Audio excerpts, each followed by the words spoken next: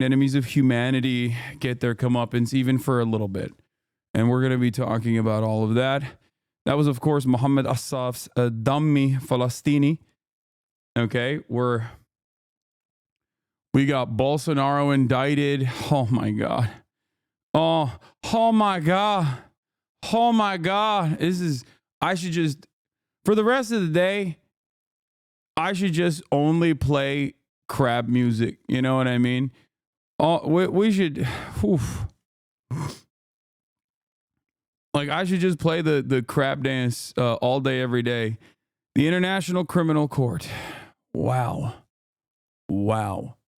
By the way, I just realized this is the most Arab I've ever looked in my entire life. With the exception of the pearl necklace, like, this is the most, like, Turkish uncle, Arab uncle I've ever looked in my whole damn life, dude. This is crazy.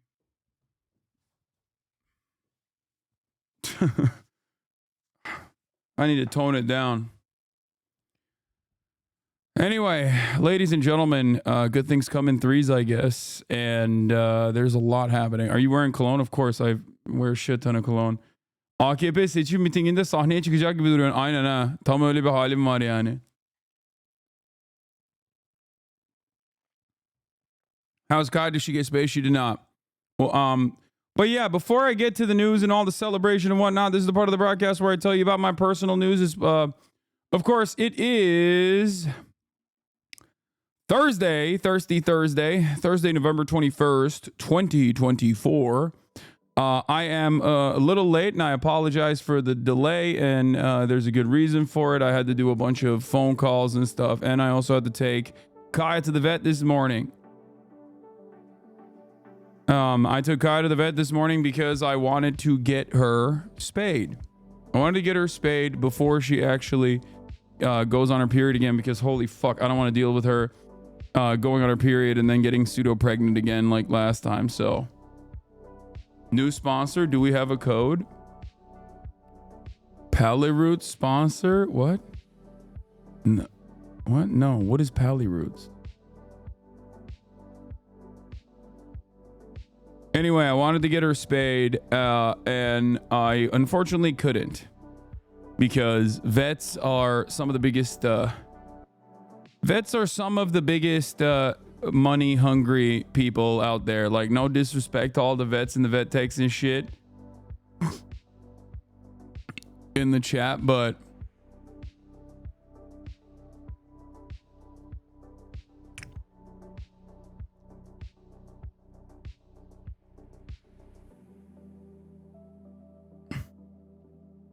they basically were like, yeah, we can only do a consulting. We can't just like let her in for a quick spay. So like, okay. So they did blood work and stuff. She's sleeping right now.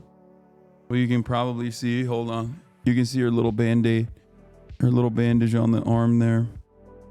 Anyway, but yeah, we did the consulting. And then they also wanted to go in there because she's a big dog. They were talking about how, like, oh, well, if we do this procedure when she's under, we would like to do potentially a gastropexy. Like, when she's under for the spay, we could do a gastropexy as well. A surgical procedure that attaches a dog's stomach to its abdominal wall or diaphragm to prevent gastric dilation and volvulus, GDV. I don't know what the fuck that is. And I was like, it's for her safety, not because of money. No, I know she's a big girl and that's probably important for her to do, but they were like, we won't be able to, but that's a larger procedure overall and not many places can do it. So we can't do this. We can't do this yet. You know, there's just, it was a lot. It's a lot happening. But I don't even have a good time for when she can get spayed. And I think she is going to end up getting freaking, she's going to end up going through her heat cycle again. I can tell that I have the father instincts, basically, where I can tell when my daughter is on her period or about to get on her heat cycle.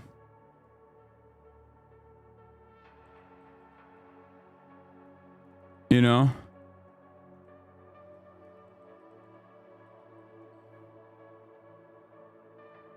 Are Like she has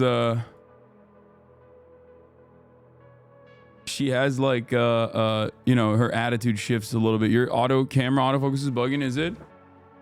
The camera is actually not even fucking up on my shirt now, on my jacket now. That's how crispy clear this shit is. Where's your sash from? This is I got this at the DNC. One of the dudes who was like an uncommitted guy walked up to me and was like, I want to give this to you. Yeah. He's like, I really appreciate everything you've done. I really appreciate everything you've been saying, you know, keep fighting the good fight.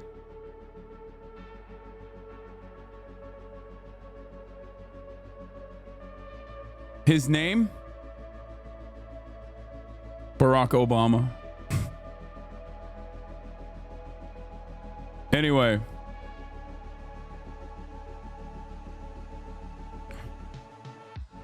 Yeah. Said if you like your two-state solution, you can keep it. And pussy too. That's what he said.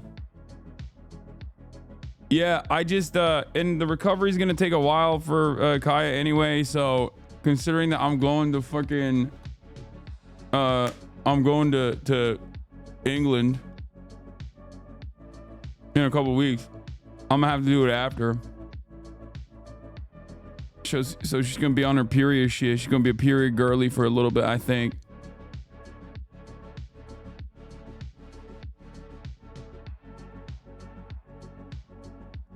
But yeah, Senate Dems are being pathetic little cowards. What else is new? The nonprofit killer is back. We'll talk about all of that. But yeah, personal news wise, ladies and gentlemen, boys, girls, MBs. Personal news, people are wondering what has happened since you ended the broadcast. And let me tell you, I shot the pod last night. Another banger episode in the works, another banger episode in the books. And I think that, you know, it's going to be a good one. It's going to be a good one. But other than that, what did I do? Nick leaked your parasocial text? No. Social wave on twitch.television. In our little circle, at least. But that's no way. Would you believe me if I told you? No, stop. That wasn't my intention. Would you believe me? No. It's actually getting so bad that Hasan texted me this morning. Mr. Nick, been watching you Bro! for years. You know what you're doing. He texted me this morning and said, I'm a fucking parasocialist now. Did you go on a date with Nora? Hasan. Stop, Nick. Why are you outing me, bro? That's crazy. And then I said, well, I guess it's not parasocial because we're boys. That's crazy. There is a difference between being a parasocial shipper and someone who just asks a text via text message, a private correspondence with their fucking boy, dude. God damn. That's crazy. I can't, dude. This motherfucker called me out. Yo! Yo! Dude, no way. No. That was I didn't ask that question. I didn't ask that question. I should have said off the record. This man, bro, chill. This man. Yo, first of all, let me just clear up something. let me just start by clearing up something, okay? When I ask him that question, okay, it's a little bit different than you guys shipping or you guys asking these sorts of questions, okay? Because I'm his friend, okay? That's called being a friend, okay? That's different. That's entirely different. Okay. Like with Agent and Cinna, I was a parasocial shipper from afar. With nephew, with Jason, I'm a parasocial shipper from afar. Even though I love Jason, I know Jason, I don't know the other parties involved. You know what I mean? It's not the same. This is a very different thing. Okay. I just want you to know. Okay. Stop. Bro, the bond has been severed. This is so bad. Yeah, the bro bond has been severed. This is Nick getting back to me. This is Nick cooking my ass because I got him prominent placement on Fox News. Fox News reached out to comment for Nick Pollum on his opinion on the Ansar Allah movement. Oh, that's so funny. That's so funny. All right. Everybody shut the fuck up. I did have such a fantastic time in Texas, though. Crumble cookies, hanging out with friends, just not a care in the fucking world. It was awesome. Nick's response to Fox News. Let me tell you why. Y'all think it's some fucking gotcha, okay? I was reading LSF yesterday, right? Because I got mentioned in this Fox News article, which I told you was going to happen anyways. And one of the dumbass commenters was feeling himself so much. They were talking about me. They're like, Nick, you reap what you sow. All it said in the article was no comment. What did I fucking sow, you fucking moron? Boom. Fucking get his ass. Hello? Get his ass. Also, that article is bullshit anyway. It doesn't fucking matter. And what's fantastic about it is that they treated him as like a serious entity in the situation. My favorite comment on LSF was people being like, Nick Pollum could have used this opportunity to talk about Pollumism. Nick Pollum could have used this opportunity to talk about Pollumism instead. Instead, what did he do? The coward. He goes on to say he doesn't give a shit about this. It means nothing to him. He's Hello? right. The article does nothing to me. No one cares. But he just felt like he was so fucking powerful. Ban the phrase.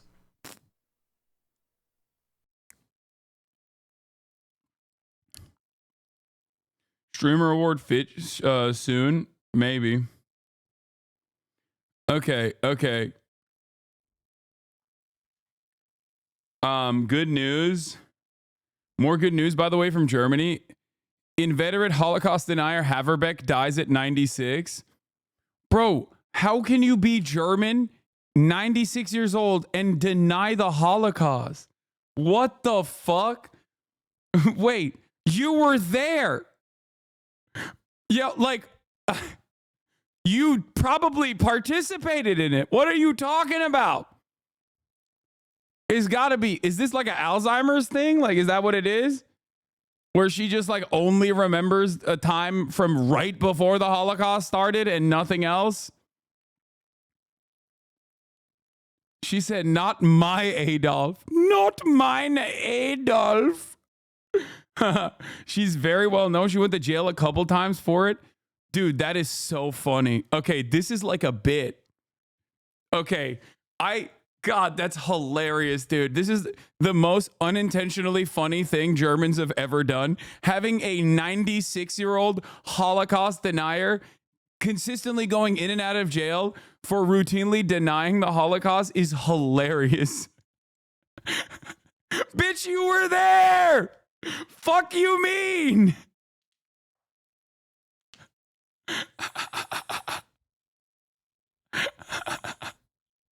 You saw it. That's insane. That's like a Nick Mullen character, dude. Oh my God. Oh, that's hilarious that this is a real person.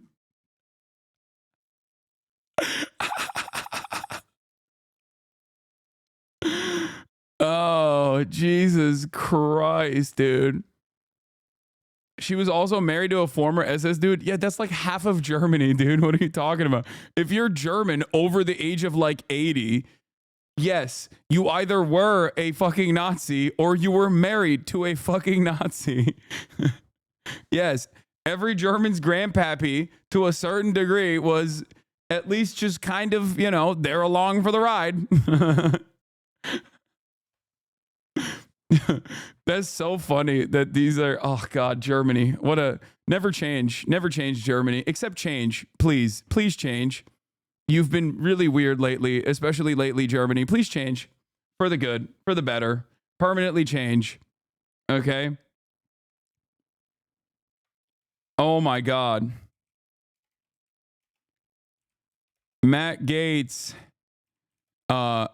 resigns from AG slot over Pedogate. Bibi and Gallant are official ICC war criminals with arrest warrants. Dude, I can't begin to tell you, like, the best news, man. The best fucking news. Like, I woke up to this and I couldn't believe it. Like, I could not believe my eyes. Democracy manifest. Like, I was so excited. It's just like, it feels, I forgot what this feels like. I forgot what like normal good things happening felt like. It's been such a long time. Oh my God. And this is still minor, and I will talk about like what this means, why I'm excited about it, but like, and I'll give you a cold dose of reality as well about like the significance of this stuff, but then why it's not all that consequential. But it is it's still a fantastic day, and we should cherish it. Your hateful rhetoric is spreading. You can't be racist towards Italians. You can't be racist towards Italians. Okay, as if that's going to stop me from giving it my best shot. I am such a... Oh, that's funny. Anyway, Matt Gaetz resigns from AG slot over Pedogate. Bibi and Gallant are official ICC war criminals with arrest warrants. Bolsonaro indicted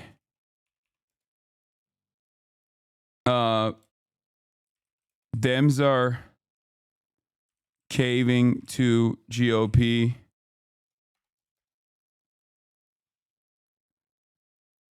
Aaron Reed on Majority Report today was ominous as fuck. Yeah, we'll talk about that too.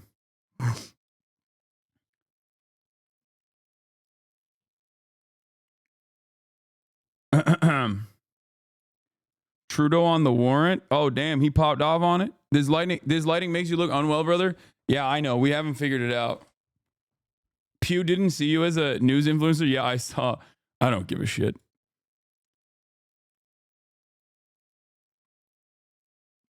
New Alveus edit from Emma. People are saying sex criminal tech tone, and I have no idea what the fuck happened there. But if you think that on a day like this, I am going to talk about that fucking ogre, you are mistaken. You are sorely mistaken. Okay? I know that, you know, we're on Twitch, and a lot of people on Twitch care about Twitch-related things, but real news are happening on the planet, and I'm sorry, I do not care about some content creator being the weird. I don't know what the fuck happened. There's like so much more happening in the world than whatever the fuck is going on with Tectone.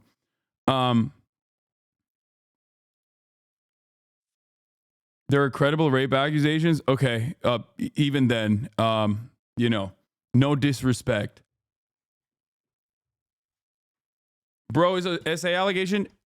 Okay, once again, not downplaying the severity of sexual assault allegations, but also I am a political news commentator, okay?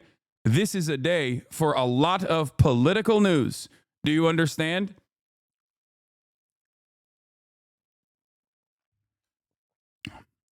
You reposted my baby brother's TikTok video about champagne socialism. That was fucking awesome. He was ecstatic. Yeah, I saw that. He did a great job with that video. Tom Cotton wants to invade the Hague. Let's go. Let's fucking go. Oh my God, America's downfall, dude. What is happening? Oh God, what are they gonna do? They're gonna do some crazy shit, bro. Matt Gaetz resigns from AG slot over Pedogate. BB and Gallant are official war criminals with arrest warrants. Congress is tweeting like anime villains over it. Bolsonaro indicted. Dems are caving the GOP. So much news. Get in now. Bad day for the Hasan is always wrong people, you know? Real bad day for all the people that consistently make a living off of talking about how stupid I am or how wrong I am or how, you know, it's just not. People that rely on the evilness of our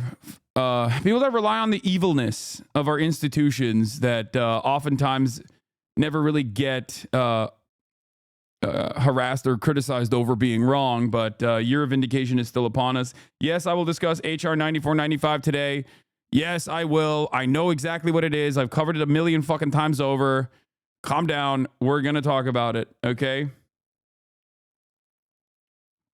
Does anyone have a good blast off meme? Hasan is smug. People having a good day though. I mean, it's yeah. I'm gonna fucking enjoy the brief modicum of decency that I am experiencing. Okay.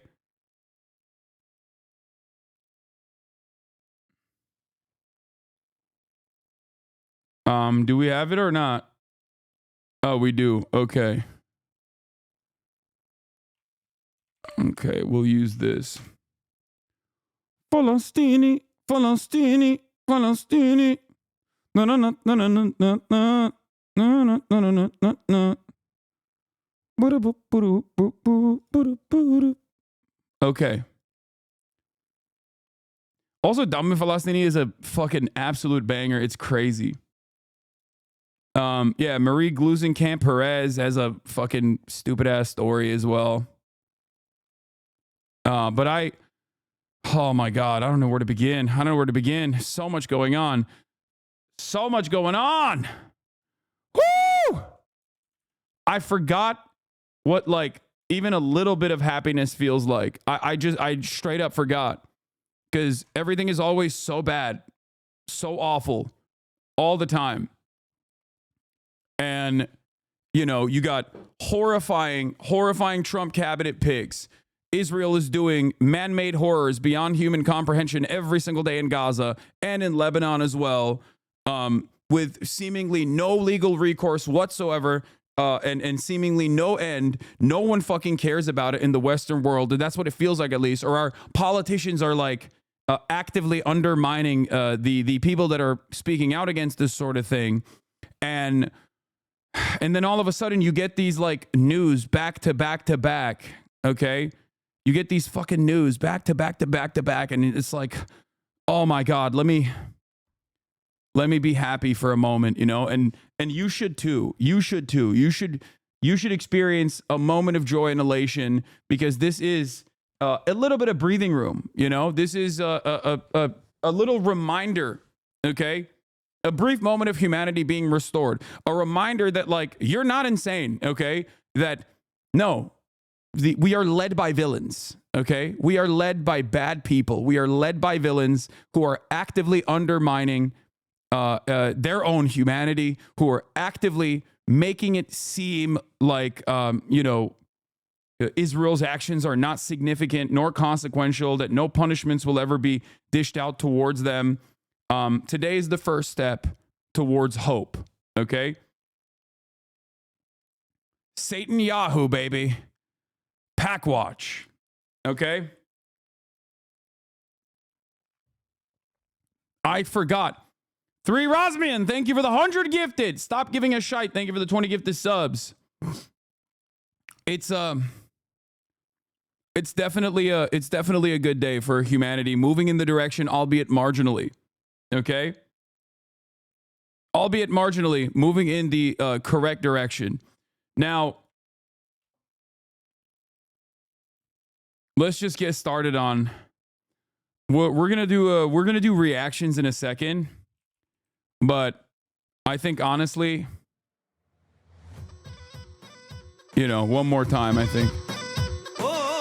Ladies and gentlemen, boys, girls, and MBs from all around the world.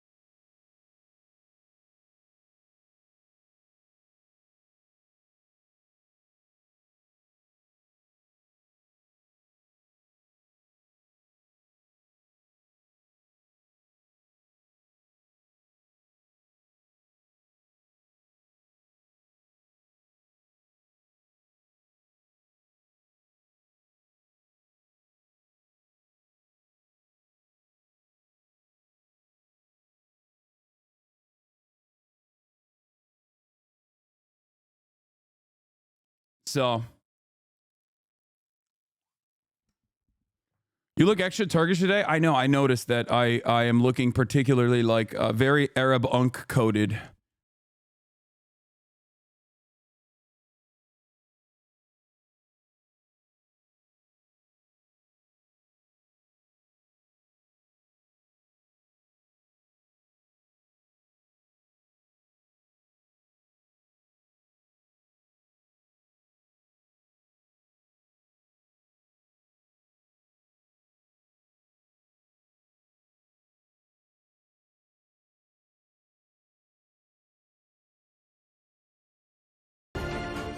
We interrupt our programming on Al Jazeera to bring you some breaking news. And the International Criminal Court has issued arrest warrants for Israel's Prime Minister Benjamin Netanyahu and former Defense Minister Okay, I gotta do it Gallant. again. My bad.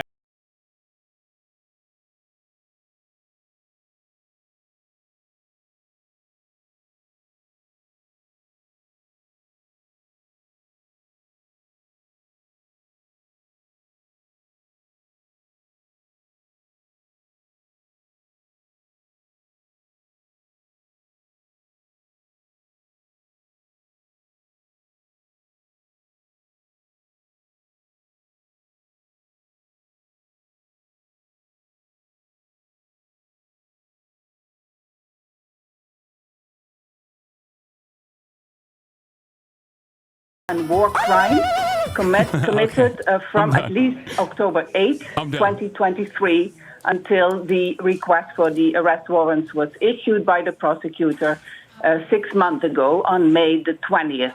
There have been some really serious delays for issuing these arrest warrants. There was a lot of questions about if the ICC was capable of doing so, despite a lot of rejections.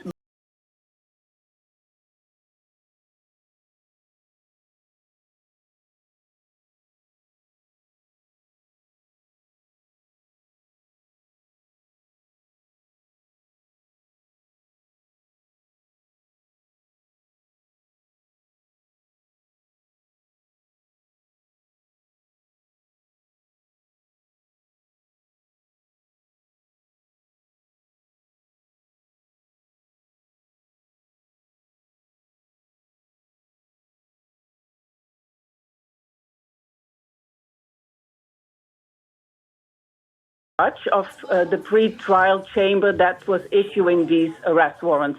The previous presiding judge has informed the court that she was sick, that there was a medical issue.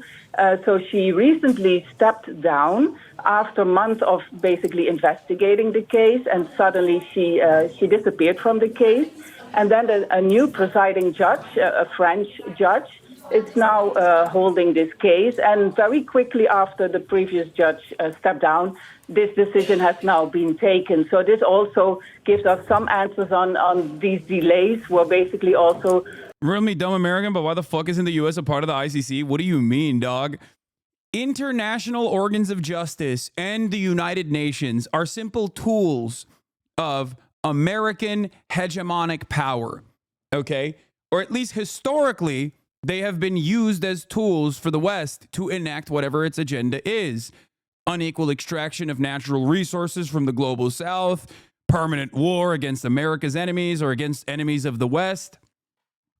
Okay? But today is a different day. As America's power on the global stage wanes, many Americans are terrified of the prospect of a Chinese future, okay?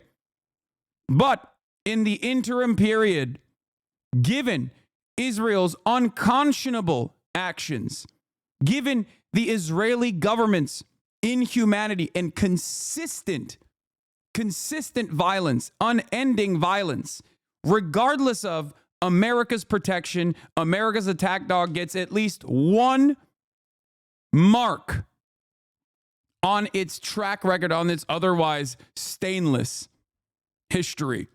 Okay? These institutions do not work against America or its allies. This is the first ever instance in my lifetime where I have seen this. Okay? This is fantastic. Okay? This is fucking fantastic. America can try to consistently defend Israel throughout this process, as they have and they will. But this directly puts them at odds with many reasonable, moral people in Europe that look towards this, okay?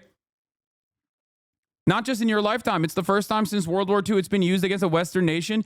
And, I mean, that's when it was created. Like, feeling this tweet right now? Yeah, firm believer in international rule-based order right now until Biden nukes The Hague.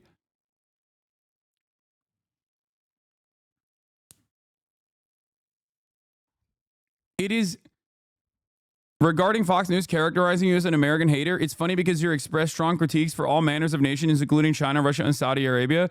It turns out you just have an unshakable moral compass and there's no home for us anywhere. I know. And it's not that there's no home for us anywhere. It's that I want to fix the home that I'm in. Okay? Western nation in the center of the Middle East. Brother, if you think Israel is not simply an extension of the United States of America and its imperial ambitions in the region, I don't know what to tell you. You might have been in a fucking coma over the past year. Okay? Hello? Israel is America. Just letting you know. Israel is not just any Western nation. It is America. It is an extension of the United States of America. America says jump. Israel says how high, which is precisely the reason why all this Biden is so powerless in the face of Benjamin Netanyahu. Conversations were so goddamn frustrating for me because, yes, that's what it looked like. And Bibi was dog walking him for sure and taking advantage of his senility and his also rabid Zionism. Having said that, however, ultimately, this was still a part of America's imperial ambition, and I think they overstepped. This is why I said Palestine and Israel's genocide over Palestinians has laid bare for all to see the Western world's depravity, okay? Straight up, things are changing. The entire world is witnessing a, in my opinion, very consequential change in the way things have worked so far. Is the arrest warrant released after the SA case at the ICJ? No. The International Court of Justice prosecutes nations. The International Criminal Court prosecutes people. So the ICC prosecution is for individuals. Okay? It's for individuals that happen to be in charge of nations doing a genocide. Benjamin Netanyahu, ICC warrants are anti-Semitic and are absurd and false lies, contrary to a true lie, I guess, so it's true. Oh. And for the record, a lot of people say, Hasan, you say America bad, but why do you always say America bad, but you never follow it up? Well, those people go, la, la, la, la, I can't hear you when I follow it up. Okay?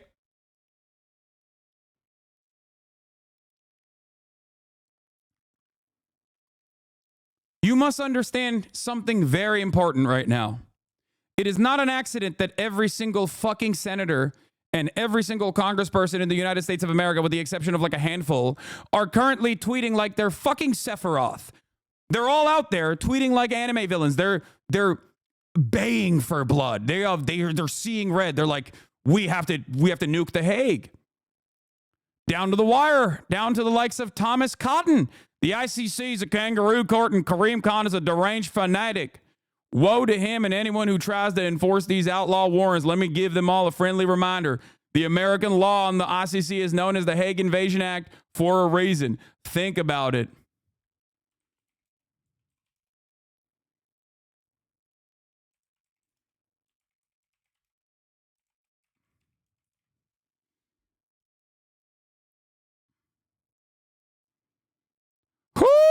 They're cackling all right. God damn. God damn.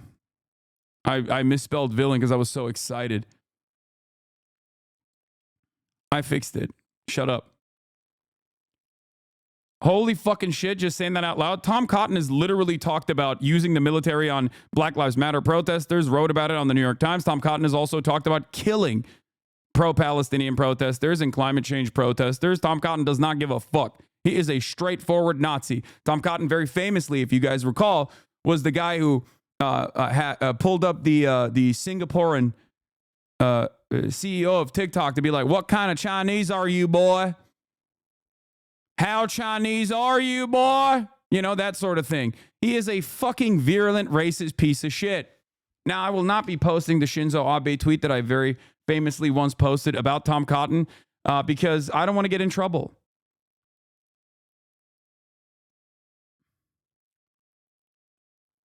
Of course,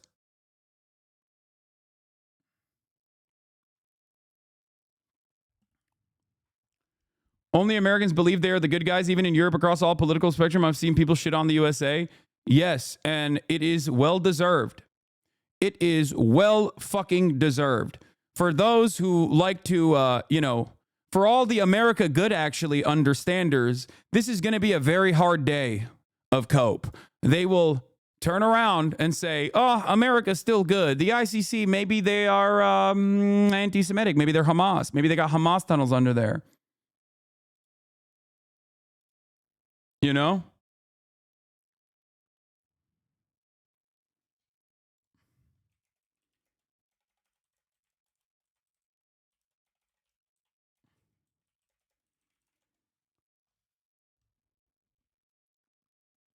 Anyway. Whoo! The U.S. rejected the warrant. We knew that they were going to reject the warrant. They have been actively pressuring the ICC's warrant application to not go through until this very moment. So that is not surprising to me, nor is it shocking to me. America can say whatever the fuck it wants. They will cope and they will seethe. Okay? EU Secretary of State. Oh, God, I'm so hard right now. I'm not even hard. I'm just elated. Okay.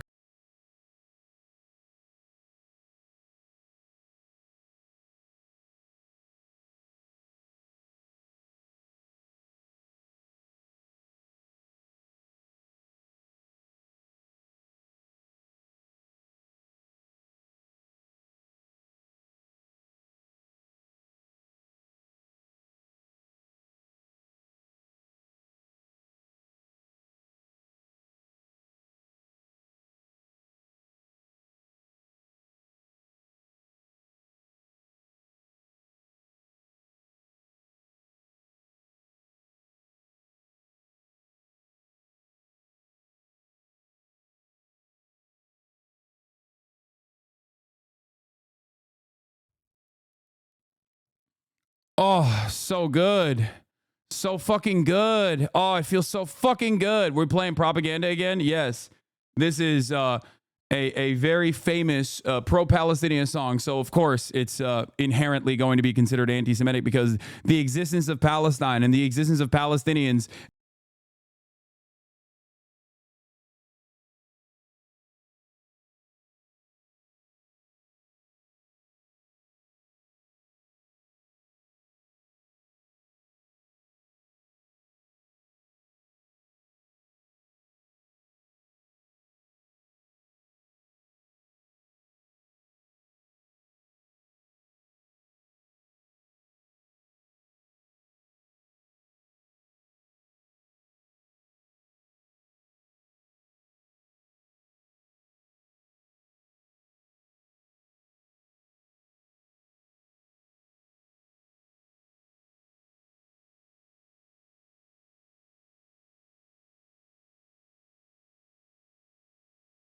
declared war criminals for October 7 have been assassinated by Israel regardless. So this was this is exactly what I thought as well. State Department press briefing canceled for today. Oh no. Oh no. Yeah, Ana Dammi Falastini means my blood is Palestinian, by the way. Please do not laugh at this. State departments only do this when they are in great distress. Okay, citizens arrest time, baby. Citizens arrest time, baby. Woo! Buying time because now with the new judge, apparently there was no more hesitation and he took this decision together with two other judges. Remind our viewers, Sepp, of what the Israeli government and his former defense minister, as well as the Hamas leader, who's also been issued an arrest warrant with, what exactly are they being accused of? Yeah, these are the crimes against humanity and war crimes. And what the prosecutor really laid out last May was that starving the population of Gaza was a very important point for him to ask for these arrest warrants, but also... Something I noticed in my EU country subreddit suddenly seemed to be much more pro-Palestine after this warrant. Typical shit just a week ago. It was people who are pro-Israel. Yeah, a lot of liberals do care about these institutions, okay? They have not had the same cynical framework that I have been operating with because I wasn't just cynical. I was just realistic about the way things work, right? So, of course, they do care about that sort of thing. So it'll be much, much, much harder for them, I think, to defend this shit. The fact that there have been murders, attacks, of course, from the Israeli army. But one of the things that really stood out was the fact that the Israeli authorities and the Israeli army have been starving the population of Gaza. And that's something that's a very specific war crime that also has already some experience at the ICC in previous cases. So I think the prosecutor hopes that there will be a lot of evidence that he can use to prove this case. Okay. Steph, we know that Israel doesn't accept the jurisdiction of the ICC, doesn't recognize the jurisdiction of the ICC. So what will this mean for this case against the Israeli leadership, Netanyahu and former Defense Minister Gallant? This will mean that every country that is part of the ICC, and from the top of my head, these are now 40 countries, they have the obligation to arrest Netanyahu, Gallant, and Dave when they come across these individuals. So this will mean in practice that it's going to be very difficult for Netanyahu to travel and Gallant as well to travel abroad, because the countries that are members of the ICC, for example, Germany, the UK, a lot of European countries as well, but also countries across the globe, have the obligation to arrest them and hand them over to The Hague, to the court. Okay, Steph, for the moment, thank you very much. Ali, great to have you with us. First, has there been any reaction to this so far in Israel?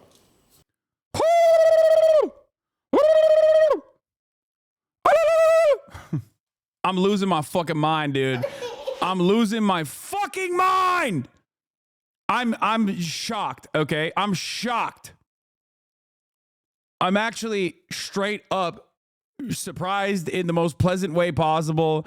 I saw that article like last week or 2 weeks ago when Mossad was trying to do a last-ditch effort, and they were like, "Hey, why don't we just like say Karim Khan is actually doing rapes all the time?" The prosecutor that, ironically enough, and this is the ICC prosecutor that was replaced originally. It was a lady by the name of Bensouda who was literally straight up intimidated by Mossad. This is all straight up real shit that Israel did for even daring to investigate Israel's war crimes. So this has been an ongoing incident, okay, for a long time. The ICC, the International Criminal Court, was investigating Israel for apartheid and for war crimes for quite a while. The person who was prosecuting them potentially was harassed, intimidated, surveilled, and Benjamin Netanyahu got Donald Trump to place sanctions on her individually. It was insane. So then America and Israel were like, let's put a different guy on there. Let's put our guy on there, a guy that we like. His name, Karim Khan. Okay, these clips out of context are going to go wild on Fox News. Oh, yeah? They're going to be like, Hasan supports terrorism because he's celebrating the International Criminal Court actually doing fucking real prosecutions for once? Really? Okay. Wow, that's crazy, man. I can't believe my fucking haters that say I want to do 9/11 over and over again are going to use this as an opportunity to fucking yell about me again. It does not matter. The truth does not change.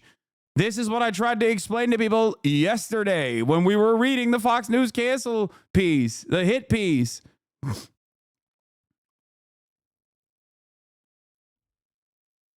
Yeah, look at that. Look at the fucking retaliation. Award-winning investigative journalists fighting for the truth. ICC judges, we know that in reality we don't have jurisdiction, but let's try and arrest the Jews anyway. The ICC's a anti-Semitic kangaroo court. Fucking hell. Fucking hell. They want to fucking arrest us for doing a bit of war crimes.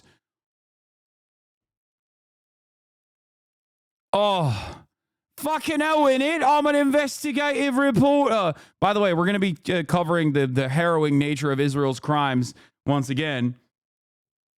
But something to remember.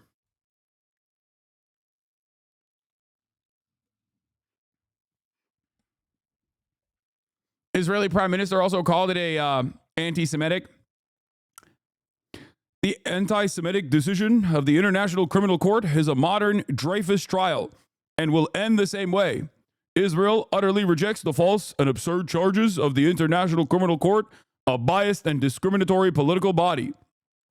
No war is more just than the war Israel has been waging in Gaza since October 7th, 2023, when Hamas terrorist organization launched a murderous assault and perpetrated the largest massacre against the Jewish people since the Holocaust. The decision to issue an arrest warrant against the prime minister was made by a corrupt chief prosecutor who was trying to save himself from sexual harassment. See, this is what I mean. Bro, immediately, they were like, what can we do here? What can we do about Kareem Khan? Oh, he's a sexual assaulter, actually.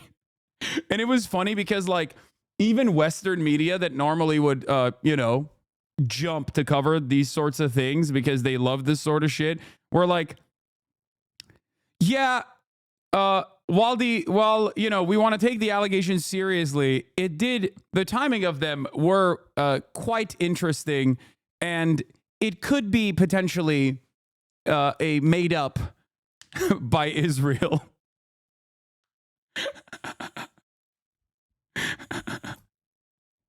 Like, come on, dude. Come on, dude. Come on. He said, calling us war criminals for doing a genocide is anti-Semitic. Also, you're a sexual harasser. The ICC prosecutor lied when he told American senators that he would take no action until he had visited Israel and heard its side. Instead, he canceled his arrival in Israel last May, several days after suspicions of sexual harassment were made against him, and announced his intention to issue arrest warrants against Prime Minister and former defense minister. No anti-Israel decision will prevent the state of Israel from defending its citizens. Notice how he's mentioning sexual harassment twice now. Okay. It's just like, I think the sexual assault allegations are actually credible, but it's obviously irrelevant as to whether Netanyahu is guilty. Look, man, all I'm going to say is this, okay? It has no bearing on Kareem Khan's prosecution of Israel, okay? It's also rather odd coming from the fucking state that literally was like, oh shit, we might actually get in trouble. Let's use complementarity to our advantage and prosecute some of the people that were doing mass rapes in the prisons. And then they couldn't even do that because they had an armed January 6th style rebellion where they fucking forcibly freed the rapist and made him a television star. The Israeli Knesset members turned around and were like talking about how, you don't understand, actually. The IDF does have a right to rape Palestinians. The fuck are you talking about? Get the fuck out of here. They had a rape January 6th, man. The fuck do you mean?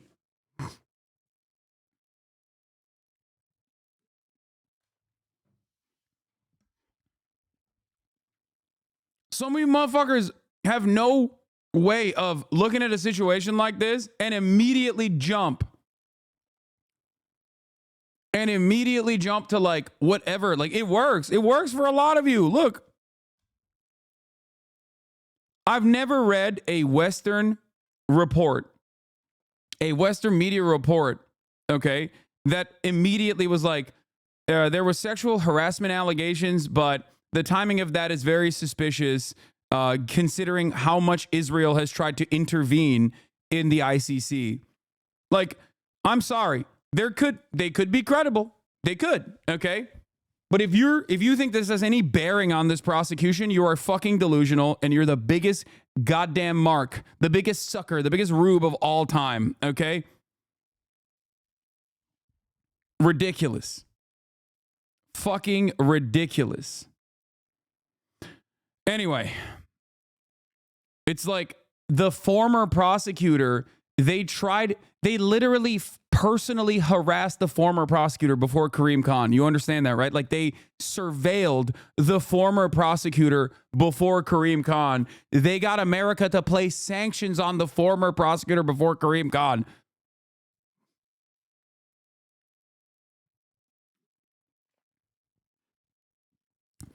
And you have to remember, it's not just Karim Khan either. Yeah, they were stalking her. I covered it extensively. Israeli spy chief threatened ICC prosecutor over war crimes inquiry. They tapped her fucking phones to see exactly what she was actually going to create a case around so they could go back and like do some sort of prosecution to be like, yeah, what are you talking about? You can't interfere in our affairs. We're a democratic organization. We have democratic governance. We actually investigate our own war crimes, specifically the ones that, you know, we figured out by surveilling and tapping the phones of the former ICC prosecutor, Fatou Bensouda, to see exactly which war crimes she was actually focusing on so that we could actually use complementarity to our advantage as a deflection, as a shield. It's fucking insane, okay? The well is endless for depravity.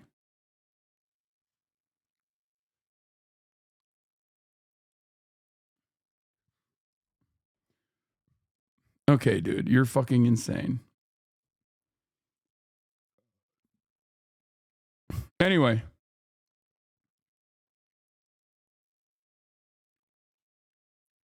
So, just to help you understand a little bit about, like, you know, what is going on here.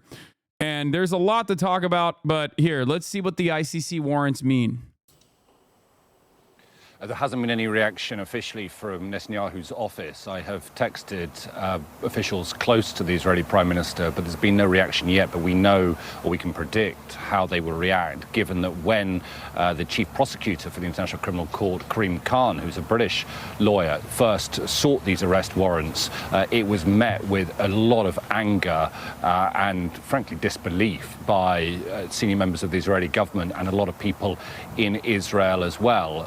They were disgusted at the idea that the ICC could be investigating Israeli leaders for war crimes when it was Hamas that carried out the October the 7th attacks. But the initial request by the chief prosecutor of the ICC included, as well as Netanyahu and the former now defense minister Yoav Gallant, it included the two Hamas leaders, Yahya Sinwar and Ismail Haniyeh. Well, they're now both dead, killed by Israel, so they're no longer on the charge sheet, as it were. And Mohammed Daif, another senior member, commander of Hamas, an arrest warrant has been issued for him as well. Israel says that they had killed him, but Hamas have not confirmed it officially. So effectively 3 arrest warrants have been issued by the International Criminal Court, but the 2 most significant, for obvious reasons, are those against Benjamin Netanyahu and Yoav Gallant. The court, in their statement that they released, said that they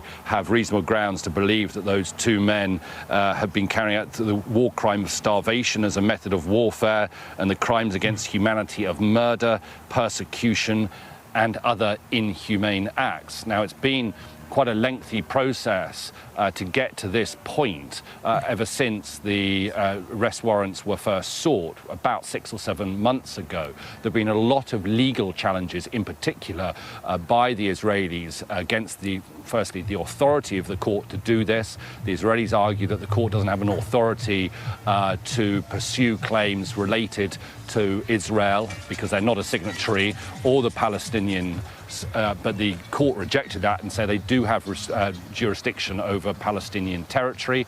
There's also been question marks over one of the judges on the panel and their suitability to take one of these decisions and whether or not they were suitably independent. But the court has rejected all that and has now issued these arrest warrants. So what does it mean? Well, practically, it would mean that Benjamin Netanyahu and Yoav Gallant couldn't travel to any state that is a signatory of the International Criminal Court. That's around 120 countries around the world, including many European countries, including the United Kingdom. And by rights, at least according to what those countries have signed up to, were Netanyahu to travel to any of those countries, he should be arrested by the police forces of those countries. And it'll be very interesting to see actually whether or what Keir Starmer and the Labour Party government's reaction is to this. Starmer, human rights lawyer by trade, shortly after Labour came to power, they actually removed an objection or a question mark that the British. What Gideon Levy take that scares me? Netanyahu, the ultimate victim in the eyes of many Israelis. Oh no, their fucking fascist leader that they only have increased in popularity as he's killed more babies is going to become more popular now in Israel. Yeah, I know. I don't give a fuck, okay? Fuck him. Now he can't go to Europe. Suck my dick. Now he can't go to Canada. Fuck you, Benjamin Netanyahu, okay? The only place he can travel to is going to be, the United States of America.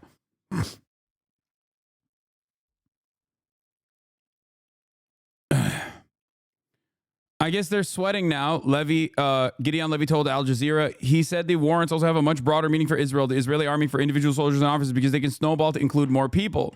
However, Israel today is united in condemning the ICC for almost wall to wall, Levy said. Very few in Israel are asking, how do we get to this point? He said, many Israelis don't see anything wrong with the behavior of Israel in Gaza. Levy believes Netanyahu's popularity in Israel may increase in the coming days because he is now the ultimate victim. Now it's him against the whole world, and Israelis feel that he represents all of them. I mean, they did. His popularity only increased when he did shit like this, okay? So yeah, we didn't arrive at this conclusion yesterday. This didn't happen overnight. It was a long path with fascist acceleration happening in Israel day in and day out, especially amplified through Benjamin Netanyahu's reign over Israel in the past 30 fucking years.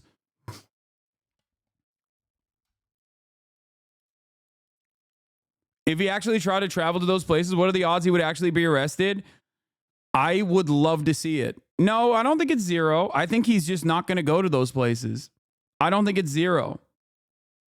Like, people will point to Vladimir Putin, who also is a war criminal and has a warrant out for his arrest, traveling to Mongolia. I don't think that's the same. I don't think that Vladimir Putin going to Mongolia, which is supposed to abide by the Rome Statute and not fucking arresting Vladimir Putin, is the same as Benjamin Netanyahu going to the fucking heart of Europe.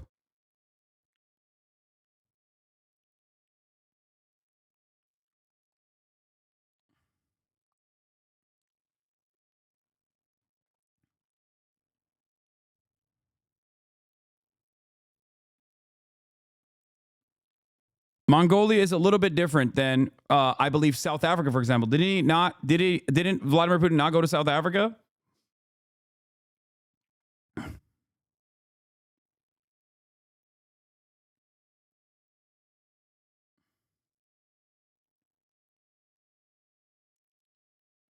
Yeah. It's serious, man. It's not like that. It's not. I mean, we talk about how feckless of an institution the UN is, right? And in many respects, it's true because the Security Council trumps all, and the Security Council is dominated by a singular veto power in the hands of the United States of America. Okay? Having said that, however, this is an escalation. This is one step above that. Okay?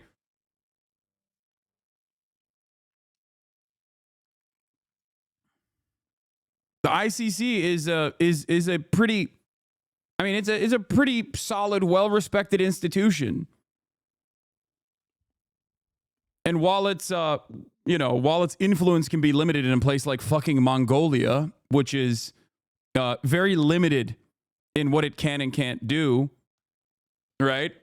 And the ICC itself doesn't have they're not gonna use like Interpol or whatever. But they do have a network of laws in place for exactly this situation happening. Now, the interesting part about this is that it is in American law to invade The Hague if Israel or any Israeli or any American ally ever gets prosecuted in the ICC. This is real. This is a very real law in the American books. Okay? Something that I've talked about quite a bit. Not a rule that you would have if you're a good guy. Historically, good guys don't have. We will fucking blow up the International Criminal Court in their books as a rule. Okay? The Hague Invasion Act is an act that allows the president to order U.S. military action such as the invasion of the Netherlands, where the Hague is located, to protect American officials and military personnel from prosecution and rescue them from custody. Yeah. But that, in and of itself, would make America the enemy of the entire Western world, okay? I don't think they have motion like that. Remember, something that I've told you about soft power over and over again. Soft power and hard power work hand in hand, okay? Soft power and hard power work together. All of a sudden, 800 military bases can look like 800 different invasions, okay? 800 military bases will look like a collaborative security partnership as long as America is seemingly abiding by the rules or not going so far, not just getting too far out of pocket, okay? Yeah, you can invade Libya, for example. You bomb Libya with some NATO troops or whatever the fuck. You can go into Iraq. You can go into Afghanistan. But if you go into the Netherlands, well, that's an entirely different situation. You can have that law in your books, okay, as a threat.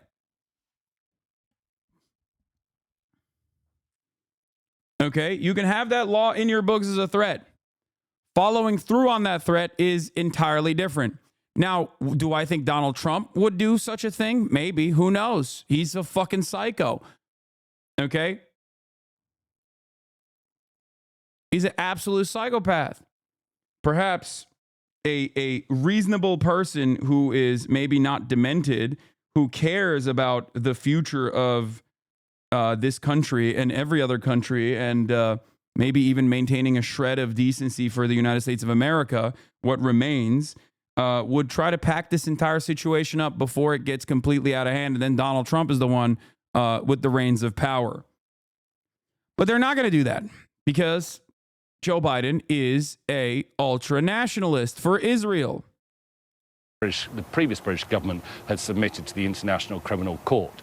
But the United States, obviously Israel's closest ally, they are not a signatory of the ICC. So in theory, Netanyahu would still be able to travel to the United States, a country that he has such a long affiliation with, a country where he grew up in, went to school in his early years. And we've already seen from the incoming Republican administration in the United States threats to sanction the ICC were they to proceed with this. So I think Netanyahu will have support on the other side of the Atlantic.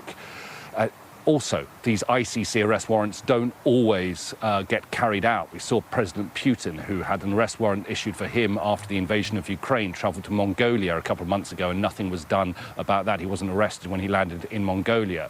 But in terms of the reputation of Benjamin Netanyahu and Yoav Gallant, in terms of their legacy, they are now wanted suspects, wanted to be put on trial for war crimes. And it is a label that will never leave them. And object to it as strongly as no doubt they will do. Nonetheless, a body of such, the International Criminal Court has... I have an idea.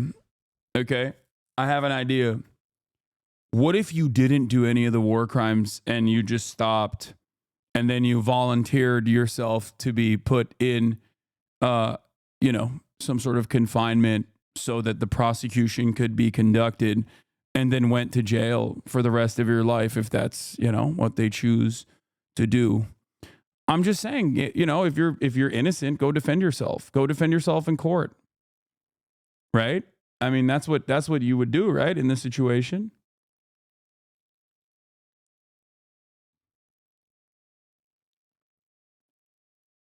Decided, after many months of weighing up the evidence, that there is sufficient evidence to request arrest warrants against Israel's Prime Minister and former Defense Minister.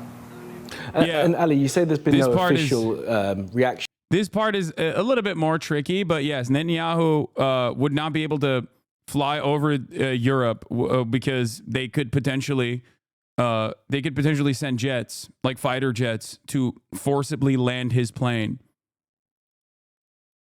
Or if he has any sort of emergency landing due to mechanical or health reasons, he would, plausibly have to go to jail. Now, I don't think that they would actually fucking force, like, I don't think they would send fighter jets to force his plane to land. Like, I think that's a bit much. There are direct flights from Tel Aviv to JFK. No, chat, I'm just saying the opportunities are endless. I'm not saying it's going to happen.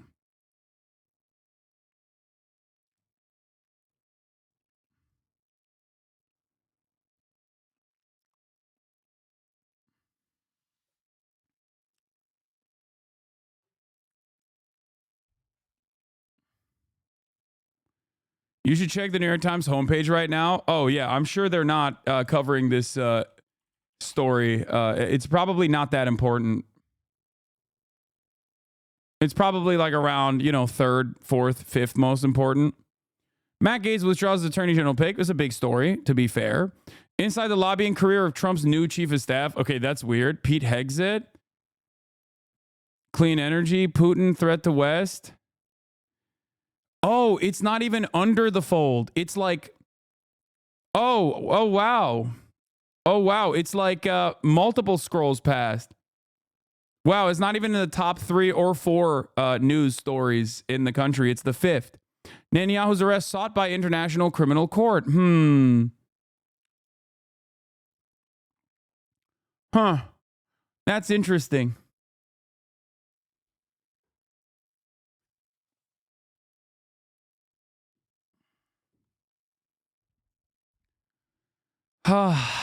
Arrest sought by court.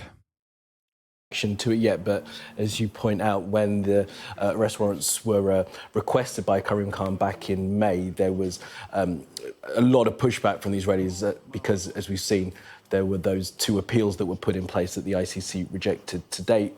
Now, it's a de facto travel ban for those countries that are part of the Rome Statute, part of the ICC. But I think the first requirement is on national courts to bring in that arrest warrant as well. And of course, Benjamin Netanyahu has his issue. Honestly, surprised your hit piece didn't end up higher. I know yours was in a different section. New York Times is not going to do a hit piece on me.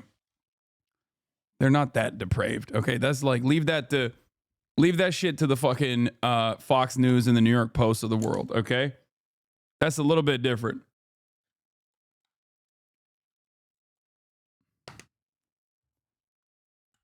New York Times is not going to do a hit piece on me yet. Let's just say.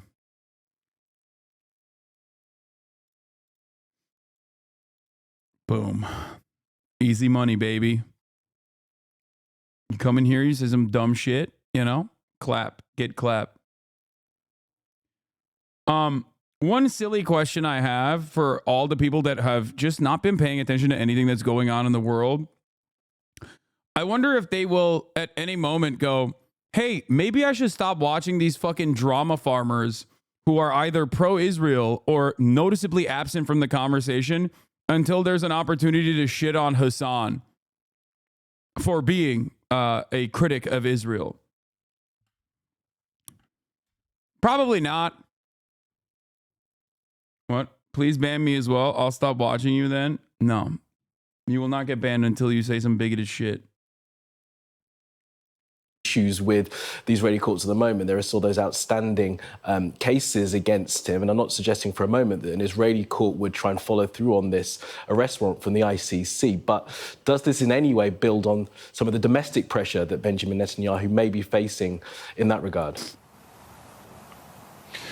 You're right. I don't see a situation where the Israeli High Court, for example, will demand the arrest domestically of either Netanyahu or Gallant. But you never know what might happen in the future. And that will always play on Netanyahu. You never know what a court might do in 5 years hence, 10 years hence, for example. I think there are cases, I think there is precedent for courts in...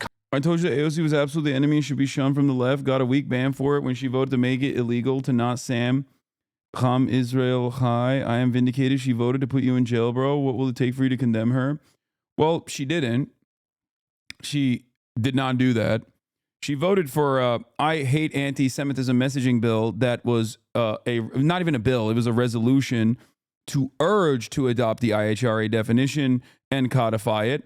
she has in the past struck down and voted against IHRA codification bills, and she will continue to do so. I still do think that AOC's, like, even on a messaging bill like that, the fact that AOC voted yay on it is not, it's just ridiculous, I think. Having said that, however, if you think that she would vote to put forth a bill that would put me in jail, that vote would also put her in jail as well, which is why I thought it was very silly.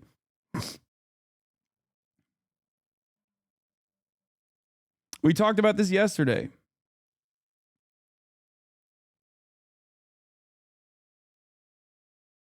Like, my criticisms of AOC are, you know, I think fairly reasonable. Wait, she voted for the nonprofit killer? Fuck no. That's the point. She voted against the nonprofit killer. She voted against the former IHRA definition bill. Of course, she's not going to vote for the IHRA definition bill. This is a messaging bill. It's like oh, I don't like anti-Semitism is the way that they present it. And then there's urging to put the IHRA definition sneaking into that anti-Semitism bill.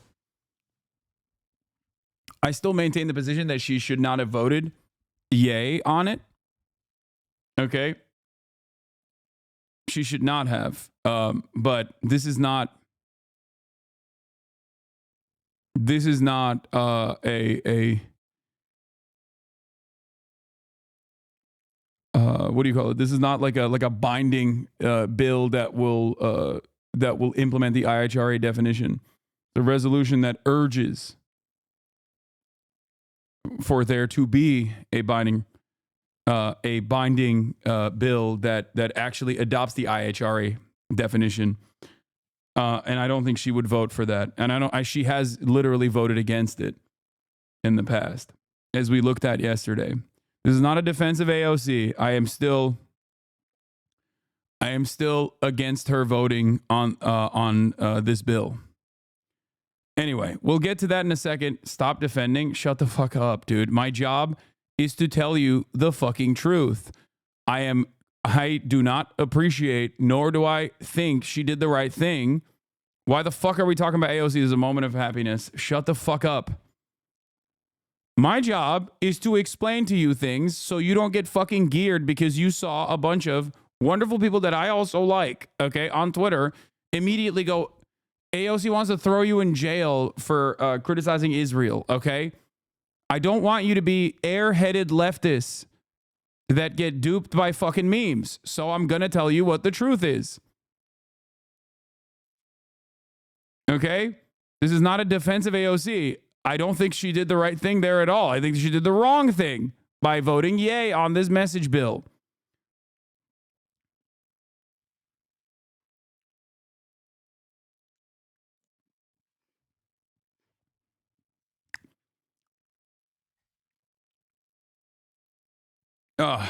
Anyway, let's continue. Countries to arrest their own citizens, their own past leaders, and deport them to The Hague. But it's not something I can see happening in the current state in Israel. I think this will make negotiations. If the bill wasn't binding, then why give a fuck? No, I do give a fuck. I think it's stupid to vote in favor of bills like that. And part of the reason why I think it's stupid is because it's like the anti-socialist messaging bill that the Democrats voted on as well. And I never forgot Ro Khanna voting against it. Voting for it. Democrats are firmly committed to fighting socialism is like a dumbass fucking messaging bill that you don't have to fucking vote yes on. Anyway. Didn't Ethan say this guy was the voice of reason in the cabinet? Yes, he doesn't know anything. Like, please. And he also apologized for saying that. Okay? Like, please, guys, come on.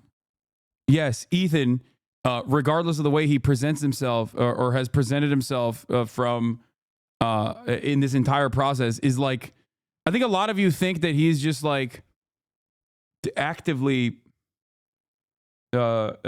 knowledgeable on this stuff and is just like firmly committed to a position. Like, I think he's just, again, this is also not a defense of Ethan, who has actively tried to get me deplatformed for being pro-Palestinian, okay?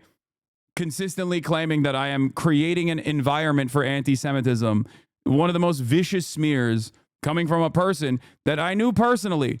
Just remember that, okay? Like, he doesn't know anything. Stop.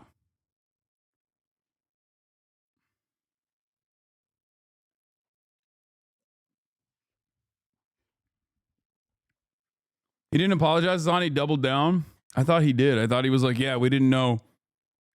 I thought he said his wife didn't know enough.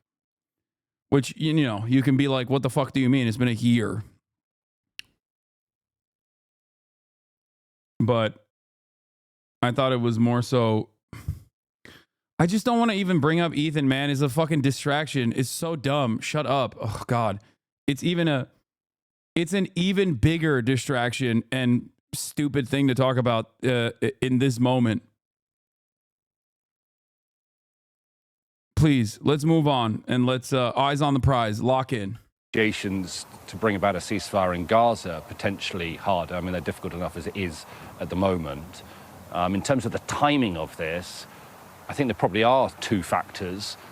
One is what is going on in northern Gaza at the moment, because Israel is being accused of carrying out anything between ethnic cleansing and genocide. I should point out the accusation of genocide is an accusation. It is not been formally labelled as such. That is a matter for another court, the ICJ, the International Court of Justice.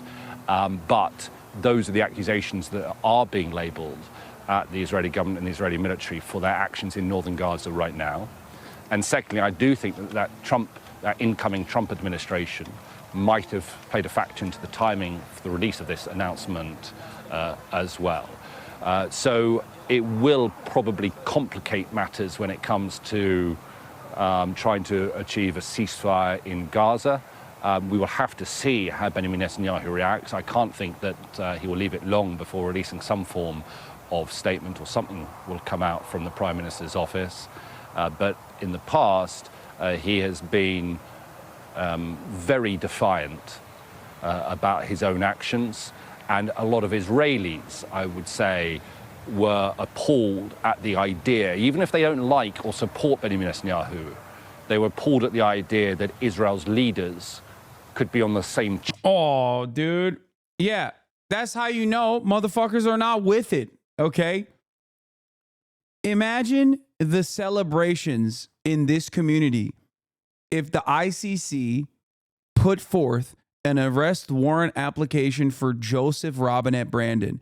I would, which by the way, would be perfectly valid, just so you understand. They would never do that because that's like a bridge too far, obviously. But like, that's the difference. That's the difference between people who are with it, okay, and people who are phony. Yair Lapid, you're fucking phony, okay? Stop hitting the weights, bitch. I get it. You got a great fucking hairline for your goddamn age. What happened to being a part of the fuck Benjamin Netanyahu coalition? Huh? You bitch. You centrist bitch. Imagine the tears of joy that we would cry if George W. Bush, Dick Cheney, fuck it, Barack Obama, Donald Trump, Joe Biden would be brought forth in front of the ICC, Tony Blair. Oh, that's the difference. These guys, they just don't want it. They're not real with it. They're not about it. They're not about this lifestyle. They just aesthetically are like, oh yeah, we hate Benjamin Netanyahu. Hillary Clinton, oh my God, for the crimes in Libya. Oh my God. That's why I was excited for Donald Trump when he said, lock her up. I thought to myself, one can only hope. Okay, Hillary Clinton going to jail for some other dumb shit. But in my mind, in my headcanon, it would be for her crimes in Haiti and her crimes in Libya. Oh, fuck it. Throw Bill in there too.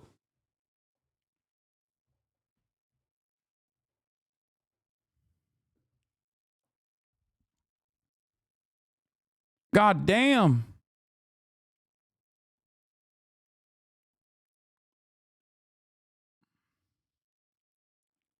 charge sheet as Look, dude, brother, I guarantee the AOC would have you arrested for a committee appointment. She literally said Kamala was tirelessly working. Yes, yes, dude. You're right. AOC is the biggest enemy of the left. You got it. It's certainly not the hyperfixation of every fucking permanently online left is like criticizing AOC for silly shit that she says like this, okay, or cozying up and criticizing her bad political instincts for cozying up to the Biden administration is one thing. Saying that she is like the enemy of the left or like she is the biggest enemy in the entirety of Congress when she outflanked Bernie Sanders on calling Israel's actions in Gaza a genocide far before anyone else in Congress did, with the exception of Rashida Tlaib and Ilhan Omar. Please stop. Like, stop. I don't care, man. I don't. You're never gonna fucking penetrate the attitude that I have. Okay. I don't understand. Leftists get in their own fucking damn way every time, dude. They get in their own damn way all the fucking time. Like, this is supposed to be a moment of celebration, okay? And what are people doing online? They're like, fuck AOC. I don't care. Yes, she makes bad decisions, okay? Yes, and this voting for this message bill was one of them.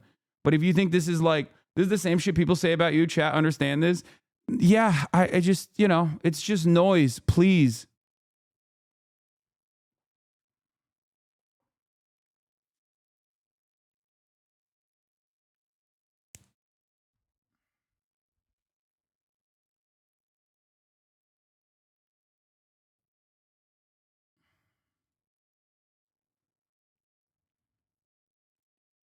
Hamas's leaders.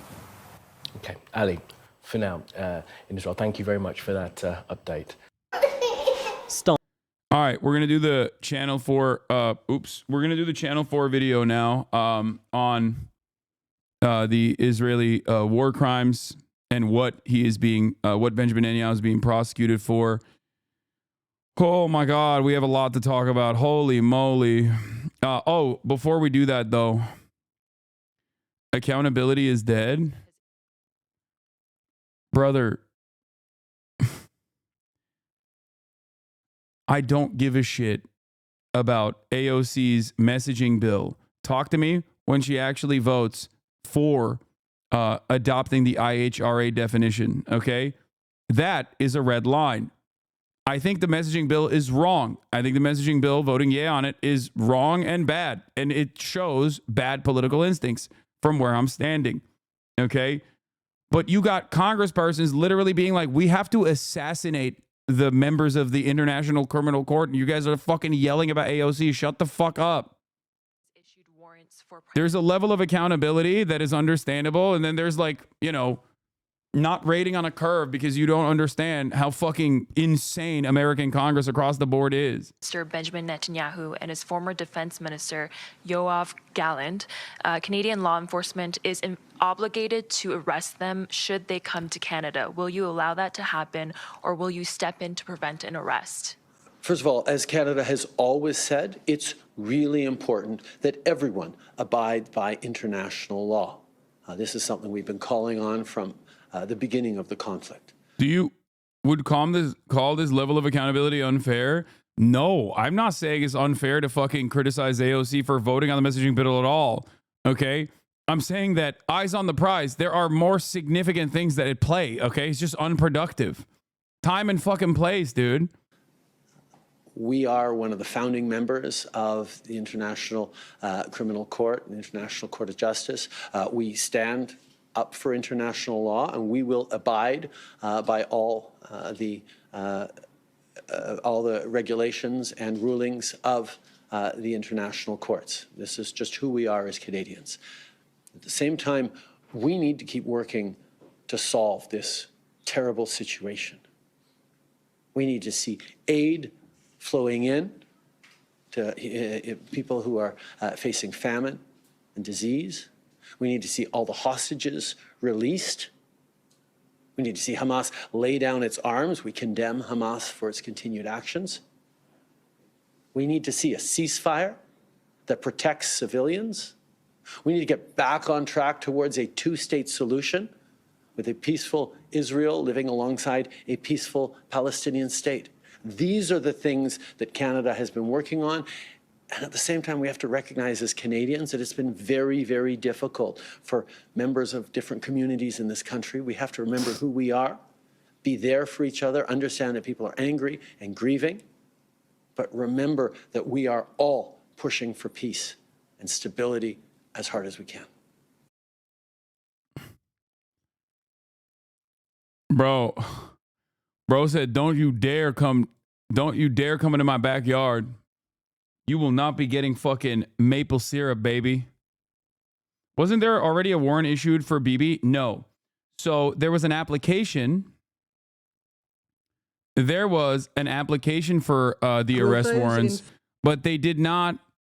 There's a difference between an application for the arrest warrants and those applications actually being judged by 3 different judges and then being found to be reasonable. The applications are now official, which means that, you know, we're one step closer to Benjamin Netanyahu being considered a war criminal, given that a lot of these war criminals, especially if they are directly in the realm of influence of the United States of America, are never really going to get prosecuted. That's it. He's just a war criminal, just like Putin is. Putin's never going to get prosecuted either until, you know, I guess somehow magically Russia falls or something, you know?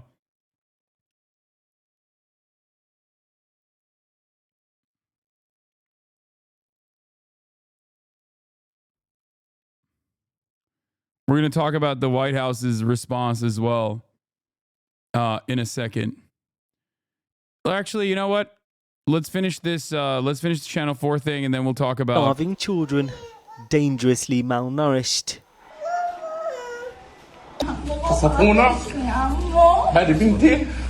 Amputations performed without anesthetic.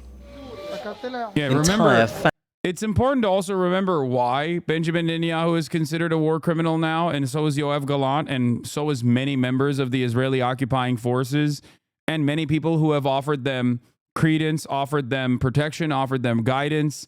This includes American leadership as well. Just recognize that, like, this is the reason. It's not for no reason, and it's certainly not because of anti-Semitism, okay? Families killed. Israel's war in Gaza has been filled with horrors that are hard to fathom. Israel accused of deliberately blocking aid, even as a humanitarian crisis deepens. Today, it led to arrest warrants for Israeli Prime Minister Benjamin Netanyahu, as well as former Defense Minister Yoav Gallant, being issued by the International Criminal Court for their alleged role in the suffering. Judges ruled there are reasonable grounds to believe they are responsible for the war crime of starvation, as well as the crimes against humanity of murder, persecution and other inhumane acts, and of intentionally directing an attack against the civilian population. The court also issued a warrant for Hamas's military commander, Mohammed Deif, though he's believed to be dead, accusing him of crimes against humanity as part of a widespread and systematic attack against the civilian population of Israel on October the 7th. Another thing that we were talking about, by the way, I like that Vorlo just said, remember the standing ovation in Congress when he was speaking? Yeah, I do remember. And also so does the world and so does Channel 4. Because they're literally presenting it. Remember these fucking demons, okay? Remember what these fucking demons did. Never let them forget it, okay? I certainly have not forgotten, okay? But also, something that you guys, damn, bro, your Discord channel is a cesspool. What? My Discord channel? Fucking self-righteous assholes chat in the chat thinking they're better. Shut the fuck up. You're literally doing harm. What? What is happening, bro?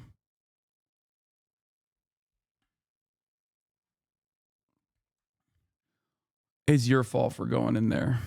Okay? Let's continue. It's the arrest warrants for Israeli politicians that are unprecedented. Netanyahu becoming the first leader of a Western-style democracy to be accused by the court. Here he was in Washington just a few months ago, given a rapturous welcome by Congress. America and Israel must stand together. Look at that. Look at these fucking animals, dude. Oh, gross. Barbaric monsters.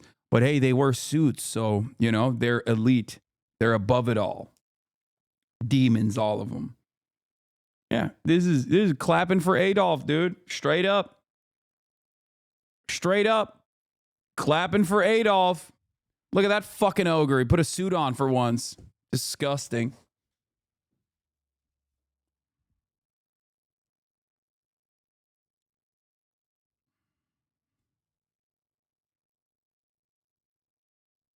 Pretty sure isn't it affiliated with the Discord? Hasan Abi isn't affiliated with the Discord channel. If there was any sort of real justice in this world, every single person that gave a standing ovation and gave real cover to Benjamin Netanyahu, the war criminal, would also stand trial. Okay? Of course, that will not happen, but you know, that doesn't change the reality. It doesn't change the horror. It doesn't change the reality. It doesn't change their involvement.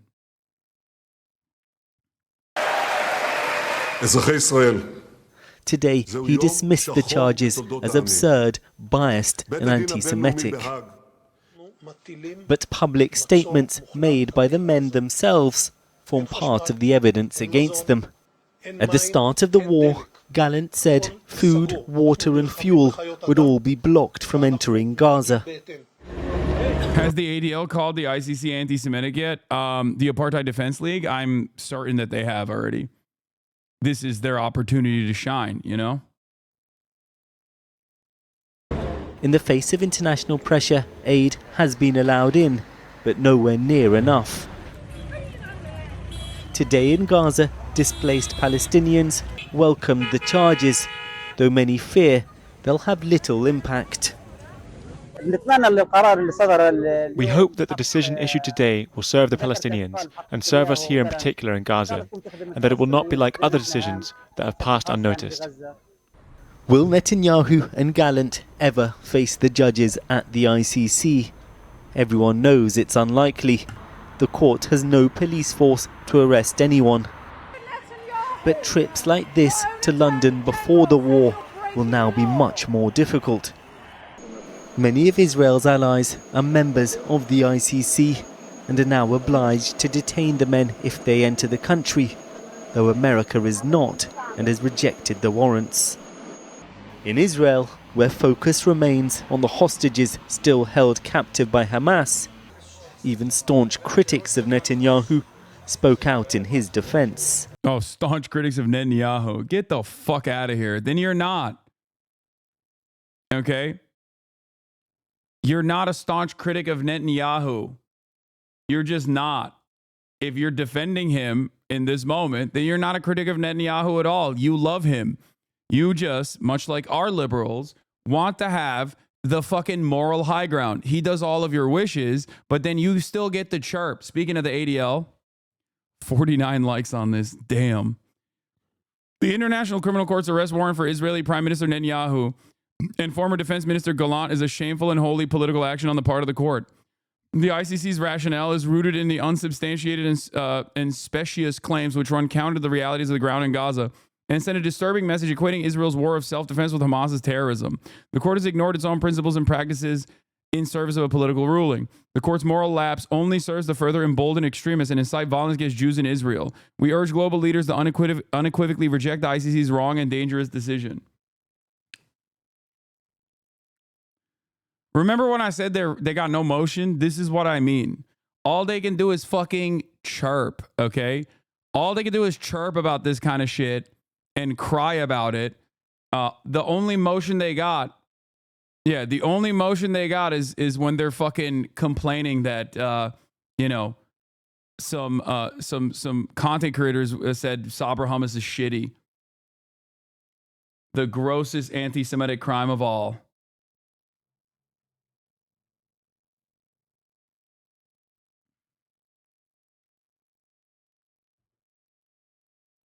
Press Sec just spoke. We'll do it again. Hold on. We'll get to it. Don't worry.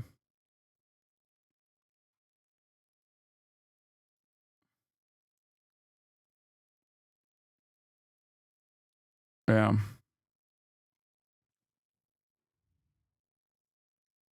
It means that we as Jews and the state of Israel has no right to defend themselves against all these attacks and evil things that are being done against us, and they are defending us. Would we provide the same cover for other American allies, or is this an only Israel thing? No, we would provide the same cover for America's allies.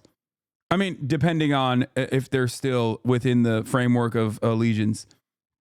Like, we've cast aside former fascists in the past, using them and then just like throwing them into the wind.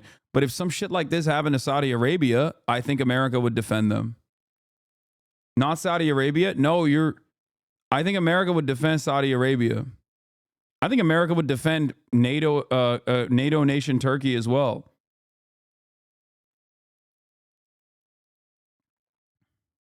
We did do that. We offered political cover and weapons to Saudi Arabia to do a leave America stupid Iranina terrorist. All right, well, for that chatter.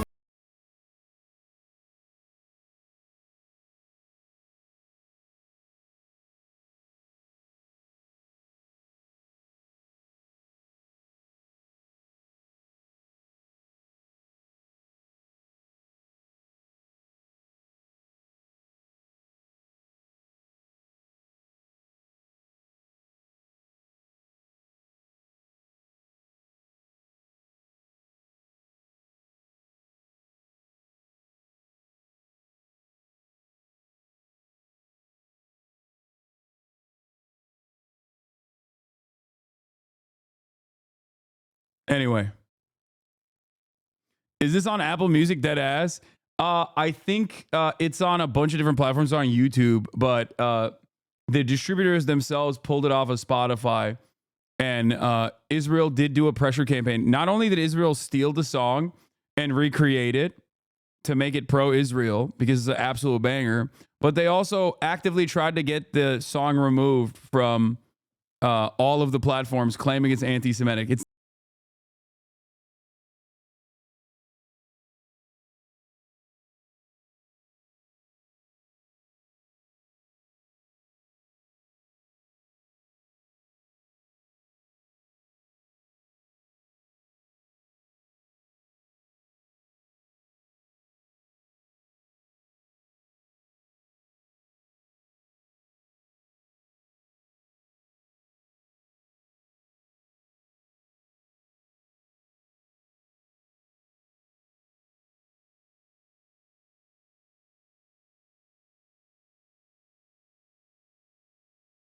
The arrest warrant will damage him politically.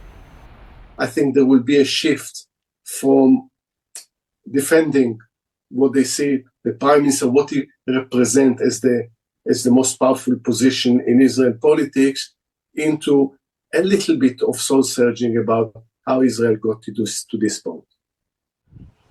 Israel's assault on Gaza is continuing. In the north, tens of thousands of Palestinians have been forced to flee amidst fears they'll never be allowed to return. Overnight, dozens were killed in strikes across Gaza. Children again, by the way. Israel, by the way, while we were having this conversation, Israel has been murdering children at a rapid clip in North Gaza. Just so you understand, like, the situation is still dire and only getting worse, especially in North Gaza. Israel has already revealed its ambitions of permanently occupying it through military force. And they're building roads to the former Israeli settlements that existed in the Gaza Strip already. So that's the other side of the story, obviously, that, like, while this is a little bit, this is a moment of happiness, okay? Just remind yourselves, what the what the wrongdoings of Israel look like, okay, and how severe they are. Here, the funerals of 3 children in the southern city of Khan Yunis. What impact, if any, will today's arrest they're still killing. They're still killing people in southern Gaza as well. Have on international efforts to finally reach a ceasefire? Well, earlier I spoke to Jeffrey Robertson, KC, a leading human rights lawyer who has been a UN war crimes judge. I began by asking how historic these arrest warrants are. Well, we've had Kenyan leaders issued with warrants. Remember Karim Khan famously saying that, he had a conversation with an American congressperson who directly told him the ICC's jurisdiction is not for Western leaders. The ICC is there so you arrest African warlords and thugs like Putin. It's not. You're not supposed to get our guys. It was Lindsey Graham most likely. Turned up. They were given bail, and they fought the case through lawyers. It never got to trial.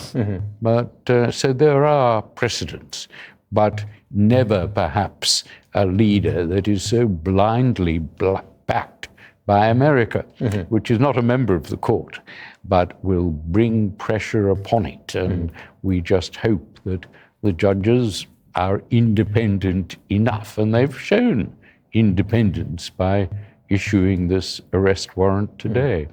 What the Israelis will say, I'm sure, and they have to answer for themselves, obviously, is that the civilians who died in the Gaza Strip, and they would obviously dispute the numbers of civilians that have been killed, died either because they were used as human shields by Hamas or because they were, they got in the way. It was an unfortunate so-called collateral damage of the conflict, that dreadful term. But that they did not go out of their way to target these individuals. Well, the prosecutor will say damage is not collateral if it's directly aimed. And so that's the answer to that. What's the procedure now for the ICC? The procedure is that the case goes to the next stage, and Mr. Khan, or whoever it is, will seek an indictment. Mr. Netanyahu can, I think he'd be allowed to send lawyers to the court to oppose that, although it's not necessary. The important thing to remember is that the ICC does not have the power to try him in absentia, no matter how strong the evidence. So you need to actually arrest him in order to put him on trial, put him in the dock. They need to put him in the dock. Now, is that going to be likely? First of all, Netanyahu himself may stay away. The downside for that is there are 124 countries signed up to the ICC, so he won't be able to travel very far. But enforcement is voluntary, isn't it? So a country could choose not to arrest Prime Minister Netanyahu without warrant. They'd have to leave the ICC. South Africa tried this with the head of Sudan, who was indicted, and the court ruled that it couldn't. So this is one of its obligations. So what's the sanction? The sanction is to expel that country from the ICC? Yes. Which most countries don't want to be expelled. They will. Is America leaving the ICC? America's never been a part of it. Will do what was done with Putin in that other conference last year. Why did it take the ICC this long, brother or sister or MB? The former ICC prosecutor that actually launched a case against Israel for apartheid and other war crimes literally was endlessly harassed by Mossad and actively surveilled. Her phones were tapped, and Benjamin Netanyahu went to the United States of America and got Donald Trump to issue direct sanctions on her. Okay? And in the process of Karim Khan opening up that or continuing along with the investigation of the former ICC prosecutor Bensouda, okay, they literally never stopped threatening him. Okay? They have been threatening him nonstop. They probably threatened the judges too. So, like I said, the well of depravity is deep, okay? It's not, you can't get away with, criticizing Israel, especially from an international organ of justice. Okay, you can't do that. That's not allowed. Not allowed.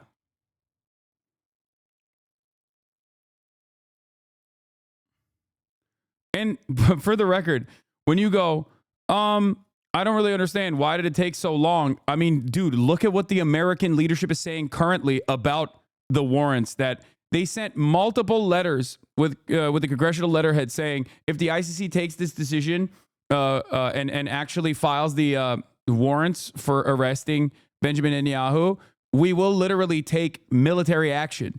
They have said that they're going to take military action. It is in the law. It is in the law. It is in the books. We have a law called the Hague Invasion Act, known colloquially as the Hague Invasion Act. Okay? Since, I believe, 2002, if I'm not mistaken, where if any American ally or any American service member is ever prosecuted by the ICC, America will invade the Hague. They will invade the Netherlands. Okay? It is a overt declaration of war. Now, you might be wondering, like, well, 2002, that's a weird time to write a law like that and put it in the books. I wonder why. There is a law that we passed in Congress that dictates that if an American citizen, if any kind of American service member, active duty, or vice versa, is ever brought up to the International Criminal Court, if they are extradited to the International Criminal Court, the U.S. Hague Invasion Act will kick in. You heard that right. We will invade the Hague. This is another one of my, there's a couple things that I talk about that like basically break people's brains. This is another one of them. When I talk about 32 states making it illegal to criticize Israel and still retain a job, everyone's like, what? That seems insane. Another one is obviously the massive amounts of money that the Defense Department cannot account for in the trillions. Okay. That also always breaks people's brains. And this is the last one. Whenever people say, America bat us on, exactly how? I tell them, we have a law in the books after our war on terror started, post 9/11, that because we knew we were going to do an unimaginable metric ton of fucking war crimes, if the ICC ever decided to, do its job and play its role and actively try and prosecute any war criminals that are of American descent or working at the behest of the United States of America, that we will fucking invade them. Okay? That's not good guy shit. That's bad guy shit. That is not good guy shit. Okay? I'm sorry.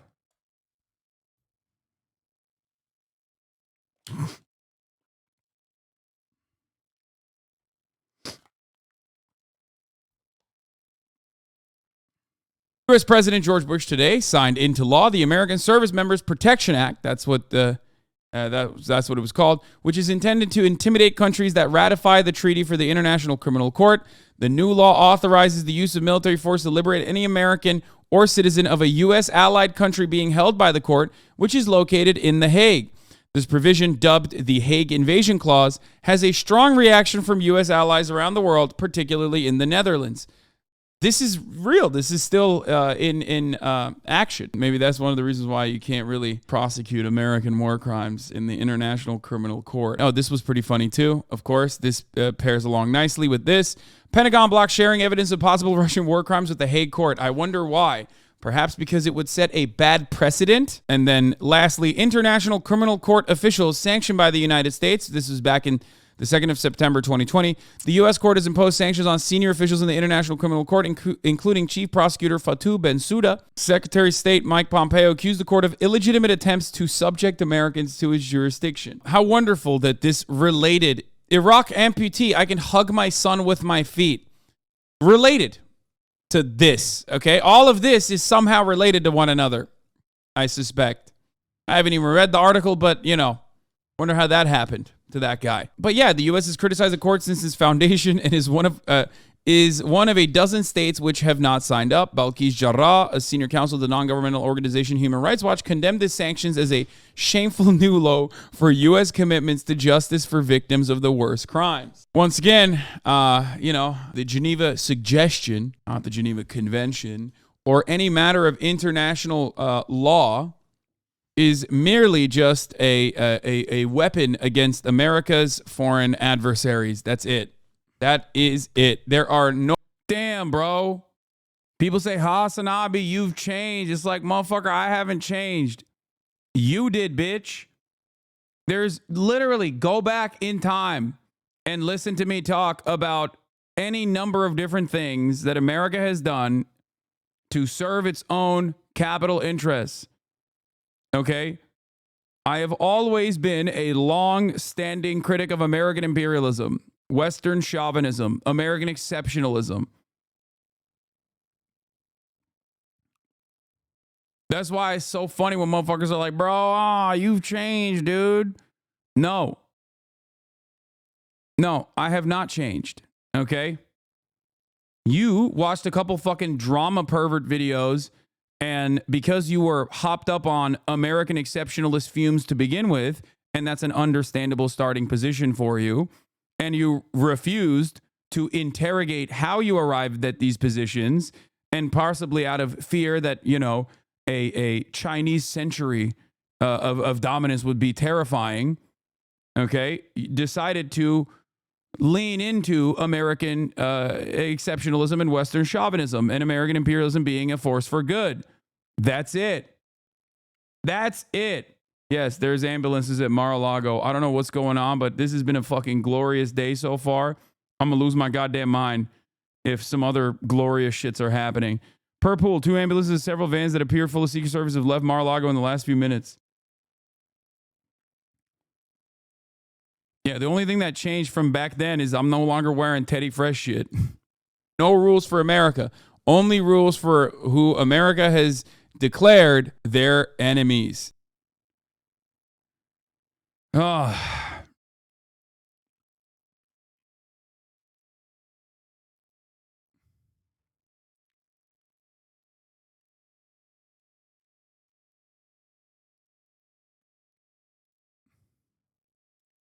They simply warned him. It was in South Africa.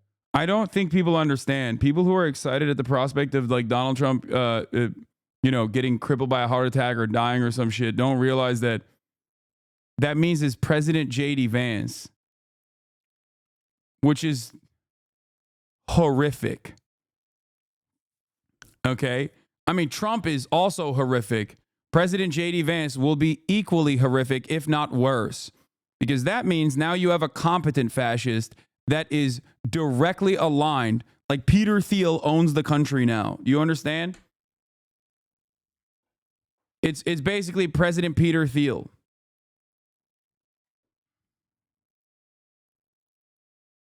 We are so fucking cooked. Oh my God, we are so fucking cooked. South Africa warned him not to come, and he didn't. And Netanyahu would be given the same warning. So his world has shrunk considerably.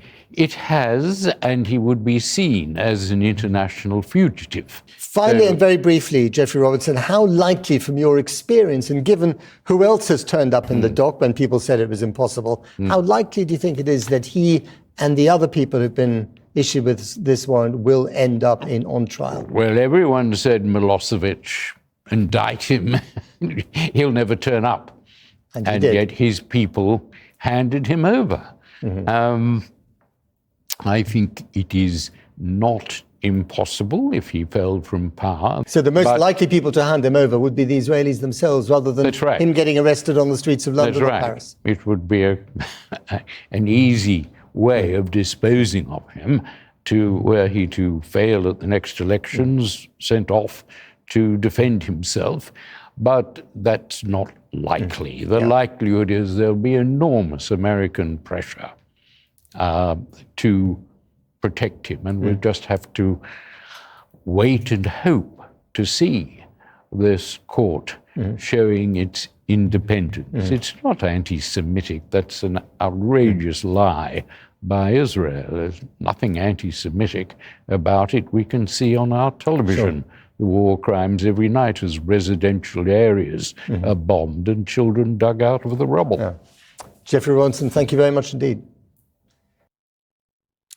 Well, joining me now is the Israeli diplomat and journalist Alan Pinkas. He's also served as an advisor to two former prime ministers, Ehud Barak and Shimon Peres. Alan Pinkas, good to speak to you again. What do you make of this arrest warrant then against Mr. Netanyahu and the former defense minister, Yoav Gallant? Well, good to be with you, Matt. It was predictable. It was anticipated. It was expected.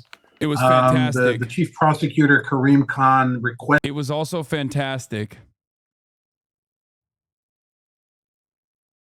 Incredible stuff. The warrants from the court in May. So that's 6 months ago. And it took time, but here we are. So on the one hand, it did not come as a surprise. On the other hand, you see by Israel's vociferous reaction that this hit a quite an exposed nerve. You put into this blender of Israeli responses anti-Semitism and the Holocaust and an international conspiracy and a cabal and terrorism and Iran, and you blend and everyone drinks out of the same concoction, and everyone comes out with basically the same righteous indignation. On the other hand, I just listened very carefully to the very. He didn't say kebab. He said cabal. Interesting interview you conducted with Jeffrey Robertson. He makes very, very important points. Mr. Netanyahu cannot be tried in absentia. He knows that. Yeah. He will not test this. But then again, he, A, is a fugitive. B, as you said correctly, Matt, his world shrunk considerably. Right. I mean, does Israel itself, and I know that Netanyahu has been incredibly unpopular, with lots of people for lots of other reasons, but the war itself has, as far as I can understand, been supported by the Israeli. Yeah, it's funny that defenders of Israel or people who want to even talk about Israel in positive terms will so quickly just use the most classic anti-Semitic tropes, but against Israel's enemies. Yeah. Iran, the Iranian cabal taking over the world. The Iranian Illuminati are controlling the purse strings of society. Iran controls the media and all of the international organs of justice. Public. Iran owns all the banks. Israel itself now feel as a pariah because its democratically elected leader has been issued with this arrest warrant. Well, that's a complex question. Let me explain why. What's complex about it? On the one hand, people disapprove of Netanyahu. They see him as responsible and believe he should be held accountable for the calamity of October 7th. Yes, they were pro the war. No, they do not truly realize and understand what Israel did in Gaza. Some do and don't care. Some choose not to know, and some just don't know. Right. You have to understand the Israeli mindset, because there's a symbolic dimension to this and a practical dimension. The practical, I think, was covered way better than I can possibly do by Jeffrey Roberts in terms of the legality or the legal issues. But there's a symbolism here. Here's an Israel that believes it's on the moral high ground, that believes it has the most moral military in the world, that believes it is defending itself. Right. That you have to understand, the military, the Israeli military, is not some professional army. It's everyone. Okay. It's a people's. But do you? So people feel bad. Right. But do you personally agree with the government in Tel Aviv that has said this is an anti-Semitic act? This arrest warrant is anti-Semitic.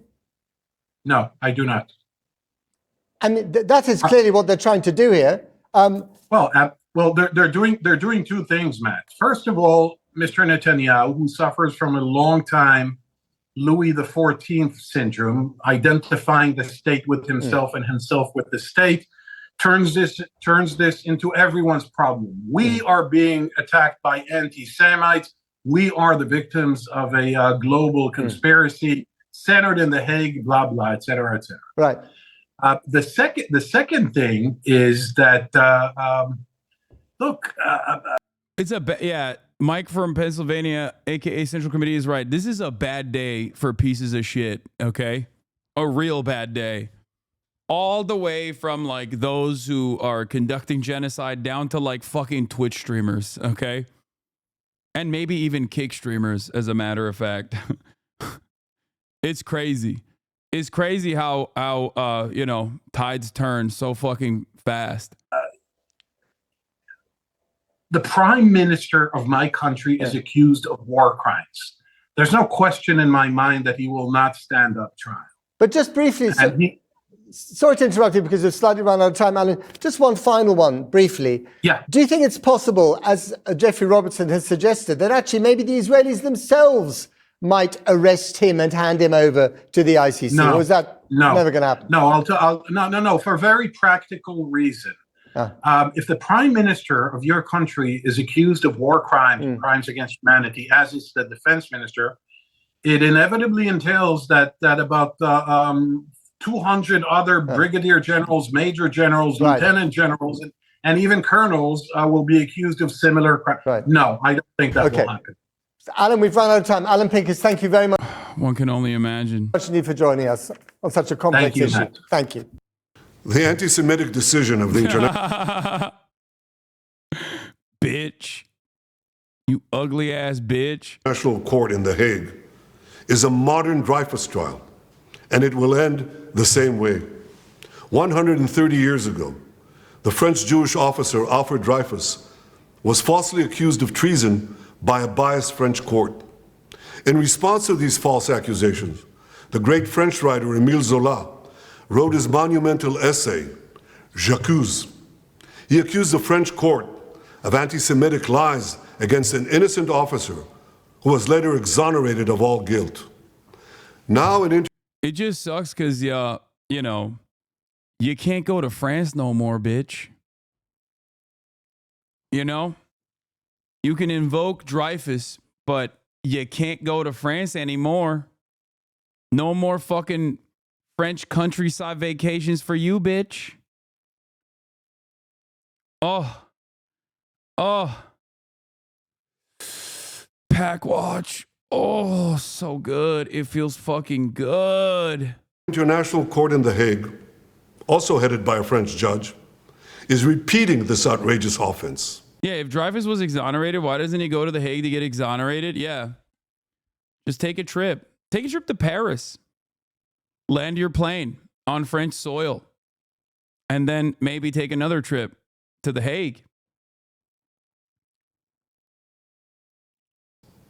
It is falsely accusing me, the democratically elected Prime Minister of the State of Israel, and Israel's former Defense Minister, Yoav Gallant, of deliberately targeting civilians. Dude, if I'm Yoav Gallant, okay, well, one, I would, I would not be, because that would mean I'm a monstrous piece of shit. I would use this as an opportunity. You got fired. Maybe you take a trip. Maybe you take a trip to The Hague. Okay? And then maybe, in order to get a lighter sentence, you say, listen, my bad about all the war crimes I did, all the children that I, murdered. I'll take 700 years in prison, but in return, as opposed to, 1,000 years in prison, and in return, I'll give you everything you want about Benjamin Netanyahu. Okay? Just saying. Could be cool. Could be a cool thing.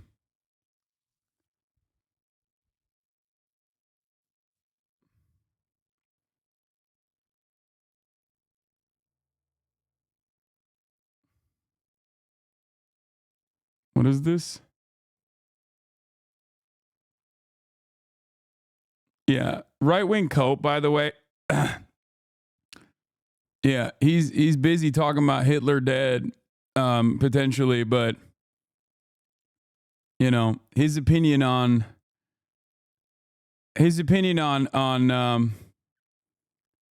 Israel leaves much to be desired.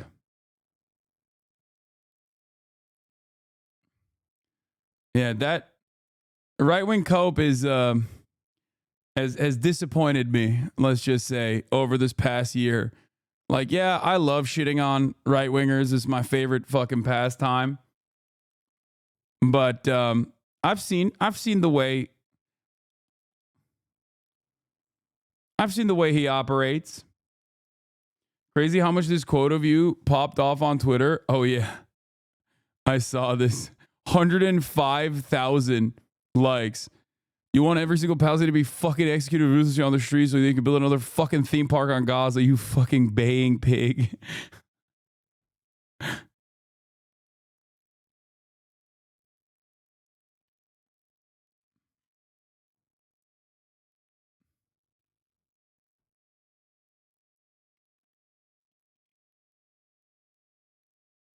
20 to 25 cars, 2 ambulances, and a helicopter hovering above, entering Mar-a-Lago a few minutes before the vans and ambulances were spotted leaving. Oh my God. Yeah, right-wing co-op is a bit of a lib.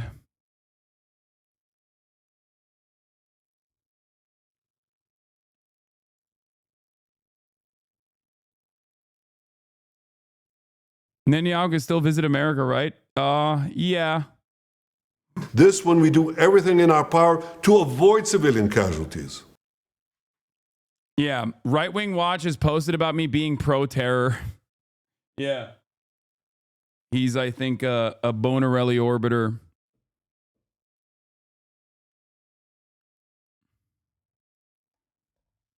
So, the Right Wing Watch is kind of cooked. Not everyone has a real moral compass guiding them, you know? Calm down, people. Per transition source. False alarm. Go about your business. Oh, bummer. Seems like it's a false alarm. We got a brief moment, a brief glimmer of hope. We've gotten enough fun stuff on the docket, you know? We issue millions of text messages, phone calls, leaflets to the citizens of Gaza to get them out of harm's way, while the Hamas terrorists do everything in their power to keep them in harm's way, including shooting them, using them as human shields. The court in The Hague accuses us of a deliberate policy of starvation. This when we've supplied Gaza with 700,000 tons of food to feed the people of Gaza. That's 3,200 calories for every man, woman, and child in Gaza. That's fucking bullshit. You're a lying piece of shit. Literally, no one believes this. Even the American government doesn't believe it. Right-wing cope, by the way. What is this? Absolutely insane. Hillel's the only Jewish gathering place on a ton of campuses, especially if there isn't a big local synagogue Jewish community. I've been to Hillel events and they're super welcoming. Any national statements the org makes is not representative of campuses. Wait, what? This is not that bad of a fucking take. Hillel campus chapters events are not politically Zionist. They hold Cedars community events and other cool shit. At most, you could argue they're culturally Zionist. Yeah, this is not like that bad of a take, chat. What the fuck are you talking about? I mean, yes, Hillel, at least according to my Jewish Hasan Abi heads, who I've both talked to at pro-Palestinian encampments and, in this community, will argue against this sort of thing, and that, like, Hillels on campus are definitely geared towards defending Israel. It's not the only purpose of it, but that's not the take I was thinking about.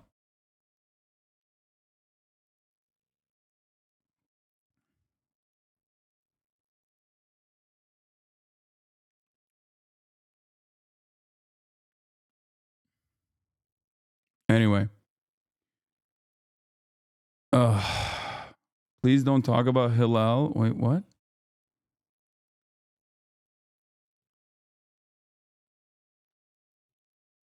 %90 of chatters in here are solely interested in cancellations and drama. It's getting old. I agree. I can't believe I'm agreeing with Hidegio Offliner right now.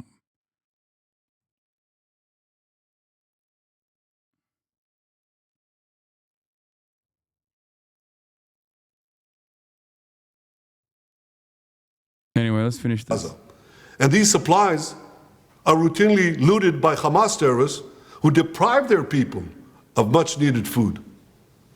Yet just in the last few weeks, Israel facilitated the vaccination of 97% of the people of Gaza against polio.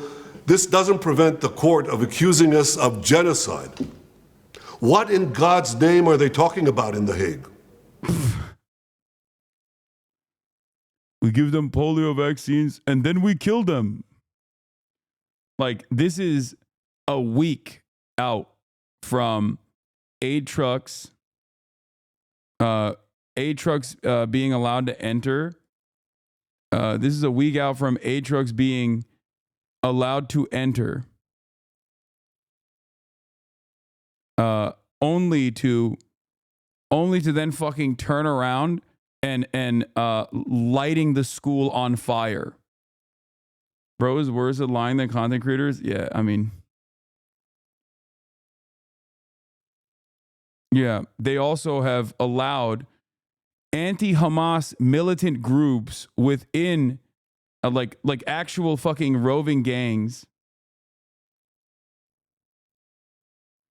What is this? Philly D covered your Fox article during a stream on this morning. He simulcast on YouTube and Twitch, and it was crazy seeing the split in opinion of you based on the platform. Ethan has really radicalized a lot of people on YouTube against you. I think Philip DeFranco has a lot of lib fans because of the nature of his coverage. And it's normal that there are going to be people who read that and don't think about it beyond. Like, YouTube chat is always going to be gross anyway. But I think that it's more so just like, you know, Philip DeFranco has a lot of libs in his community. Yeah, I think I don't think it's Ethan.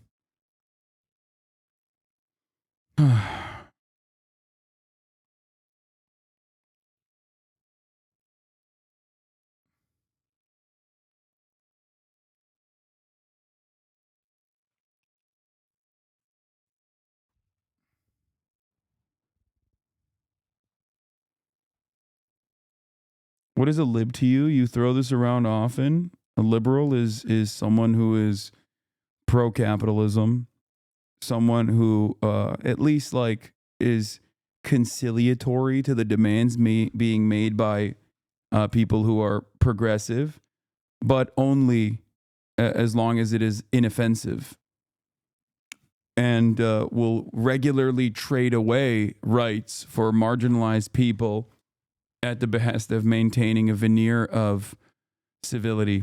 Oftentimes a person who doesn't have like real ideological boundaries, like real interest in protecting. I think that for many people, the moment that they consider what like a party that they're defending to be unconscionable, and the moment that they call out their own party, they move beyond liberalism. Doors open. There are many more liberals out there than there are leftists. But I think that inside of the heart of a liberal, there is either a dormant fascist, and that's not the majority at all, or a dormant leftist. A liberal is a leftist that has not been awakened yet in many circumstances.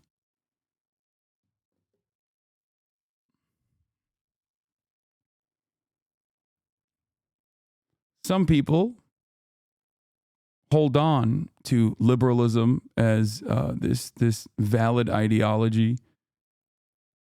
They trick themselves into believing that it has like some sort of intellectual or some sort of like moral compass, but in many instances, it's just simply defending hegemony.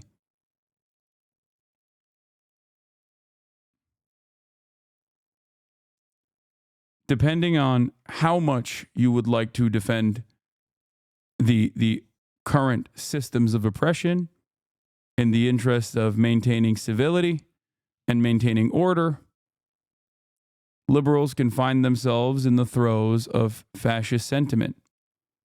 I think Israel is a great example, right? Israel is a great example of this equation.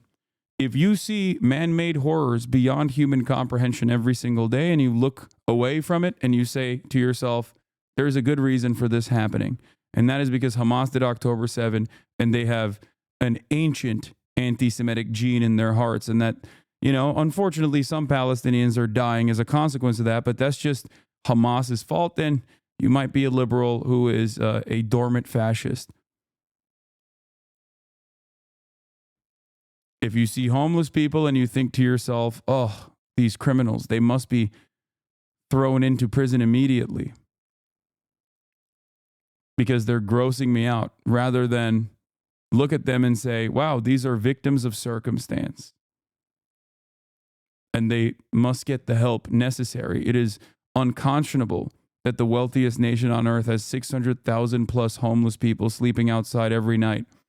We must fix this broken system. Then you're not a liberal, you're a progressive.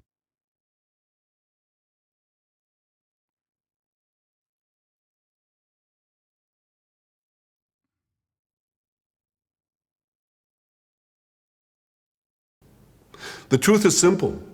No war is more just than the war that Israel has been waging in Gaza after Hamas attacked us unprovoked, launching the worst massacre against the Jewish people since the Holocaust. The decision to issue an arrest warrant against me, the democratically elected Prime Minister of the State of Israel, and our former Defense Minister, was made by a rogue prosecutor who's trying to extricate himself from sexual harassment charges, and by biased judges who are motivated by anti-Semitic sentiments against the one and only Jewish state. These judges did nothing. They did nothing against the real war crimes committed against the millions who've been murdered or uprooted by the dictatorships in Iran, Syria, and Yemen. Instead, they falsely accused the one democracy in the Middle East, Israel, thereby imperiling the right of all democracies to defend themselves against murderous terrorists and tyrants. Nor did the court do anything against the Hamas terrorists who raped our women, beheaded our men, burned babies alive in front of their parents, and kidnapped hundreds of men, women, and children to the underground dungeons of Gaza. They're still holding 101 hostages, citizens of many lands, including the United States. Come to think of it, the court did issue one arrest warrant against Hamas. Now hear this. They issued an arrest warrant against the... No, they issued multiple arrest warrants against Hamas. You just killed those guys. So the one remaining alive Hamas person also got issued an arrest warrant. Originally, the application for the arrest, it included more Hamas members. Problem is, you killed them. Corpse of the Hamas arch-terrorist Muhammad Dev. His corpse. What an absurdity. No biased anti-Israel decision in The Hague will prevent the state of Israel from defending its citizens. And I want to thank our many friends around the world, especially those in the United States, who've condemned this outrage and who have said that this decision will have severe consequences for the ICC and those who cooperate with its decision. Oh my God, Israel will not recognize the validity of this decision. We will continue to do everything we must do to defend our citizens and defend our state against Iran's axis of terror, Iran and its terrorist proxies, which include Hamas, Hezbollah, the Houthis, and others. Our enemies are your enemies, and our victory will be your victory, the victory of civilization over barbarism and tyranny. The International Criminal Court has just issued... Nazi bitch, suck my dick.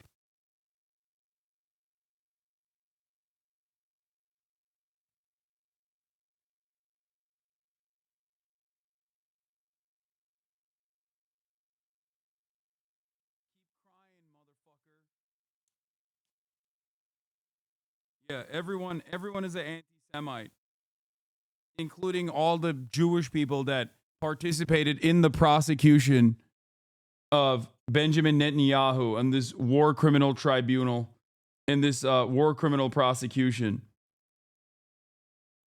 Everyone.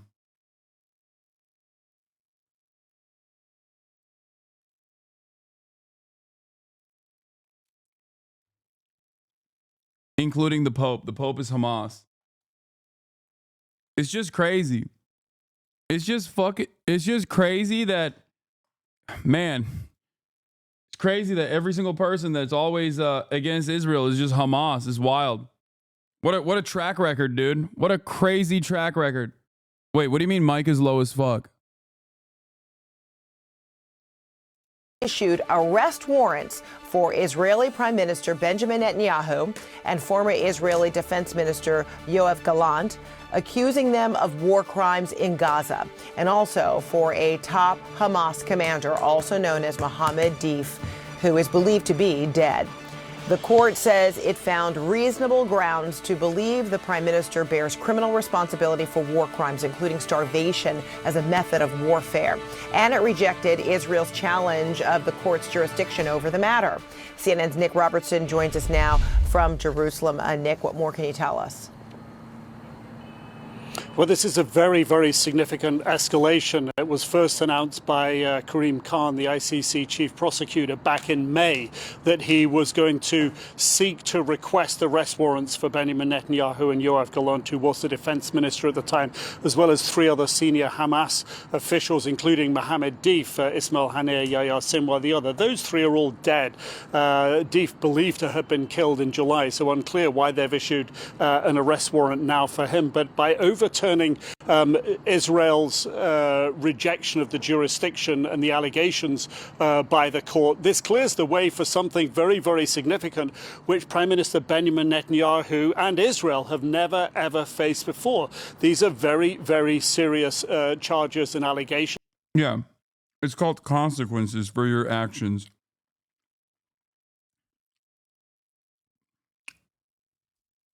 Yeah, Israel's never faced them. Bitch.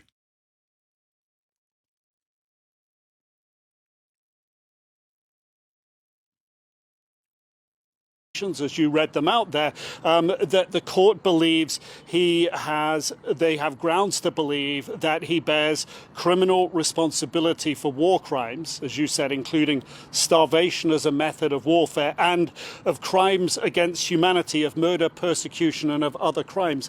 These are very, very serious allegations. These are not the sorts of allegations that the Prime Minister has faced before. When the ICC first made these statements back in May, the Prime Minister's office said that they were absurd, that they were false, and that they were a distortion of reality. It is something that back then the Prime Minister took very, very seriously. Has been in meetings today with the US mediator Amos Hochstein, talking about the possibility of a ceasefire with Hezbollah in Lebanon to the north. But this is absolutely now going to come front and center of the Prime Minister's attention here. So this is very significant, Nick, but then what potentially could be next? Is this an issue of, depending on where Netanyahu were to travel, he could be apprehended, or is he asked to voluntarily cooperate? Yeah, this is, it's uncharted territory for the Prime Minister. Certainly, we understand the legal implications for all the countries that support the ICC. These are countries that have signed what's known as the Rome Statute. 124 countries have signed up to the Rome Statute. That includes most European countries.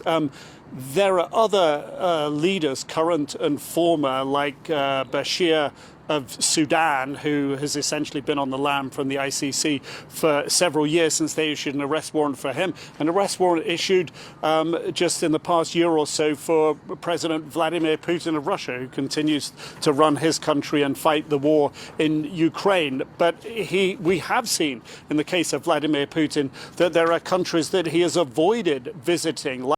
Thank you for saying that. Holy shit.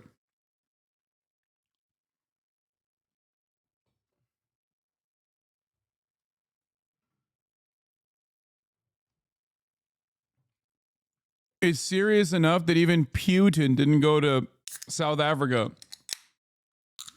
It's a serious enough threat.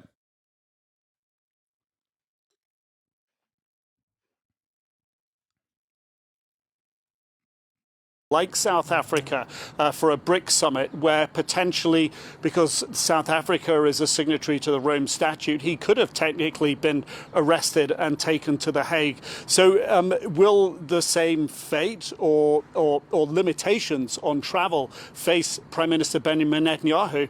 It appears absolutely so. If he would have set foot today in the Netherlands or in the UK or in France, all signatories of the Rome Statute, he would be, or those countries at least would be obligated to arrest him and turn him over to the ICC.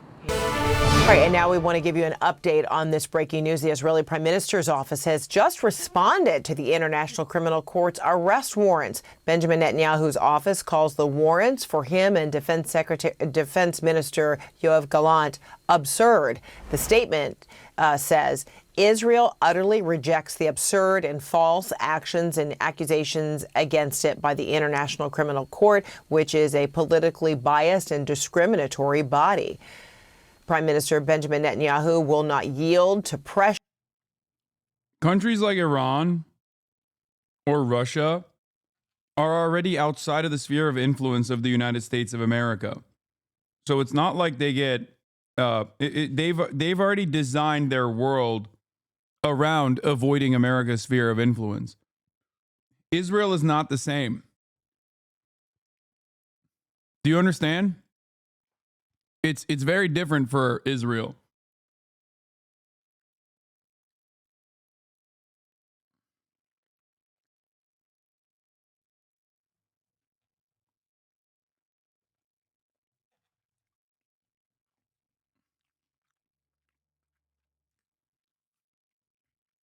Pressure, will not back down, and will not retreat until all the goals of the war set by Israel at the start of the campaign are achieved, end quote.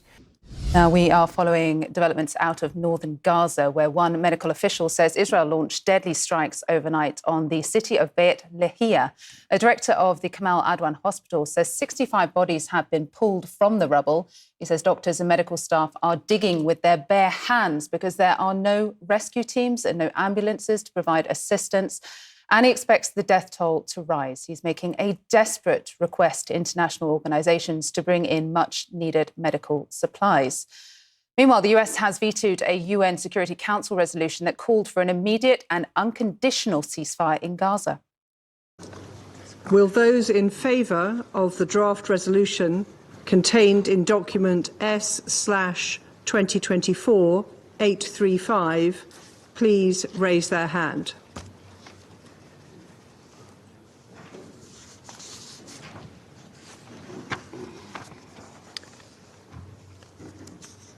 Those against?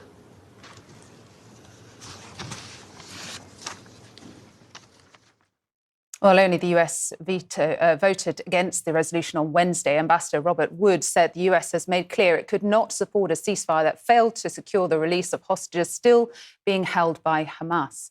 Palestinian officials condemned the veto, saying the move only emboldens Israel to continue its crimes against innocent civilians. CNN's Paula Hancock's following.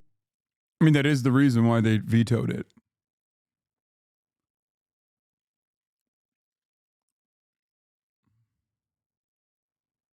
That's why they vetoed it. Live developments for us from Abu Dhabi. And I guess underscoring the need for this ceasefire, Paula, if we can just go back, is what happened overnight in northern Gaza. By all accounts, an incredibly deadly and bloody night for Palestinians.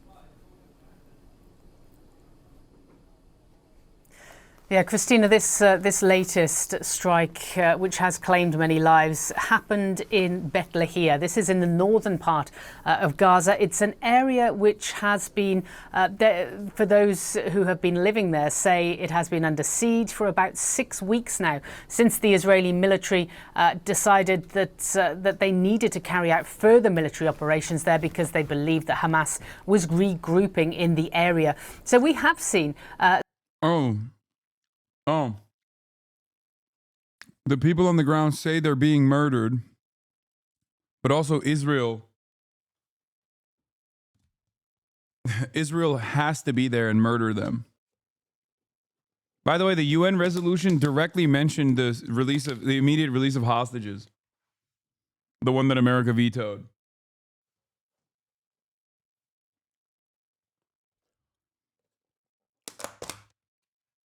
They don't have a leg to stand on.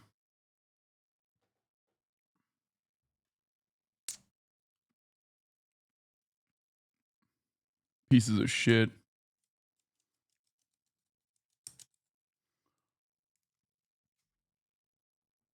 Some very deadly strikes. We have seen some. But in all seriousness, how much weight does the ICC carry? Chad, I've said this every day. Every step you take in the right direction, no matter how tiny it may seem, is moving history forward, okay? These sorts of things are incredibly meaningful. Will it change the trajectory overnight?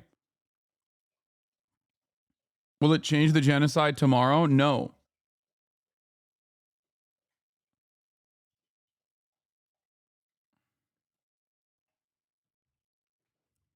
But it does not matter.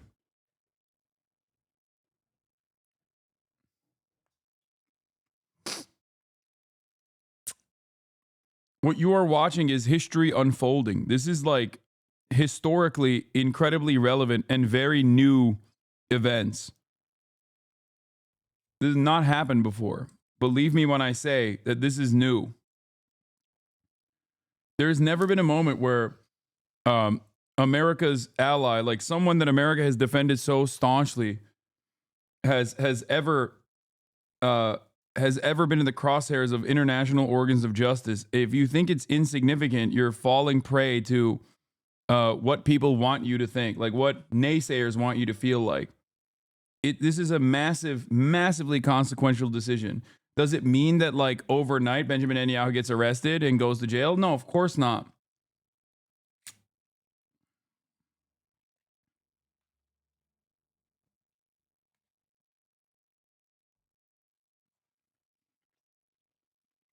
Desperate messages from Kamal. Just moving in the right direction isn't enough. Children are dying right now. Dude, what are you talking about? I know. You think I don't fucking know that? You think I don't know that? You think I'm oblivious? What do you want me to say? What do you want me to do? What the fuck are you talking about? No, moving in the right direction is enough. It is important. Okay? I'm sorry that America's not invading Tel Aviv tomorrow, okay? Just keep fucking pressuring. What a stupid fucking defeatist attitude to have. This kind of stuff is very significant because it further pushes Israel into being seen as a pariah state in the Western world. These are institutions that matter to a lot of liberals. Every single day that this sort of violence occurs, every single day that this happens and more institutions say, yeah, no, it's done. You're a war criminal now, is another mechanism of pressure, is another moment, is another opportunity that you can use to convert others as well, to see the truth. Okay?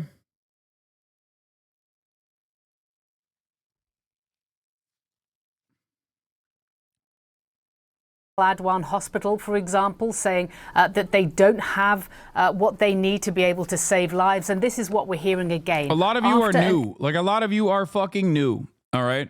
You're new. This is just unfolding in front of your eyes right now, and you're horrified, understandably, by the reality. Okay? But if you were aware of the way that things used to happen, the dynamic between Israel and Palestinians, if you were not oblivious to that 10 years ago, you would recognize what a different situation we're in right now. Okay? Never in my fucking mind would I ever think after 76 years of permanent occupation and apartheid, would international organs of justice actually take serious action against the state of Israel.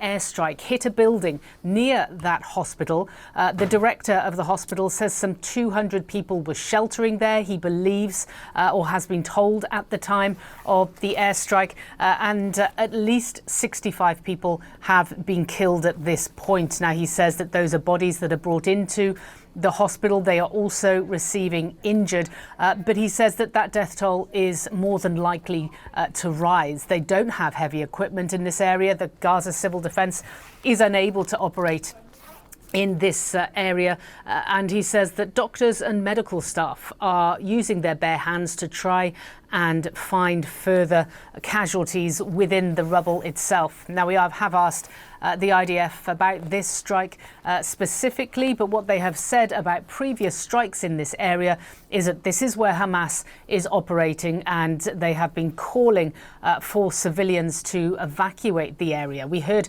from the IDF, they believe last week they believed that in the previous weeks they had killed some 1,000 Hamas militants and detained 1,000 more. For those on the ground, though, it is a desperate situation. The director of Kamal Adwan Hospital telling us that there isn't a single ambulance in northern Gaza, and that at this point all they can do and all they have been able to do is offer first aid. They don't have the surgeons, the medical supplies to be able to offer any more. And certainly those injuries, he says, that are coming in need far more than first aid. Christina? Yeah, it is truly a desperate situation. Paula Hancock's there live from Abu Dhabi. Thank you. The world should not go. Hey, Mr. We deserve 9/11. Did you know Osama bin Laden's mom was a Palestinian forcibly relocated to Syria? Or that his BFF mentor's family had to relocate during the Six-Day War? Or he was a psychopath and horrible to women, but a lot of context was never provided to American people? What? I don't give a fuck.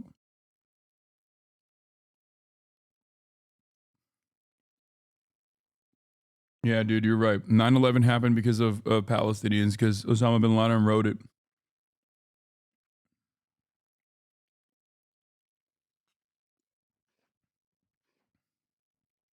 So accustomed to the death of Palestinians,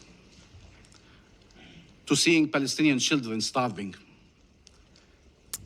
to seeing mothers carrying their children from one place to another, forcibly displaced.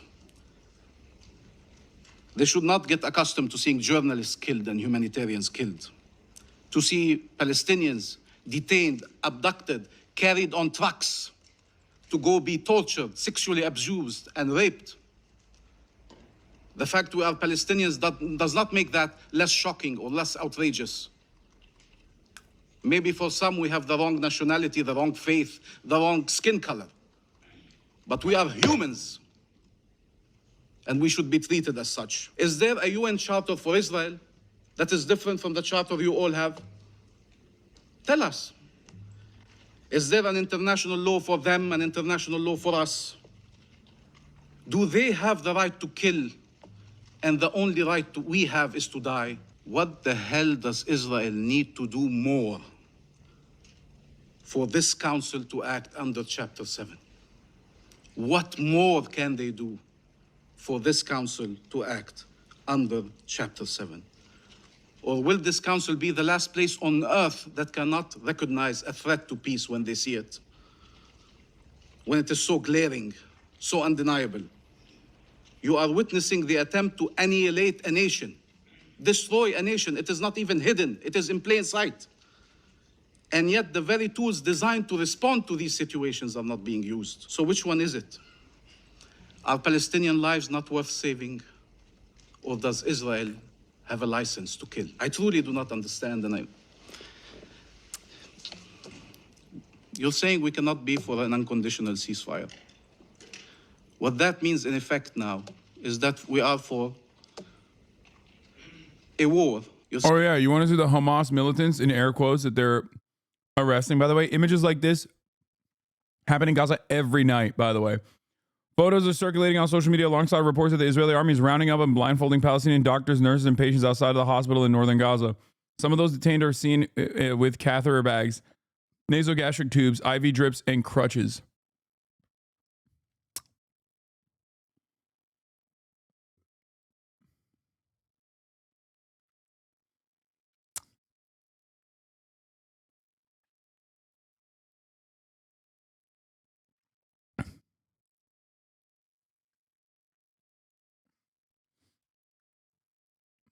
It's wild.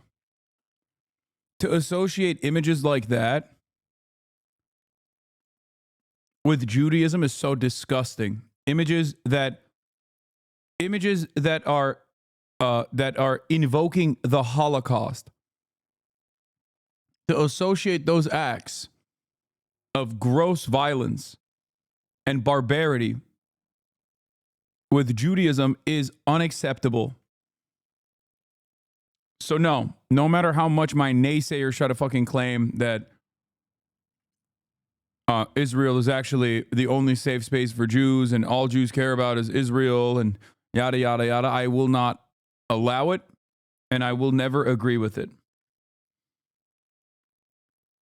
Shame on those who think that the former ways of decrying anti-Semitism in defense of Israel that still think that people can't see right from wrong, that still think that you can just shame people into silence like this.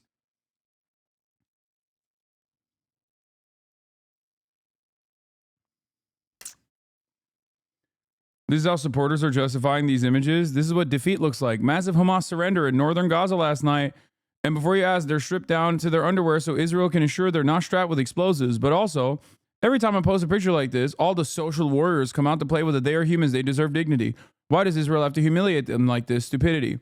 So let me tell you something we learn from Jewish scripture. He who is compassionate to the evil will end up being evil to the compassionate. Like this guy is literally, I mean, Nazis are salivating, okay?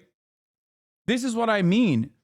Like trying to associate these inhumane acts that are akin to the fucking Holocaust, images that we saw for the Holocaust, with Judaism is a wonderful gift to every fucking neo-Nazi in the Western world. Okay?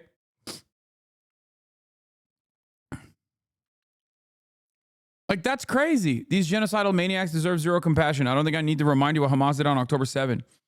Fix your moral compass. 30K likes. Yeah. Oh, yes. And there are people of all ages here because there are people of all ages in Hamas. They've recruited women, children, old men, and everyone else who wants to kill Jews. Yeah, these guys were doctors and patients, by the way. These are people that they stripped, humiliated, packed up, specifically to send to the concentration camp where some of them will be raped to death, okay?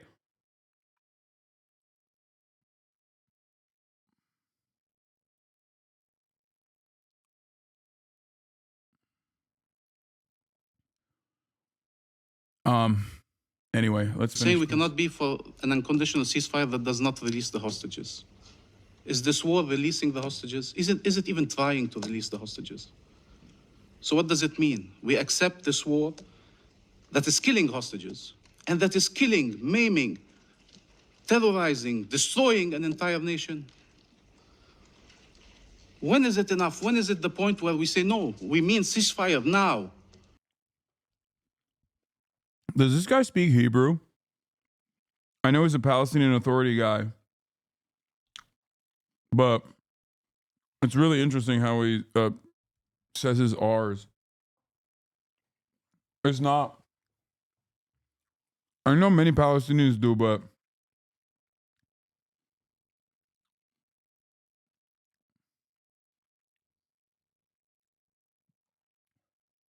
his accent sounds more Israeli than Arab.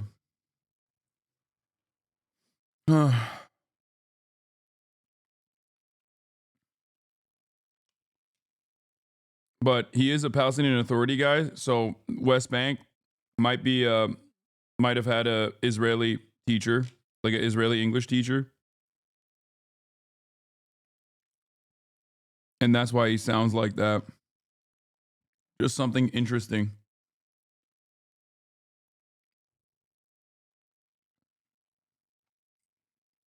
Now, we will not allow you to not listen to us, to ignore us, to insult us. Like, he has an Arabic accent, but then when he says his R's, it sounds like Hebrew. To play games with us. This resolution is trying to restore life, to save lives.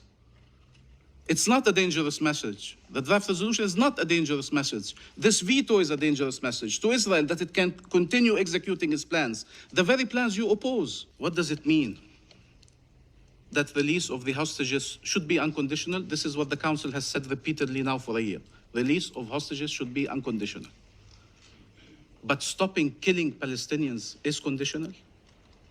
There are acceptable conditions to stop the mass killing of Palestinians. Israel will always claim conditions have not been met because its plans require it to continue this war, to annex the land and destroy the people. And therefore, we can no longer accept its conditions. 14 months, and we are still debating if a genocide must be stopped. There's no justification whatsoever for vetoing a resolution trying to stop atrocities. No justification for that. What happened on the Senate floor. Independent Vermont Senator Bernie Sanders speaking ahead of Wednesday's Senate vote to block the sale of U.S. tank rounds, bomb kits, and other lethal weapons to Israel. The measure did fail, but 18 other senators joined Sanders to stop arming Israel. I've heard members of the U.S. Senate come to this floor to denounce human rights violations taking place around the world. I've heard well-founded concerns about China's brutal reception of the Uyghur ethnic minority. I've heard rightful outrage about Putin's brutal... Bernie, you can't say that, bro. What the fuck?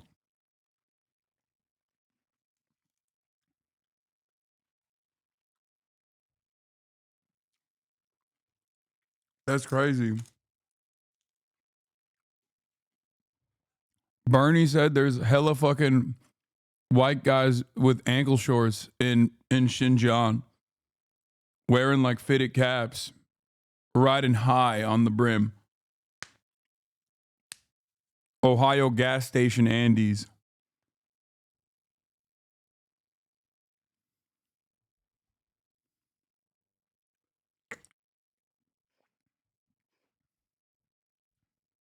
Zoomers won't know this one. There was a term for, back in the day, there was a term for dudes who dressed a particular way. It's basically the N-word, but with a W. That's what he said. Literally, the word he said is the N-word with a W. He's trying to say Uyghur.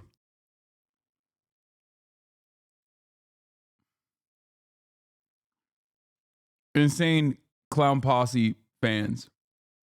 Attacks against Ukraine and bombing of civilian installations. I've heard genuine... He's courting the attention of dudes who still use synthetic weed, yeah. ...concern about Iran's outrageous crackdown on peaceful protesters. I've heard repeated condemnations of Saudi Arabia's terrible treatment of women and political dissidents. And on it goes. A lot of folks come to the floor to talk about human rights and what's going on throughout the world. But what I want to say to all those folks, nobody is going to take anything you say with a grain of seriousness. You cannot condemn human rights around the world and then turn a blind eye to what the United States government is now funding in Israel. People will laugh in your face. They will say to you, you're concerned about China, you're concerned about Russia, you're concerned about Iran. Well, why are you funding the starvation of children in Gaza right now?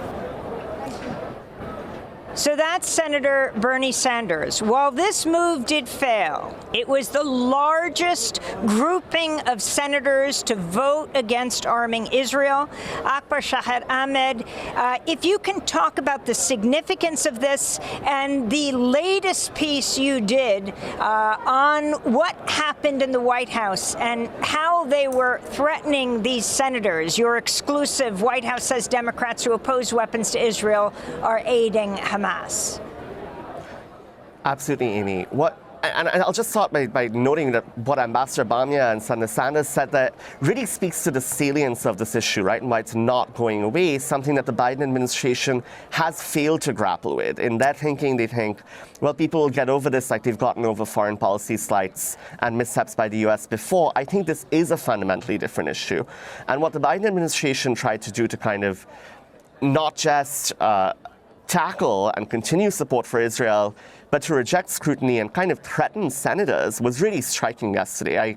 So the exclusive I got that you were talking about was a document from the White House that they prepared and sent to Capitol Hill on Tuesday, 24 hours before the vote, where essentially they said, if you vote against weapons for Israel, you as United States senators are supporting Hamas, Hezbollah, and Iran. Now, that's the kind of accusation and rhetoric that observers say is reminiscent of the Bush administration, right? You're with us or you're against us. And that's the kind of... Yeah, because American foreign policy is uniparty. And it's so funny that the same fucking liberals that in the Bush era would have been firmly in opposition of this kind of sentiment, like, if you don't like it, leave, or you're supporting the terrorists, are without even a shred of irony. Fragile ego, fragile body, weak mind, weak spirit, Hasan. Are you talking about me or are you talking about Joe Biden? The very same liberals that originally would have been grossed out by, like, in the first Trump administration, the type of shit that people were saying, like, you know, the Steven Crowders of the world, like, saying unimaginably racist, xenophobic shit, saying stuff like, oh, just leave the country if you don't like it, all this stuff, right, are now repeating those statements.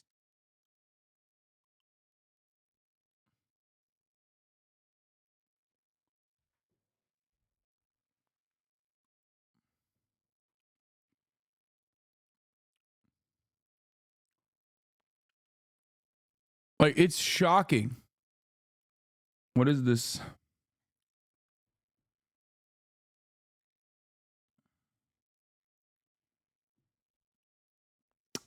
What is this? Wonderfully stated. It's crazy how Hasan's community takes themselves so seriously, Lamau. They live in an echo chamber of fervent superiority that everyone else can see is cringe and actually psychotic. They're gatekeeping and genocide right now. That is what they're doing. Wait, what?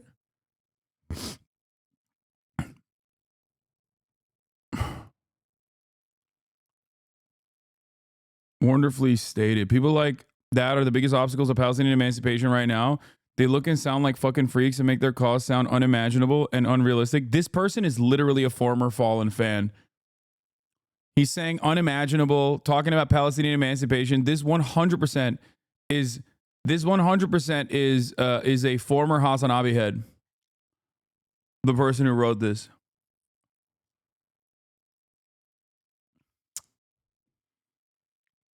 I welcome every single person that speaks out against the atrocities that Israel commits on a daily fucking basis.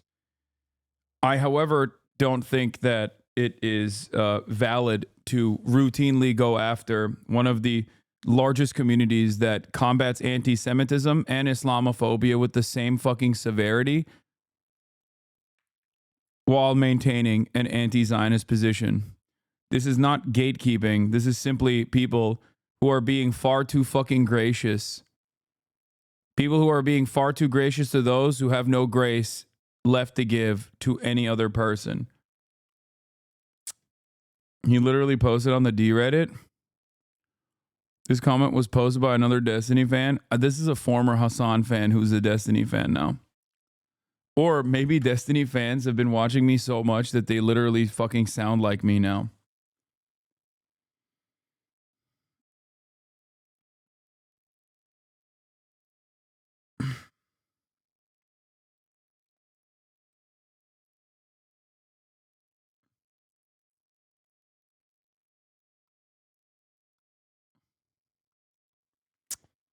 If they really wanted to help people of Palestine, they only want to use their suffering to virtue signal about how morally and intellectually superior they are. They don't actually give a fuck about human lives. Yeah, I don't know who this is for.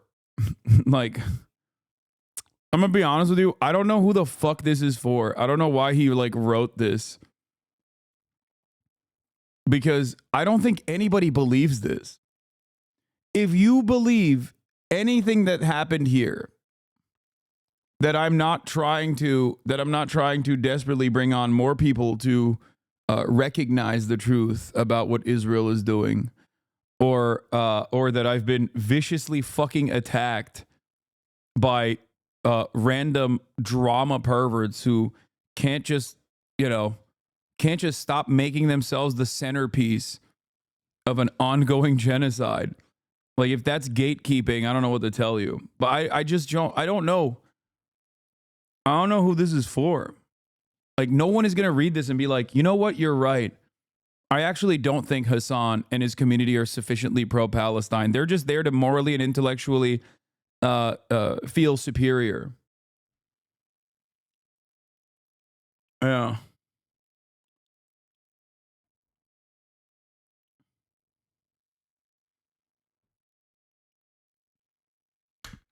I saw a comment on HD subreddit today saying Boy's commentary on Israel is measured, whereas you sound like a terrorist.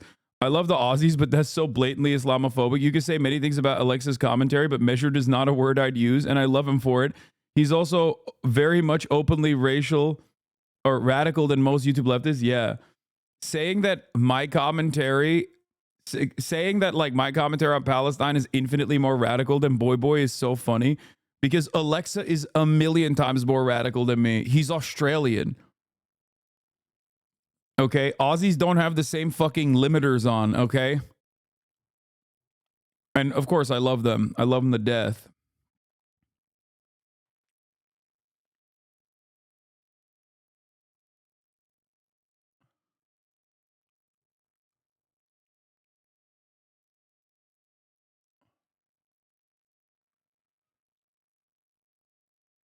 Yeah. Chat, judge me by my enemies. If you cannot make up your mind on the virtues of the things I speak of, judge me by who looks to me and says, you're a bad person. Okay? That's it.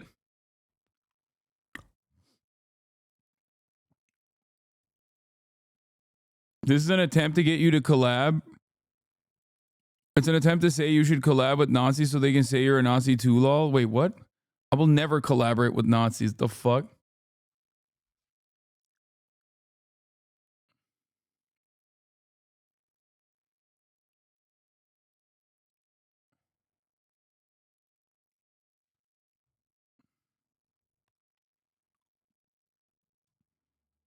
Then they would collaborate and compromise with more communities that do want to help. Wait, what?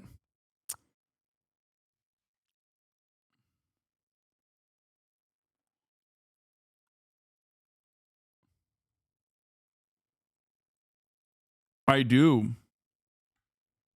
I don't think this person has ever watched a single fucking moment from my broadcast. I was willing to even collaborate with Ethan, far past the point of him ending leftovers. The fuck? He called Jewish Voice for Peace coppos, dude. The fuck do you mean? That was like early into Israel's genocide. People yelled at me non-fucking stop. You helped put together Creators for Palestine? I know.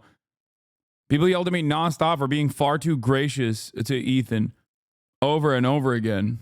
What a ridiculous crock of shit. Yeah.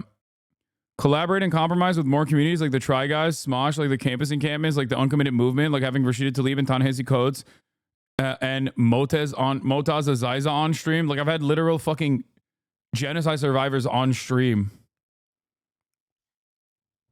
Here's how you should do it. It's so funny. I literally had Asmongold on to talk to him after his statements about the barbaric nature of the Palestinians.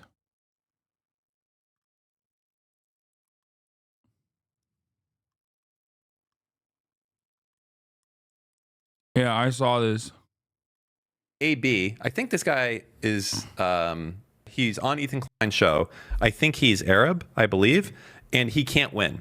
No, because you're either fighting against your host guy because you believe it, or you're fighting against it, but you get called like an Uncle Tom or... No, so the problem is he even, after an Ethan Klein show, what I saw is he went and he did his own stream and he booted it up. And he was like, literally... Why are you stalking Ethan's producers, man?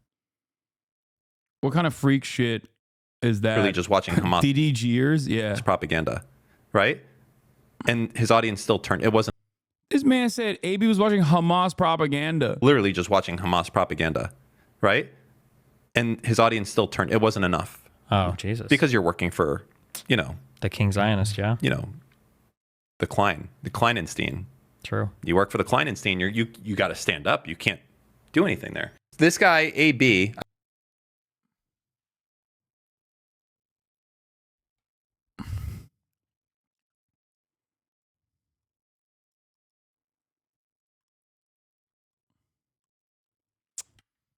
I just don't think that Ethan is aware that his like, or maybe he doesn't care that his community is like entirely brigaded. His subreddit is filled to the brim with people who might be tuning in as long as he's like giving those guys what they want, which is blood, right? But most of his community is fucking leaving in droves because he spent years and years developing a wonderful progressive community, only to cast them aside so you could get fucking allegiances from like the weirdo neo-Nazi brigade, like all the fucking drama perverts, Keemstar orbiters who literally collaborate with Nazis, and some of them are straightforward Nazis. Keemstar being another one of those people.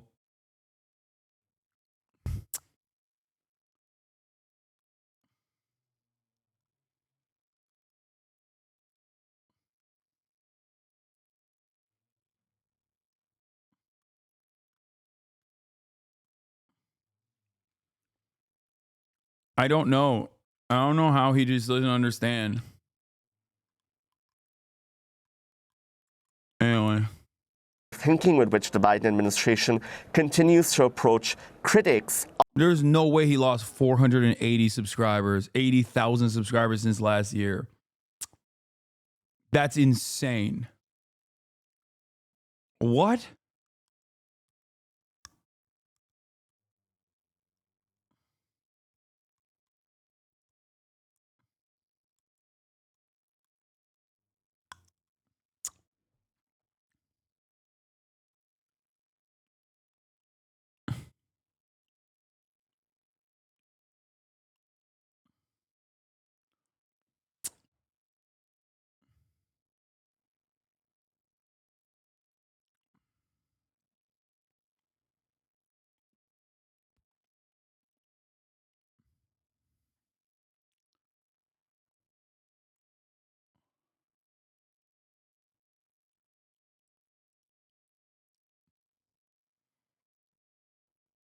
It's on Social Bait. A lot of those subs are from the last 3 months alone. Jesus Christ, dude. I mean, that puts into context why the fuck Hasan train has come, you know?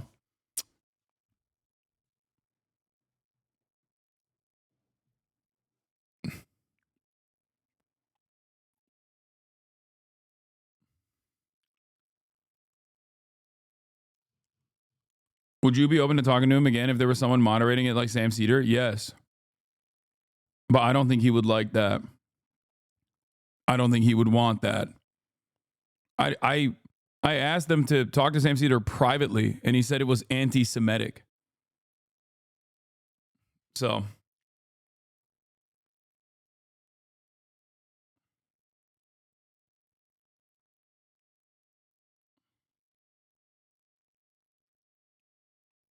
Okay, I don't care. I don't care about Ethan's analytics. Let's just keep going.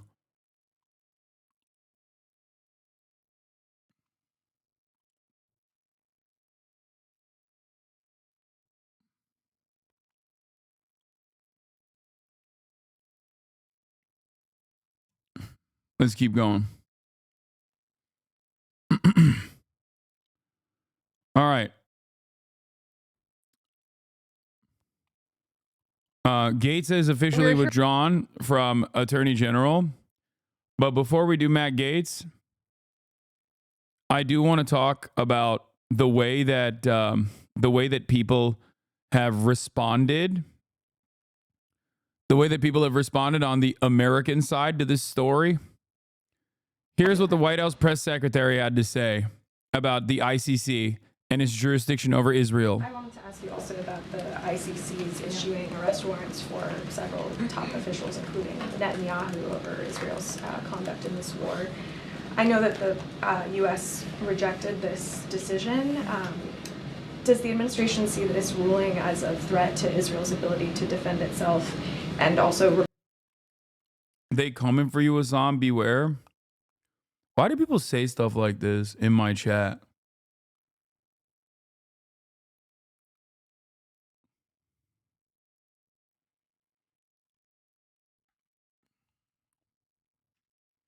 Hearing that Attorney General nominee, former Congressman Matt Gaetz has. Oh, sorry. Republican Senator Lindsey Graham is calling for the Senate to sanction the ICC after this decision. Is that a measure that the White House would support? Yeah, so a couple things. Let me just say, because this is the first time I've had an opportunity to speak to this at the podium, so let me just say more broadly that we fundamentally reject the court's decision to issue arrest warrants for senior Israel officials. We remain deeply concerned by the prosecutor's rush to seek arrest warrants and the troubling process errors that led to this decision. The United States has been clear that the ICC does not have jurisdiction over this matter. You've heard us say this before. Whatever this prosecutor might imply, there is no evidence, none, between Israel and Hamas. There's just none. In coordination. I just want to point out something that Felix also pointed out, which is everyone laughed at that stupid ass Tom Cotton post, but the White House's position is pretty much identical. I really hope for nothing but the absolute worst for anyone still working in this administration. Partners. And it's correct. It's like there is virtually no different function with what Karine Jean-Pierre is saying here than fucking Tom Cotton. The only difference, I guess, or the only important difference, I guess, is that Tom Cotton is like openly dropping all pretense of civility and is just like, we're gonna bomb you, like we're gonna bomb the Netherlands. With partners, including Israel, we are discussing. Is Biden, she's doing her job? Well, first of all, she's doing a fuck-ass job to begin with. She's never been good at her job, so make no mistake. I've never, even when, there's never been a moment where I've actually thought Karine Jean-Pierre was doing a good job. And secondly, I still don't give a shit, okay? Oh, she's just following orders, chat? Yeah, okay, resign. Have some fucking grace. Have some dignity. Certainly those next steps, but that's going to look like, and to your question about sanctions, that's basically kind of just answered it in that last part of what I said. We're in consultation with our partners and also, which include Israel, about our next steps. We fundamentally reject that the ICC has jurisdiction over this situation. And so that's something that we've been pretty clear about, and we'll continue to do so.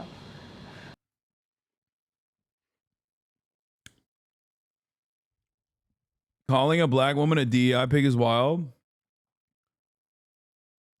Point to the part where I said that. Her being black has no basis in this. She just sucks at her job, and she has always sucked at her fucking job. Why do you choose to hallucinate what the fuck I'm not saying instead of just listening to what I am saying? It's very annoying. Do you do this because you hope that maybe someone will clip this from the chat and be like, wow, I can't believe Hasan said that? Fucking bot.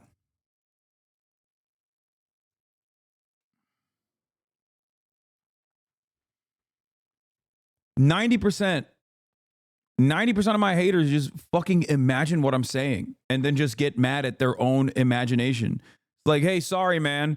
I just hallucinated you saying something and it was pretty fucked up. The thing I hallucinated you saying.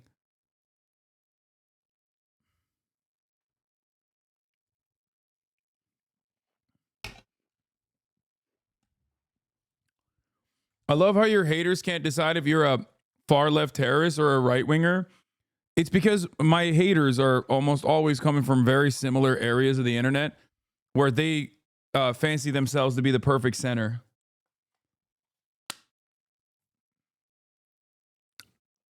With the ultimate goal of trying to get me fucking canceled. So, Monday it'll be I'm a horrific racist, and then Tuesday it'll be I'm too much of a fucking woke leftist liberal. I mean, the fucking dipshit that got banned recently was actively trying to go to like the likes of Tom Cotton and right-wing senators to expand on the anti-Semitism crusade so that he could bring on conservatives into the fray. He was like, he actually moved on from just simply attacking Twitch on the basis of anti-Semitism and wanted to also bring in right-wing Republicans and have Twitch go in front of Congress because of anti-white racism that Twitch was demonstrating. Anti-white racism and anti-conservative politics. Does that strike you as someone who's a liberal? Does that strike you as someone who's a serious person or a sincere person? And now he doesn't have to be a part of this like supposedly anti-Semitic website that he was so aggressively in pursuit of, including but not limited to like unmasking people that work at Twitch, combing through their fucking tweets, combing through every single log that has ever been logged in this chat to find personal information of people in my audience, going after my friends. That person is now banned. Now he can be on the not so anti-Semitic and not so vicious website that is Kick. Now you can be on the, now you can be on the website that doesn't have those sorts of things, right? Now you can fucking stream from Kick. Living out so hard, he turns into a groyper. No, these guys are, man, I've said this so many times. They're just they are debate mercenaries, dude. They don't give a fuck. They don't have any sort of real conviction or any sort of real interest. They don't have politics. It's just sport. It's blood sport. That's all they care about. I don't know how I do not know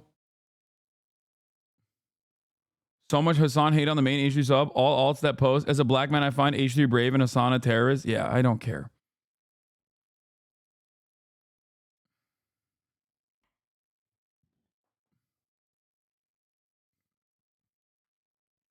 Hasan, that Dan freak is trying to take credit for you not playing ads anymore, Lamau. He doesn't know your contract expired many weeks ago.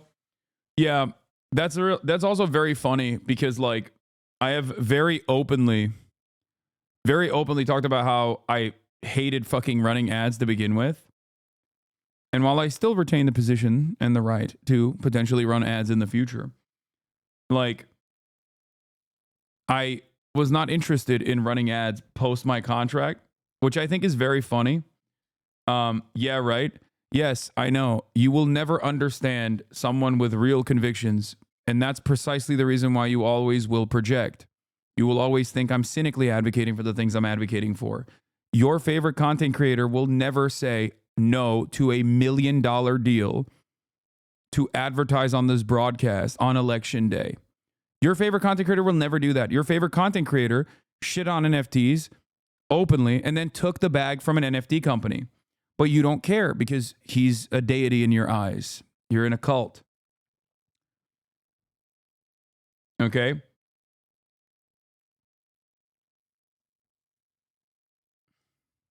It's sad that so many people have been misguided and deluded online, and they genuinely think, and this is not even about like Destiny or Dan or anyone like that. This is just like an overarching, this is just like a principle that I've noticed online is that so many people online personally think that the only way that someone can be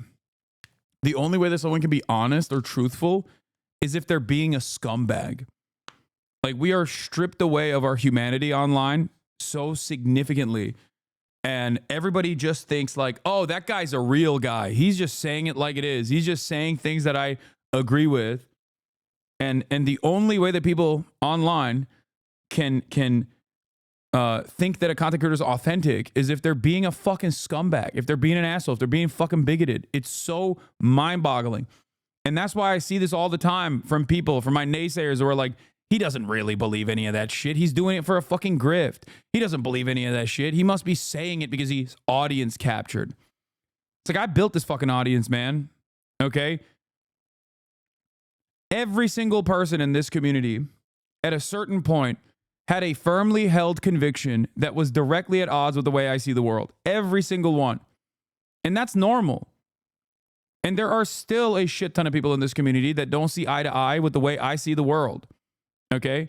And yet, you know, they can overcome that disagreement and opinion.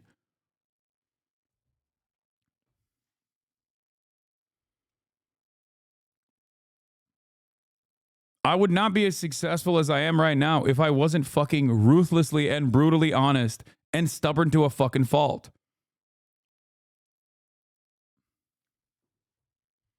That's it.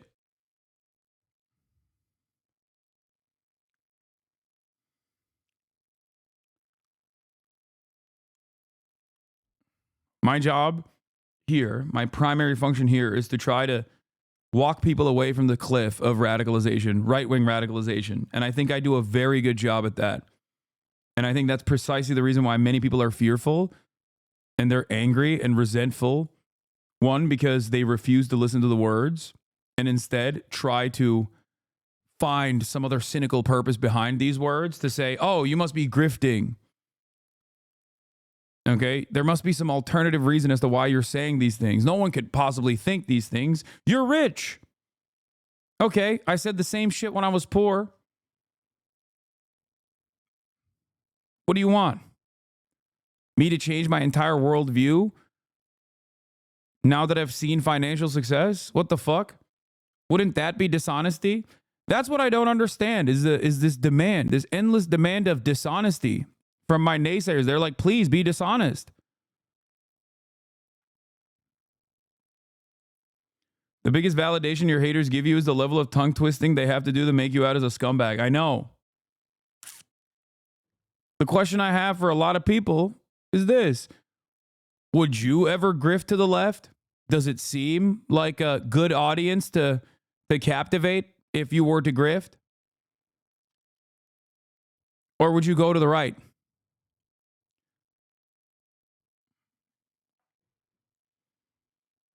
There's nothing leftists hate more than other leftists with marginally different points of view than them. Okay?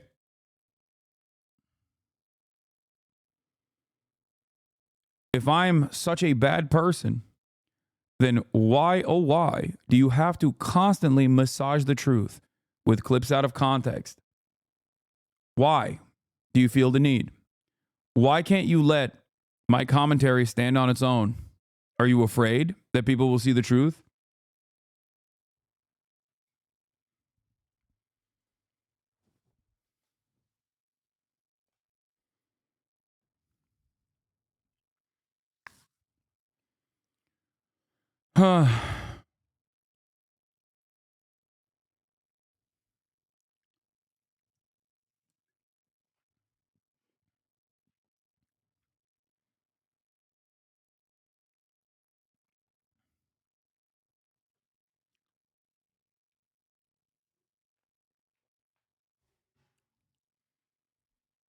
That's why every day you still see on Twitter people posting my quotes from the Fox News article and others being like, damn, I thought this guy was a real piece of shit. I'm actually going to tune in now. It's like, dog, I've been saying these things for years.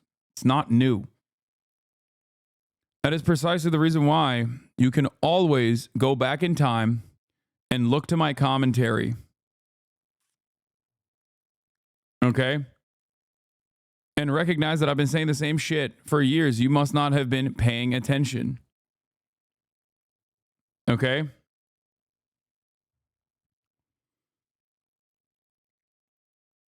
Saw someone say they just thought you did React content and stole videos. Yeah, no, of course. I don't even fault these people, by the way. I do not fault these people. Everyone is busy. Everyone is busy with their own shit. Everyone is busy with their own lives.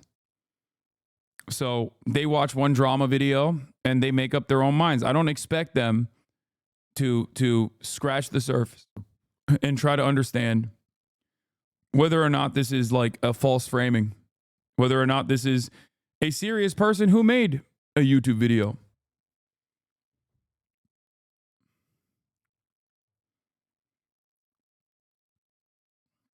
Are there examples of topics that you've changed your viewpoint from past commentary? I mean, I was open about my journey through being transphobic and no longer being transphobic and an advocate for trans people. Same with like making misogynistic jokes, things like that. Definitely a lot more bro-y.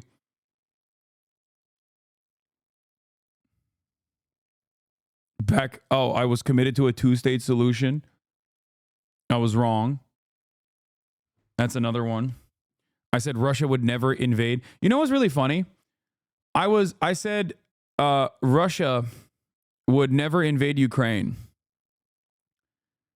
And I immediately apologized. And I said, look, I was wrong. I was so fucking wrong. I thought Putin wasn't this stupid. And he was, right? And the funniest part about that is, like, my recognition of my wrong prediction has been brought forth endlessly for the past fucking 1,000 days. You said Texas would turn blue? No, I didn't. No, dude. See, this is wrong. I never said Texas would turn blue. I said Texas is so unlikely to turn blue that I would do a tasteful nude photo shoot if it were to happen.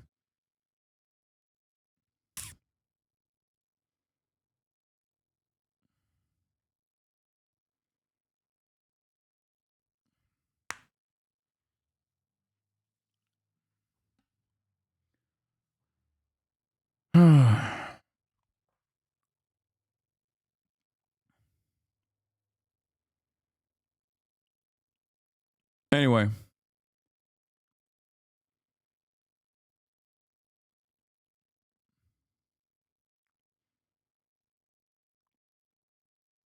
You said LeBron is the GOAT? Okay, that's true. Now you're posterizing my dubs. But anyway. Let's get back to it.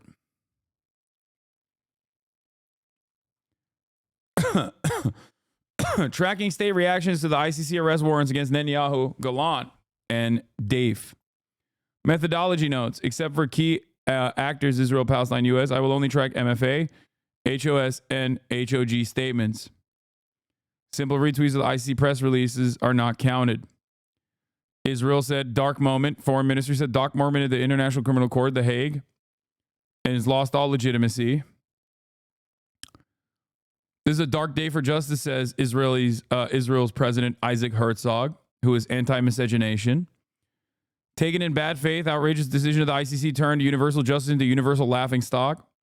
It makes a mockery of the sacrifice of all those who fight justice from the Allied victory over the Nazis till today.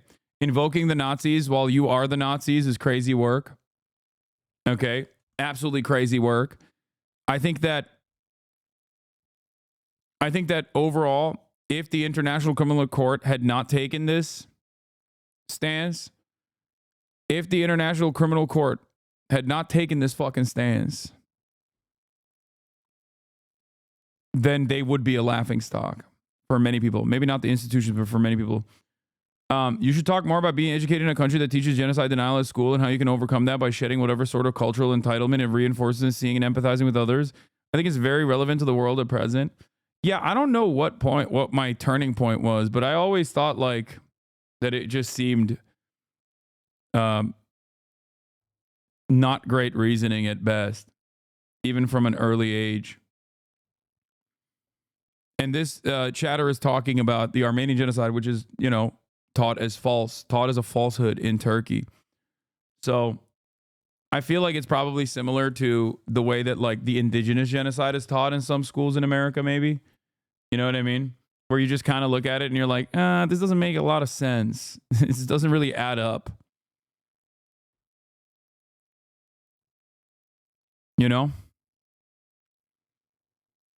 But I won't say that if I could do it, then so could you to everyone living in Israel. You know what I mean? Were your parents left this? Fuck no.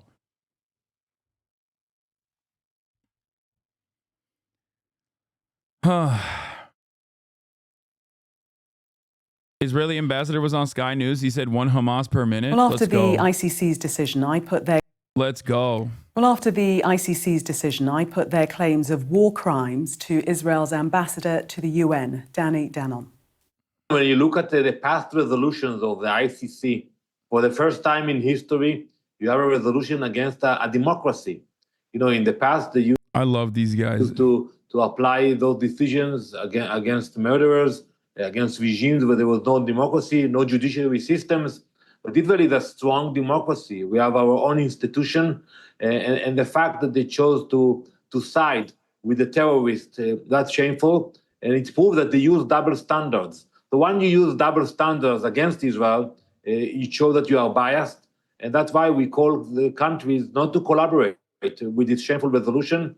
And I believe that the US will make it very clear in the near future that the US will ban the ICC, will apply sanctions against the ICC, and against those who will collaborate with this ridiculous resolution. One of the accusations from the ICC is that civilians are being deliberately targeted. Is that untrue? Absolutely. Absolutely. And the fact that the war takes for so long, that is because we maneuver with a lot of caution. We abide to international law. And we could have finished this war much, much faster. But what does that mean? What do you mean? No, he's like revealing, he's betraying the position that he wants to take, which is that Israel is not doing a genocide. But then when he fucking turns around and says, like, we could have finished this war much faster if we didn't have to abide by these standards, you're openly admitting that it's a fucking genocide, dumbass. Like, that's it.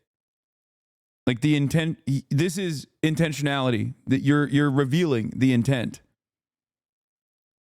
We have to abide by international law, so we can't finish the war faster.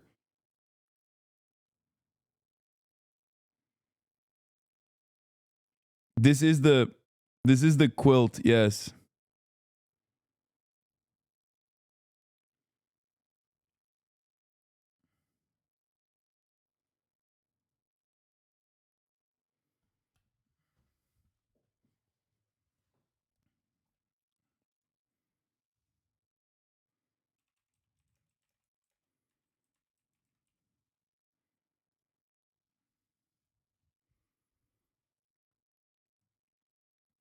He's literally saying the intent of the war is to be rid of all Palestinians? Yeah.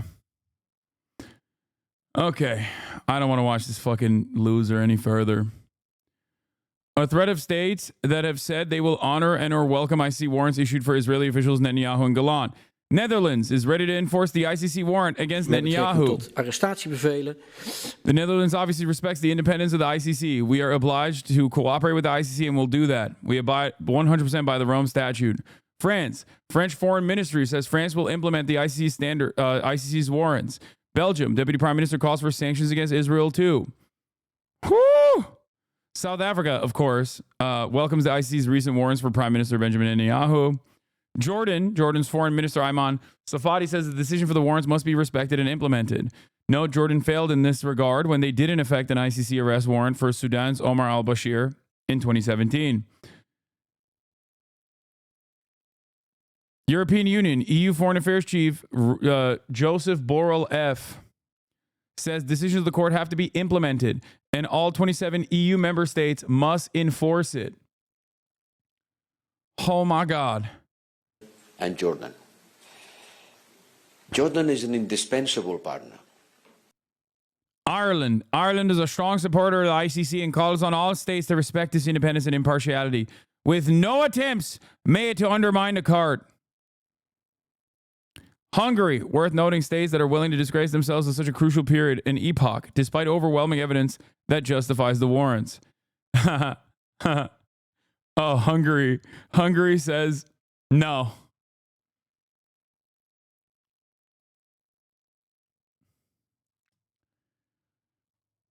Palestine, we welcome the announcement by the foreign minister. Israel, of course, is very much against it. Dark moment for the International Criminal Court. All right. Yeah. But Viktor Orban. Excuse me, chat. People who say Viktor Orban is not significant, that's his favorite. That's Donald Trump's favorite. Viktor Orban loves me. The tragedy in Gaza has to stop. And now I will be very sober in my comment. It is not a political decision. is a decision of a court of justice, of an international court of justice. And the decision of the court has to be respected and implemented. So I take note of the decision of the International Criminal Court to issue arrest warrants from Prime Minister Netanyahu, the former Minister of Defense, Mr. Gallant, and the Hamas leaders, Dave. This decision... It's pretty sick that liberal institution lovers can't fucking stop themselves from abiding by rules. You know what I mean? It is pretty funny. It's a binding decision. And all states parties of the court, which include all members of the European Union, are binding to implement this court decision.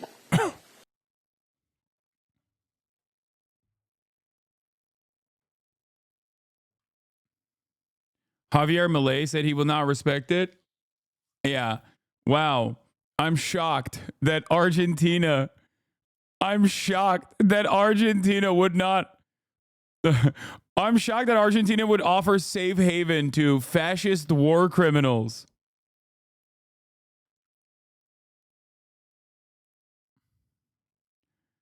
Wow. Wow. America, Argentina, Hungary.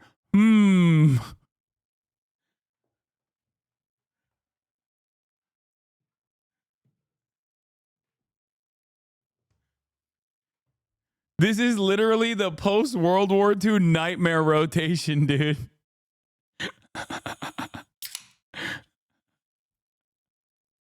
That's fucking awesome.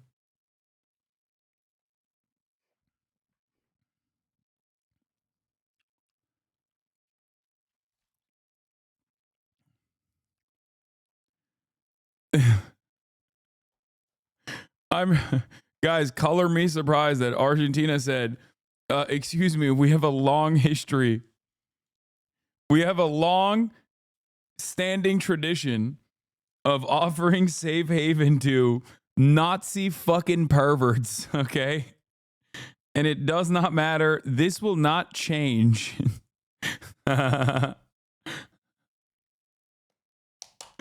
Oh my God. Never asked an Argentinian German grandpa what he was doing between 1933 and 1945. Nope.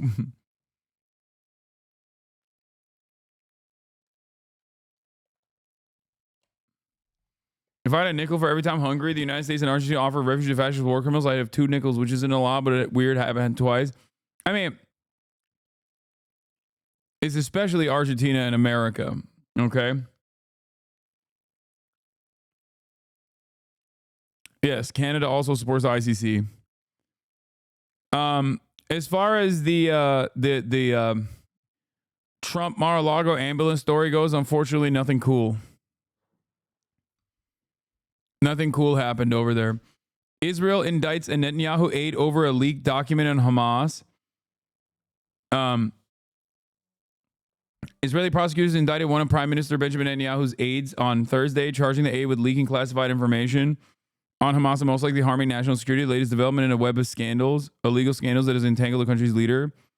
Eliezer Feldstein, a media advisor in the Prime Minister's office, deliberately acquired and illegally leaked a top secret document to Bild, the German tabloid, in an attempt to influence how the Israeli public viewed negotiations for a deal to reach a ceasefire and free the roughly 100 hostages still held by Hamas.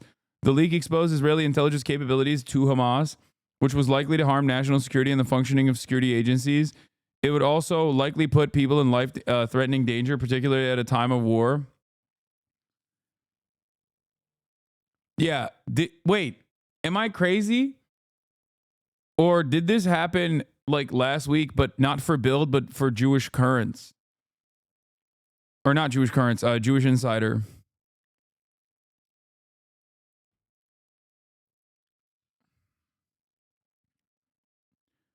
I've besmirched the good reputation of my colleague Noah Colwyn's former established Jewish Chronicle, not Jewish Insider. Yeah.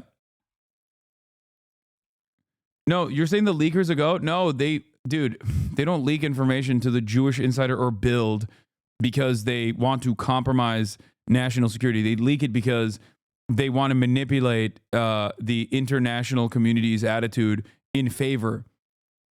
The leaker did it to hurt the deal? Yeah.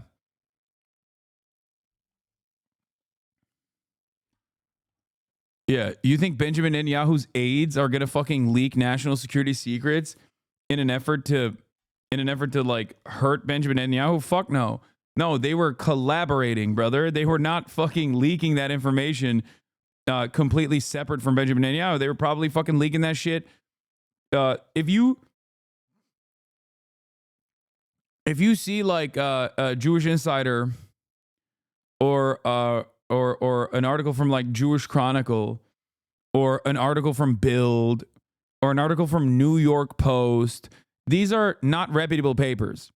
These are papers that are firmly engaged in doing Hasbara and many other, pick and choose right-wing opinions, right? Like these are right-wing newspapers in general. But they also serve that purpose of like getting certain information to the Western audience. Getting certain information to Western audiences that might spoil a deal. Why are you pretending to be brown? What do you mean? Brother, I'm a white man. I don't know what the fuck you're talking about, but anyway.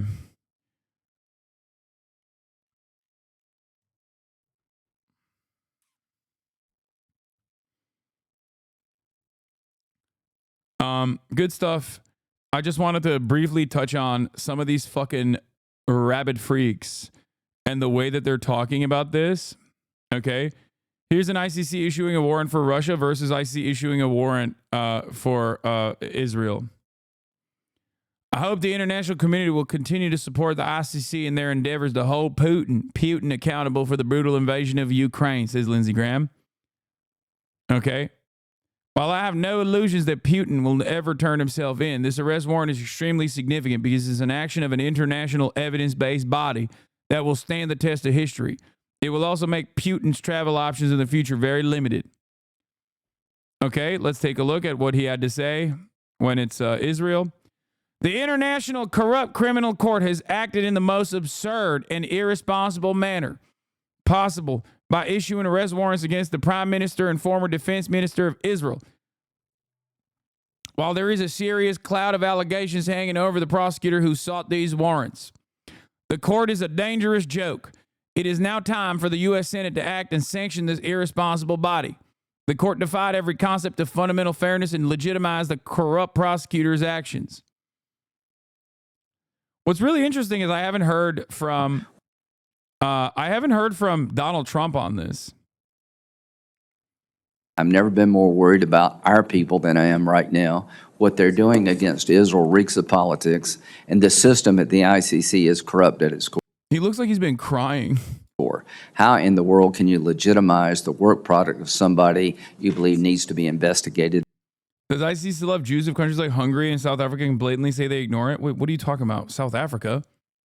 When the fuck does South Africa say they are ignoring the ICC?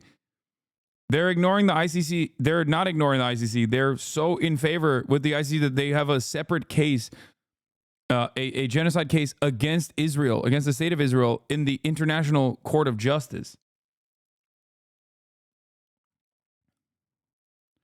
TLDR. To President Biden, President Trump, and current and future members of Congress, we could be next. That's a good way to look at it. Yes. Of course, that would never happen. But then again, I never thought in my lifetime I would see Israel ever be prosecuted by a Western-backed instrument of justice. So,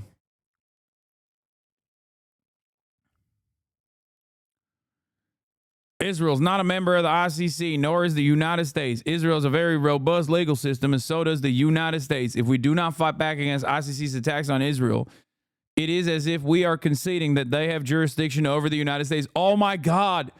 Dude. anti-Semitic stock is rising at an alarming rate, okay? Like, my man literally... Dude, what? Dude, why? Why do you guys do this? Do you have no interest? Do you have no... Do you not see the writing on the wall? I just don't get it. I don't get it. Like, every day there's another fucking rabid anti-Semite born out of the ashes of America's collapse. It's the same exact principle behind just consistently looking at all the fucking slaughtered babies and going, Jews love that, actually. And if you say that that's bad, you hate Jews. How do you not understand that you are not only saying something deeply anti-Semitic, but you're also like you're making people think that this is something that is valid. This way of thinking is valid. You're validating underlying anti-Semitic tendencies that people have. Oh my God.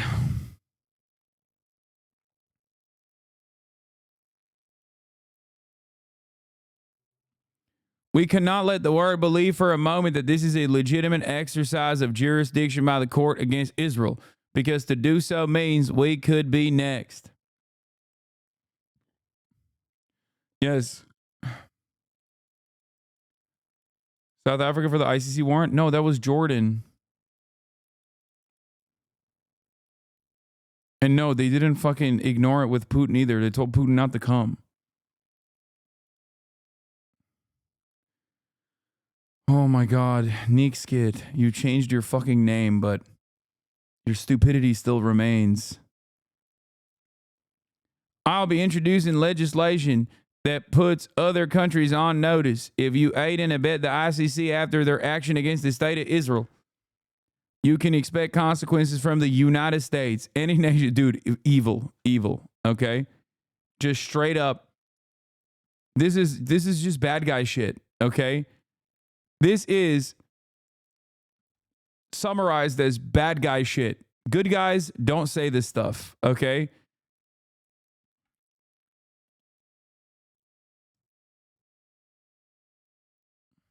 Oh, South Africa did avoid the warrant with Sudan. They did so by withdrawing from the Rome Statute for like 6 months in 2016. My bad. My bad, the Neek Skit. I apologize. I'll give you this one. I thought you were mistaken, Jordan, for South Africa. Look, I'm charitable. I'm honest. VIP or die. You guys are so stupid. If I VIP'd him, you guys would literally lose your minds, because you would see all of the stupid shit that they say, all the stupid shit that Neek Skit says on a regular basis. This is the one time where I have given him props. Okay? I will not apologize for calling him stupid. What? My man hit it right once. He's been batting in the opposite direction 1,000 times, dude. What are you, crazy?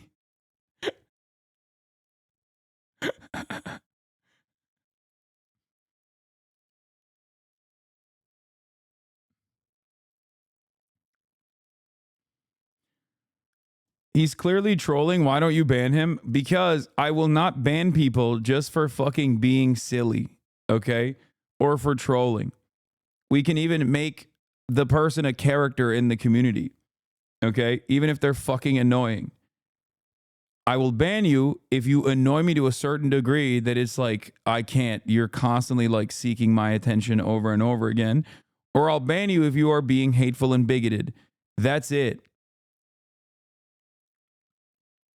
He's silly and most likely trolling, but not in a way where it's like severely disruptive. Okay?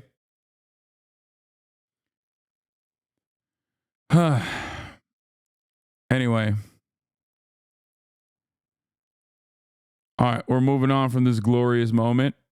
And we're going to be talking about the other good news of the day. Matt Gaetz, weirdly enough, has withdrawn from the race, or not even the race, but the appointment that Donald Trump gave him as Attorney General. Withdrawn his nomination for Attorney General. But Dana, this comes about 45 minutes after we reached out to him about some new reporting that we have. And this new reporting is that there was a second sexual encounter between him and an underage woman at a party in 2017. Now, I have covered the investigation into allegations that the congressman may have had sex with a minor for 4 years now. And Dana, this was the first time that we had learned that the underage woman had testified to a second sexual encounter. And I learned from my sources, along with our colleague Sarah Ferris, that she had testified to this to the House Ethics Committee. Now, I want to read our story. Again, this announcement that he is withdrawing comes as a bit of a surprise. We reached out to him 45 minutes ago to give him a chance to weigh in on this story. And again, his withdrawal comes just a short time after CNN reached out about our reporting that there was a second underage woman is such, I feel like underage woman is like, I don't know. Am I the one friend who's too woke? When I get like annoyed when people say that, just say minor. You know? I feel like it's kind of a weird way to phrase that.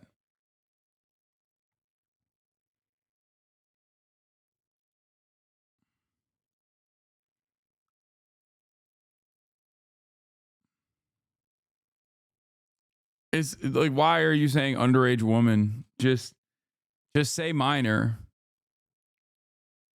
Like you could say child, but if you're going to maintain like journalistic standards, then you should at least say minor. Sexual encounter that the alleged underage victim testified to. Because teenager can imply 18 or 19, which was the first teenager that he paid to have sex with. Her age was, I believe, 18 or 19.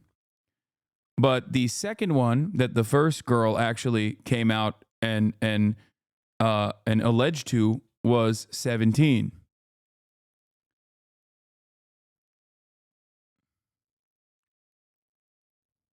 To the House Ethics Committee. Now, let me read you our reporting, Dana. The alleged underage victim has testified that both of these sexual encounters, the one that we always knew about and this new one, occurred at the same party in Florida in 2017. And Dan, I am told that she gave consistent testimony in both the ethics investigation and a civil lawsuit in Florida.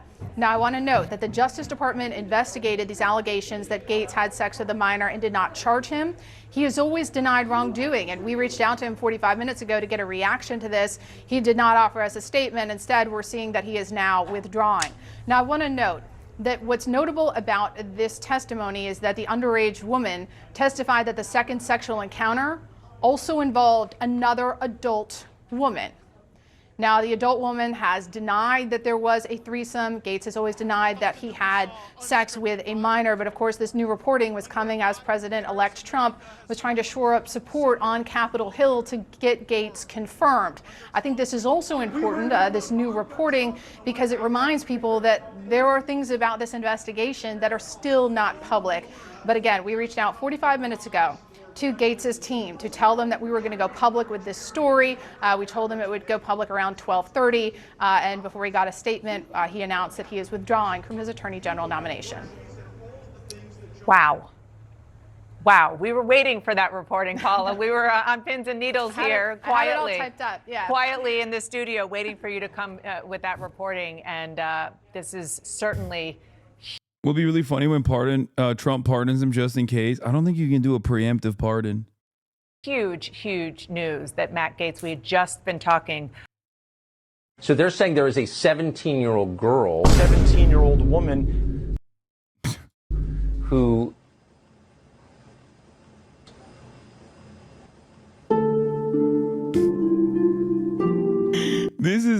This is such an insane, like, obviously this is edited and not just like his face. I mean, he did say that though. He did say, he actually tried to imply that Tucker Carlson was somehow also there while the crime was taking place. And it's such a funny interview that lives in my mind because Tucker Carlson, you can see it in his eyes Tucker Carlson's like, oh, don't say that I had anything to do with this. So is that the end of Matt Gaetz' political career? Fuck no. Dog, abso-fucking-lutely not. Dude, are you kidding me? The pedophilia is a benefit. What are you talking about?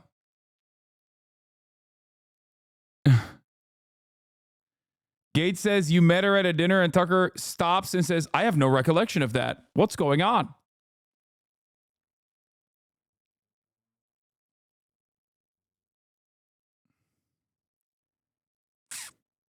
Special election for no reason, lol. Yup.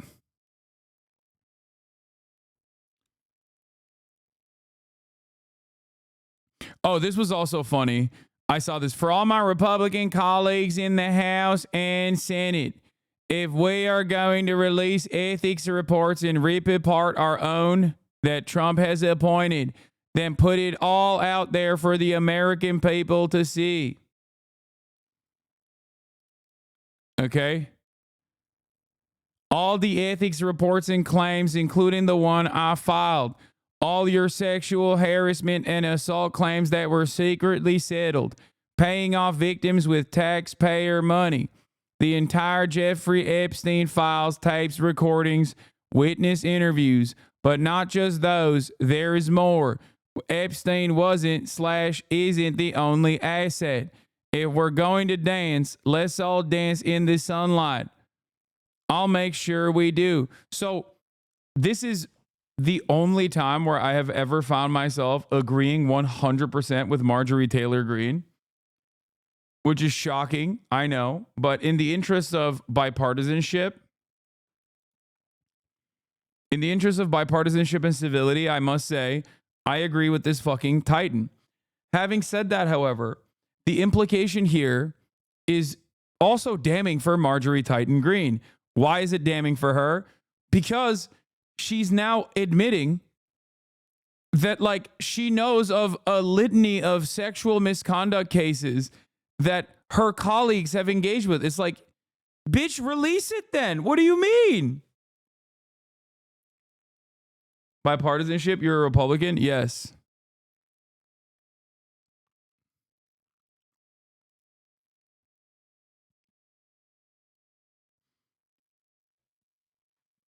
I don't understand why she just so voluntarily revealed that, like, there's actually a lot more rapists in Congress than you would think. This is the type of shit that I don't understand. It's like, if you have this kind of information and you threaten to reveal it, but you don't actually reveal it, then I guess you just don't care. Like, what? What does this mean? It makes no sense.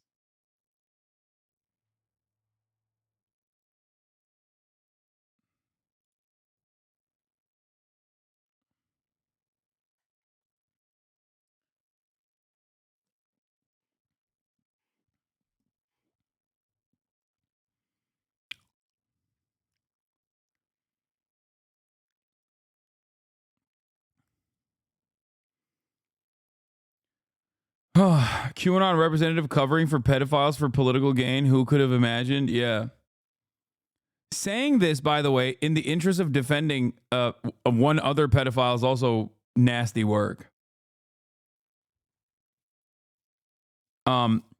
Speaking of nasty work, the Democrats are still running around doing Democrat shit. Kamala Harris tells Netanyahu that the U.S. opposes the ICC probe of Israel. This is early. U.S. Vice President and Israeli leaders say court in The Hague has no jurisdiction over the issue as prosecutor pledges impartial probe. This is from 2021, chat. This is back when Bensouda was trying to prosecute Israel, and then Donald Trump issued, or not even Donald Trump, sorry. Donald Trump had issued sanctions on her, and she was slated to be replaced. Yeah. Which is crazy. Anyway, it don't really matter because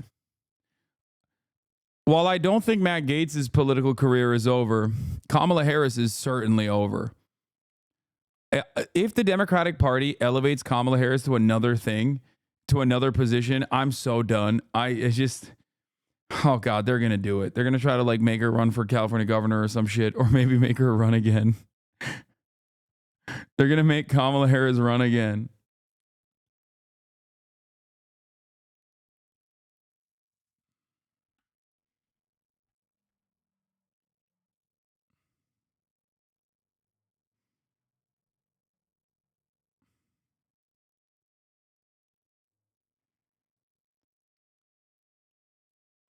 They want her to be the next California governor. Oh my God. Oh my God. Morning Joe ratings continue to plummet. The ratings for Morning Joe are weaker on Wednesday than on Tuesday. In the 6 a.m. hour Wednesday, the show averaged 620. Oh my God. 620,000 viewers with 46,000 in the 25 to 54 demo. To be fair, MSNBC ratings have been generally weak since Trump won, but this is a notable AM drop off. 46,000? That's crazy. Right now, there's 37,000 people within the actual prime demo, which is 18 to 35. 25 to 54 is the new metric. Back when I was working in the ad world, in the ad space, the actual target demo was 18 to 35, and it still is. But because cable news has gotten so fucking old that they literally changed the metrics, and even then they're losing on those metrics. The 25 to 54 demo, and they're still getting cooked in that demo. Okay, now one thing for you to understand, like that's Nielsen, right? These are Nielsen television metrics, television ratings. This doesn't mean that there are 46,000 concurrent viewers in the 25 to 54 demo. This means over the hour that it's tracked, there were around 4,000 to 5,000 in that demo. So right now I have 37,700 people watching, live concurrent viewers.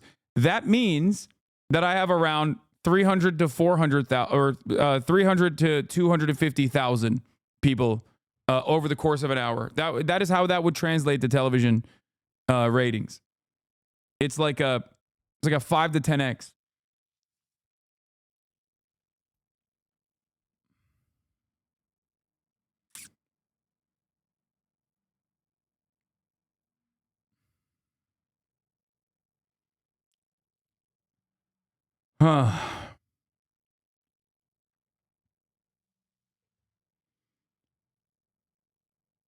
They are fucked. Ratings for MSNBC's Morning Joe have declined noticeably for 2 consecutive days after his host detailed a visit to Trump.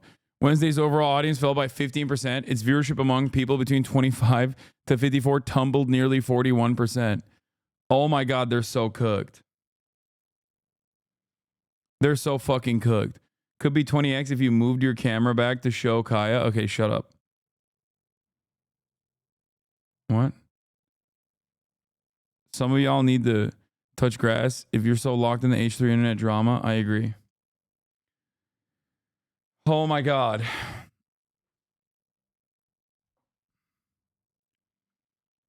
These guys are just like the Democratic Party. They just keep pivoting to the right, hoping that the audience comes back, but no one comes back. And they just only look at that and go, we should pivot to the right further. I find that really odd, especially when it's like television ratings are not like the Democratic Party. Okay. I understand why the Democratic Party operates that way, because they're beholden to their corporate masters. But why the fuck? Why the fuck would you do that if you're a TV show and your job is to get more viewers?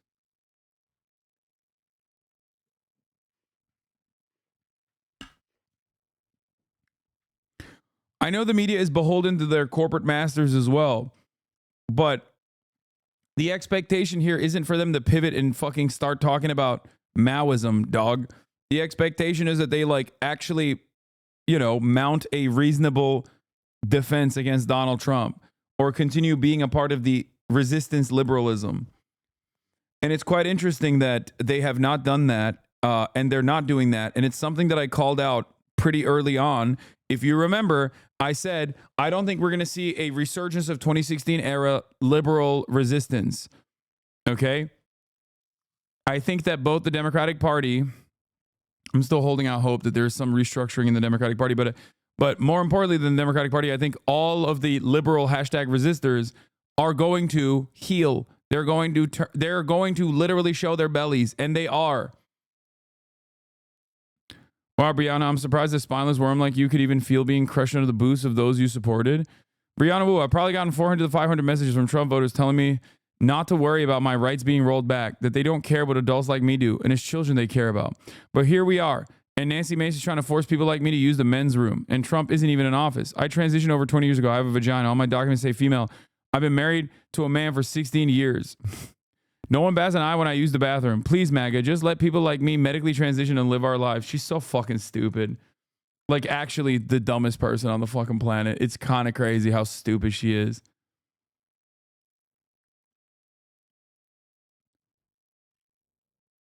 Brianna Wu is trans? Yeah, I think she like openly revealed that she's trans recently. Yeah. I think a lot of the trans members of this community knew. And if you recall, I personally said, I don't know and I don't care. Back when people used to ask me. Her Reddit account is just doing the...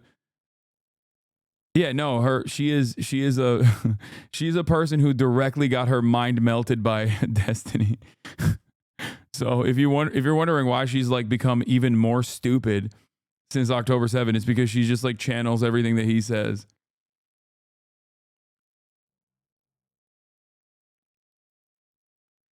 Anyway, I swear she's been out and about trans since the Gamergate days. No, back then she would. I think back then. She said stuff like, what difference does it make if I'm trans or not? But I don't really care. Like, her being trans doesn't change the dynamic of her being stupid, okay? She's incredibly stupid.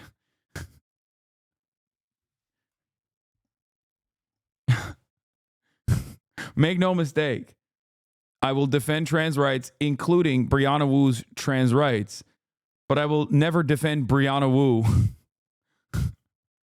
If that makes sense.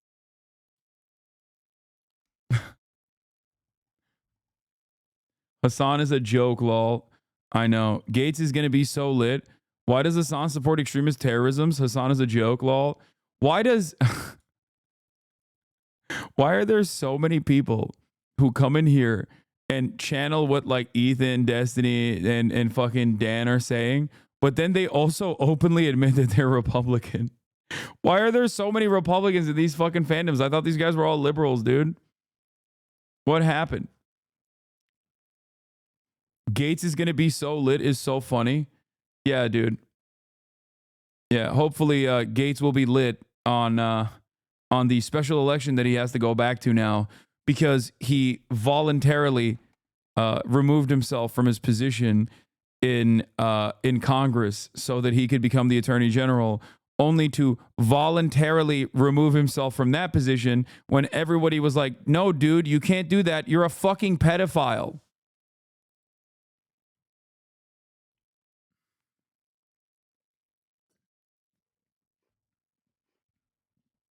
It's so funny. This guy is like, yeah, Gaetz is going to be Attorney General. It's like, no, you need to be caught up. The reason why we're talking about Gaetz to begin with, if you saw the title, is because he withdrew. He fucking withdrew, and he's already been replaced. Donald Trump replaced him already, you fucking idiot. Pam Bondi is the new Attorney General. Pam was a prosecutor for nearly 20 years, where she was very tough on violent criminals and made the streets of safe for Florida families. Let's see what fucking Let's see what kind of sexual harassment and assaults that she's engaged in, you know?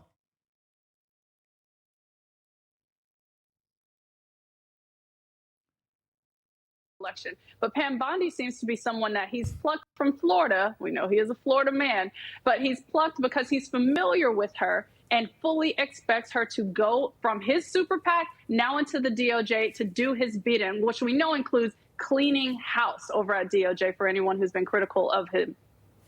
Stay with me, Juanita. I want to bring back Jason Johnson. You may remember him from such news events as covering the DOJ 10 minutes ago. Welcome back, Jason. Thanks, Ari. It's a big news night. I'm gonna let you get in here, but I'll tell viewers, because I always try to keep it as real and frank as possible. This is how this works. We did book these two guests for a different Attorney General nominee story, but I don't think either of you knew that this was breaking. The timestamp on Donald Trump's statement tonight, 6:28 p.m. Eastern, naming Pam Bondi. I want to add a couple more details on that because it's a breaking story, and then Jason, bring you in here. There is a distinction that everyone should understand about this Attorney General nominee versus Matt Gaetz. Many people, experts, nonpartisan officials, as well as Republicans, noted that Gaetz had essentially no experience as a prosecutor or in the kind of legal managerial work that anyone would do at any leadership level at DOJ, let alone the top post of Attorney General of the United States. The contrast to Ms. Bondi is she does have that kind of experience, much more traditional than what you would see in a top DOJ post, because she was the top law enforcement official in the state of Florida, and she has over 15 years experience in that role and other roles as a prosecutor. If you remember Kamala Harris running for president and talking about being a prosecutor at the state level, this is that kind of job. And so in that experience, it is much more of a traditional role, something that the Senate Judiciary Committee and others who vet these kind of nominees would see as a positive, as experience. The flip side, which our guest Juanita just mentioned, is unlike traditional attorneys general, this is an individual who's very tied politically to Donald Trump, the loyalty that he has talked about. And while there is nothing disqualifying about working on an impeachment defense, it positions her not as someone who is a nonpartisan state-level prosecutor ready to rise up to the DOJ, but someone who's already been in those really searing partisan battles over Donald Trump's conduct in history. And you want generally an attorney general who is not overly tied to past partisan positions, even when they intersect, for example, with politics and law in Washington. So that's one update I wanted to give and bring you back in, Jason. I say that with all accuracy and fairness. On paper, her state-level experience is much closer to what presidents in both parties have sought at the DOJ. That's a huge difference with Matt Gaetz. The political part, though, is different. Right. And then what I bring to you is, and Juanita mentioned it, you have that political history, and you have a proposed number two, a deputy attorney general who recently handled Donald Trump's criminal defense. So if this were the team, and they have to go through vetting and confirmation, but if this were the team, this would be two of the most politically defensive lawyers of the personal capacity of an incoming president we've ever seen running DOJ at the same time. All right, I completely agree. And quite frankly, my thought is that after Gaetz dropped out, it would be essentially somebody from Trump's legal team. It would be like a Jay Sekulow or somebody like that. I assume that's where he would get these people from.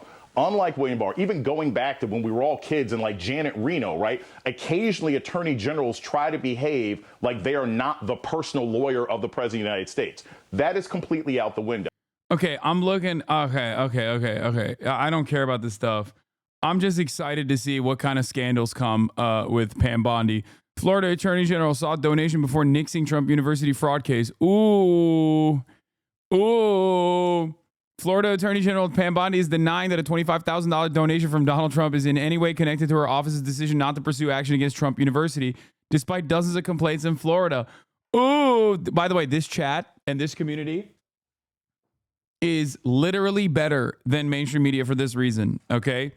Because we have 37,700 little freaks in here right now, we find and scour the interweb faster than, producers at CNN can, even though this is from their own archives.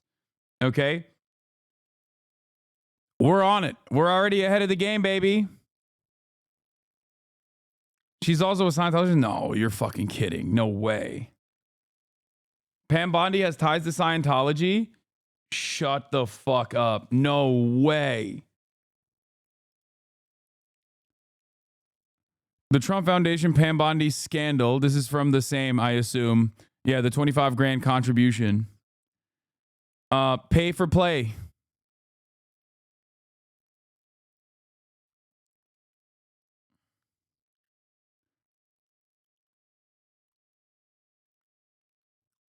That's cool. Yeah, remember the Ryan Roos story? We are sleuths. I know. Tampa Bay Times. Pam Bondi's Clearwater fundraiser organized by Scientologists. Wait, what? Pam Bondi's special guest, the invitation says, will be U.S. Rep. David Jolly. Hosting the event at Liz and Michael Bayback, owners of a 23rd floor penthouse in swank Water's Edge condos downtown, Tower Perched. Bayback is the chief executive of Michael Bayback & Co., Clearwater-based business services consulting firm. She worked as a Qatari lobbyist. Registered foreign agent Pam Bondi says Biden is corrupt. Wait, she worked for Qatar? Maybe she's good.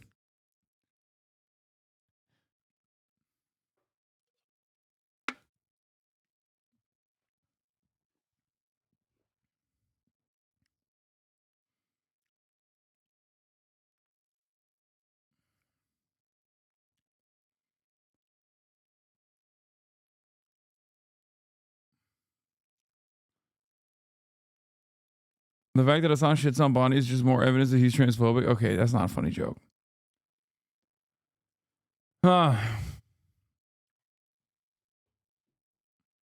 New clip just dropped. Hasan Abi helping Qatar house Hamas. Yep.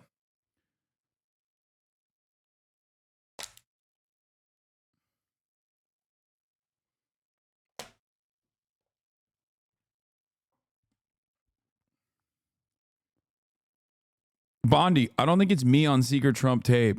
President Donald Trump's controversial contribution to Florida Attorney General Pam Bondi's political committee 5 years ago has started to creep back into the Sunshine State's politics. In a September 2016 recording made surreptitiously by President Trump's former lawyer, oh my God, is it Michael Cohen?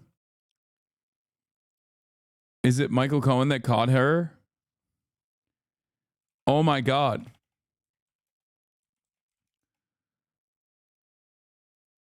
Oh my God.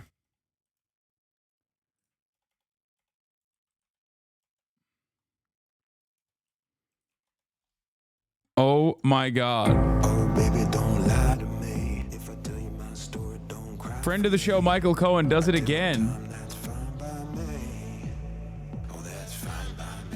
In September 2016 recording made surreptitiously by President Trump's former lawyer of a conversation that may have concerned a secret payment to hush up an affair with former Playboy model. Trump is initially heard talking on the phone about an unrelated matter to someone whose name sounds like Pam. Bondi told Politico that she doesn't remember all of her calls from 2016, but she believes she is not the one talking to Trump, whose side of the phone conversation was the only one recorded when attorney Michael Cohen walked into the room.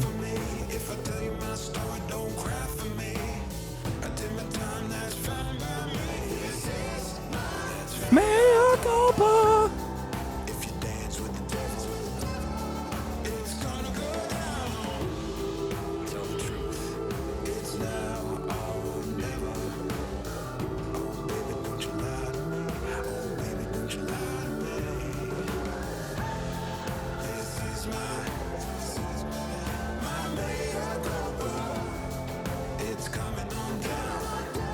Can you break it down for dumb nuts?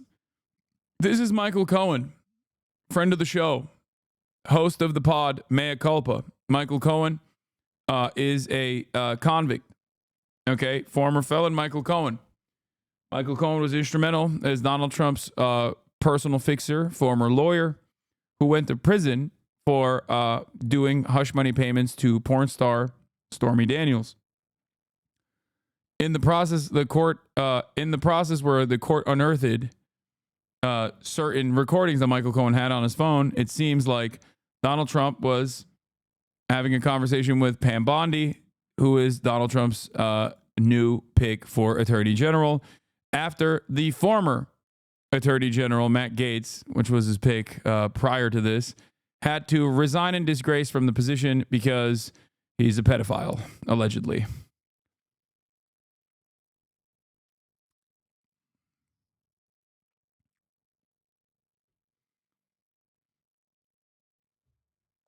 That's right. Seems to me like Pam Bondi also did some paid-to-play schemes with Donald Trump. Sought out donations from Donald Trump and then threw aside the Donald Trump court case on Trump University from Florida. Now, I'll just say it like this. I'm sure there's more stuff to come out because that right there is not that bad. I mean, she's going to be a demon regardless. And it's obvious that Donald Trump chose her because, you know, she's loyal. But, yeah.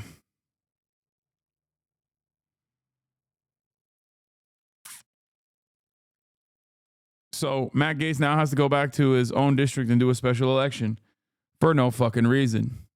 About the question of whether he would do this, given the fact that this was very much a pick that Donald Trump wanted. And I just want to read I'll read all of Matt Gaetz's tweet where he just announced that he was withdrawing. I had excellent meetings with senators yesterday.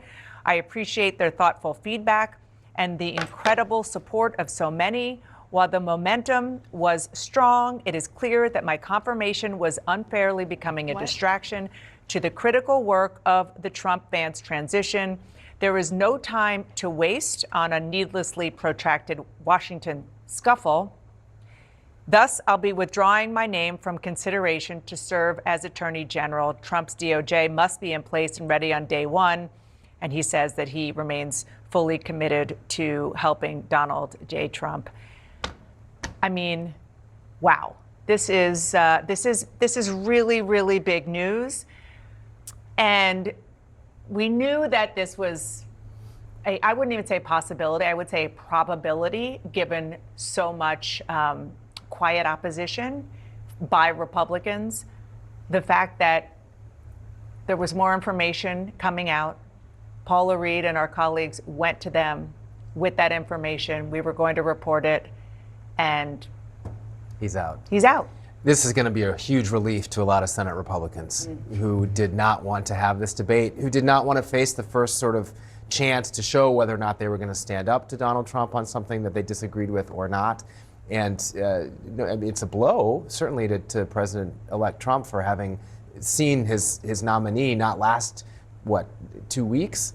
But this will clear the way for the Senate Republicans to have somebody at the top who they can support. Yeah, also, I would take issue with one thing he said in that tweet, which is... Just one thing? That it was a scuffle? One thing stood out to me is that he said the momentum was strong. Oh. I think the reporting shows very clearly that the momentum was not strong.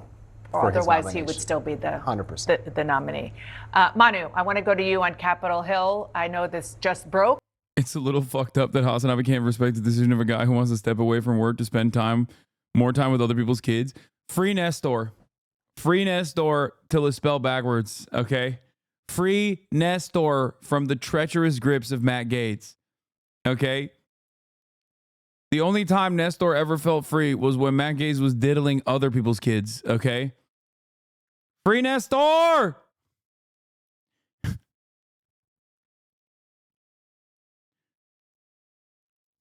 But what are you hearing so far? I'm guessing the relief that Jeff Mason was just describing? Yeah, no question about it. I mean, there were a lot of Republican senators who were concerned about defying Donald Trump, but just really could not get themselves to supporting Matt Gaetz's nomination, not just because of the allegations in the House Ethics Committee report, some of which have been leaked to the press, but just about his style, the way he's battled with Republicans and Democrats alike. There are concerns about whether he can actually do this job. And just there's just a real belief among many Republicans that I spoke to that even if they went through this process, they'd be expending so much political capital to get him across the finish line. And that may not have been, they still might not be enough to vote yes on this confirmation that ultimately would go down. That made it so complicated to see how he could ultimately get through. It is still going to catch a lot of people by surprise because Gaetz was on Capitol Hill all day yesterday, meeting with senators, trying to urge them to keep an open mind through this confirmation process. They successfully delayed that House Ethics Committee report. It'll be an interesting decision now whether that House Ethics Committee report still see the light of day, even though Matt Gaetz has resigned from Congress. That committee is still planning to meet in early December to decide how to proceed. And one other thing, Dana, Matt Gaetz resigned from his House seat in this Congress. He said in that letter to the House that he would not serve in the next Congress, although he was just reelected to that seat for the next Congress. Does he change his mind and decide to stay in his seat over the next 2 years? That's a question I just put out to Mr. Gaetz. We'll see how he responds to that question. But, of course, if he does, that could bring the Ethics Committee investigation back to light. So a huge development here, and no question about it, a big sigh of relief for many Republicans who did not want to vote for Matt Gaetz. Yeah, no question. All right, let us know if you get... She stole a dog from Katrina victims? Stop. Shut the fuck up. RNC Speaker Pam Bondi was once in a 16-month custody battle over a dog with a Hurricane Katrina victim. Oh my God. Stop. This makes no sense. Okay, I can't believe I'm saying this, but I guess Donald Trump is doing the damn thing where, you know, at least she's not a pedophile. Like, I don't get it. Like, at least she didn't shoot the dog like Kristi Noem. Get more reaction. Manu, I want to go to West Palm Beach. Kristen Holmes is there at her post reporting on the Trump transition. Kristen, what are you hearing?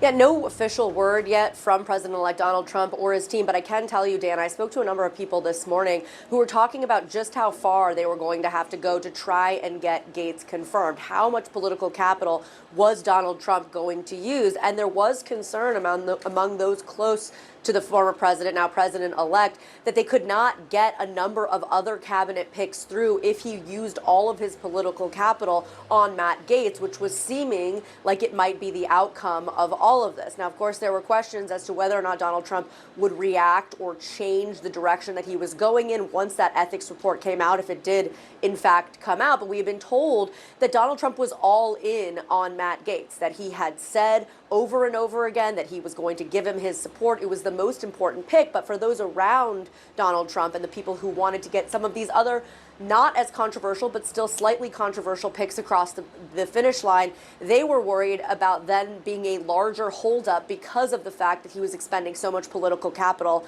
on Matt Gaetz. Now, I will tell you, I did talk to a number of sources close to Gaetz after those meetings with those Republican senators who said they were cautiously optimistic about how it went. However, when you look at what some of those senators said afterwards in terms of transparency, in terms of essentially warning Gaetz that there could be more stuff, that he needed to be transparent coming forward, it was unclear if their reaction to this, again, cautiously optimistic, was the same reaction that Gaetz himself or those senators were having after they actually sat down with Gaetz. But one thing that is just so interesting about all of this is the fact that Donald Trump had been hammering down behind closed doors that this was the most important pick to him, that he believed that this was something he had to stand by. He wanted Matt Gaetz to be the quote-unquote effective communicator. Now, obviously, we'll see we're back to the drawing board on Attorney General. We know that when it came to Matt Gaetz, he wasn't even on the original shortlist. It was decided on a plane ride from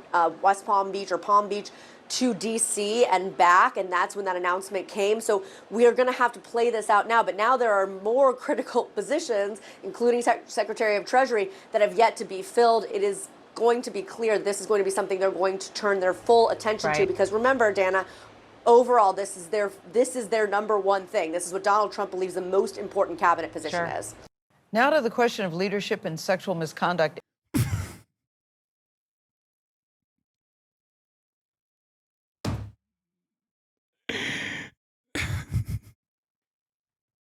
It doesn't stop. It's just like, oh my God. Oh my God.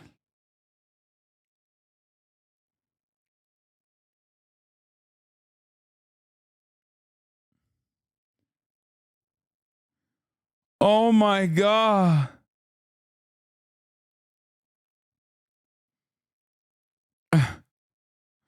Ay, ay, ay, ay, por Dios. Yo voy a votar por Donald Trump. Ay, ay, ay, ay, por Dios. Yo voy a votar por Donald Trump.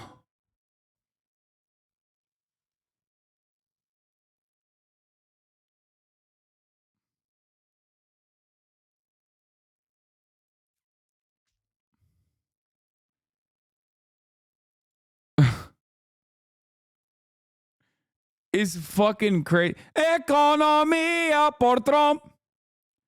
Trumpito. Okay. You can't have this many rapists, man. What the hell is going on, man? Does every cabinet appointee have to be a rapist? Oops, all rapists. What the fuck? Allegations against two of the president-elect's cabinet picks. CBS News has learned of Venmo. It's just like, at this point, it's like, what severity is the sexual assault crime that you have engaged with? You know what I mean? Depending on the severity is a requirement for sure. Like, they won't let you. You at the very least have to be like Linda McMahon, Vince McMahon's wife, who hired a pedophile. Okay? Knowing that he was a pedophile, and then was like, hey, as long as you don't diddle kids any further, like, you're good. And then he still kept diddling kids. RFK Jr. sexually assaulted his babysitter. RFK Jr. was also so much of a serial adulterer that his fucking first wife committed suicide after she read his diary. Okay?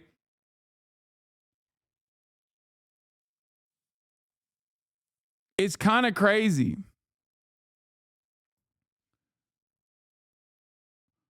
So I don't know. I mean, Pam Bondi not looking too good, you know.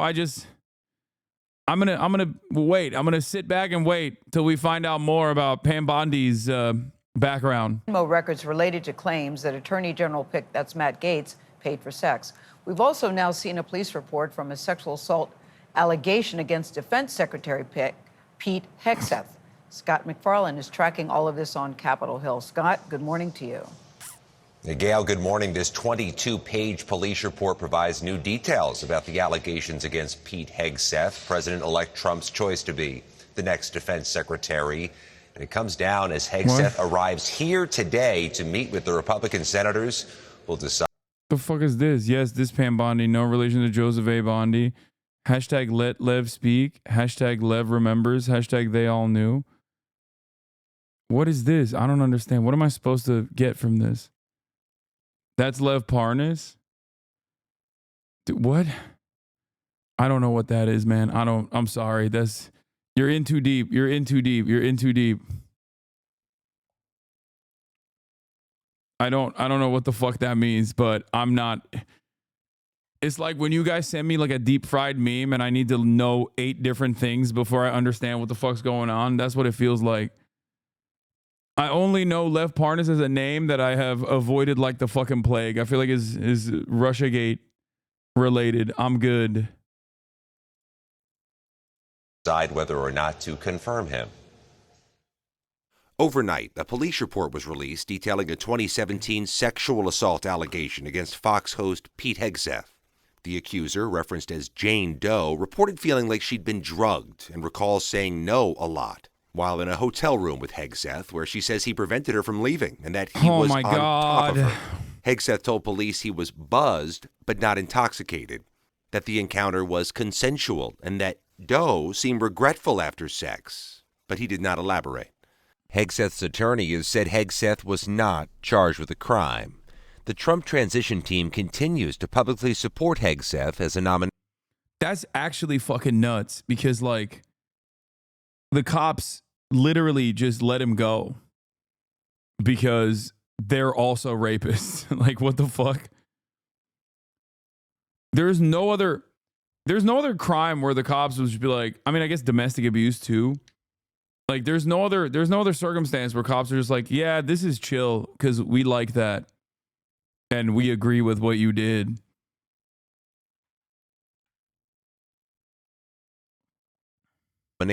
It comes as Matt Gaetz returned to Capitol Hill lobbying to be Attorney General, just as he received at least a temporary reprieve. Yeah, there's a bunch of crimes that cops like committing and they let people go for. Hate crimes, drunk driving, as long as they know the person. The U.S. House Ethics January 6th, true. Committee ended its Wednesday meeting at an impasse without releasing what they found about the former congressman in an investigation they launched back in April 2021.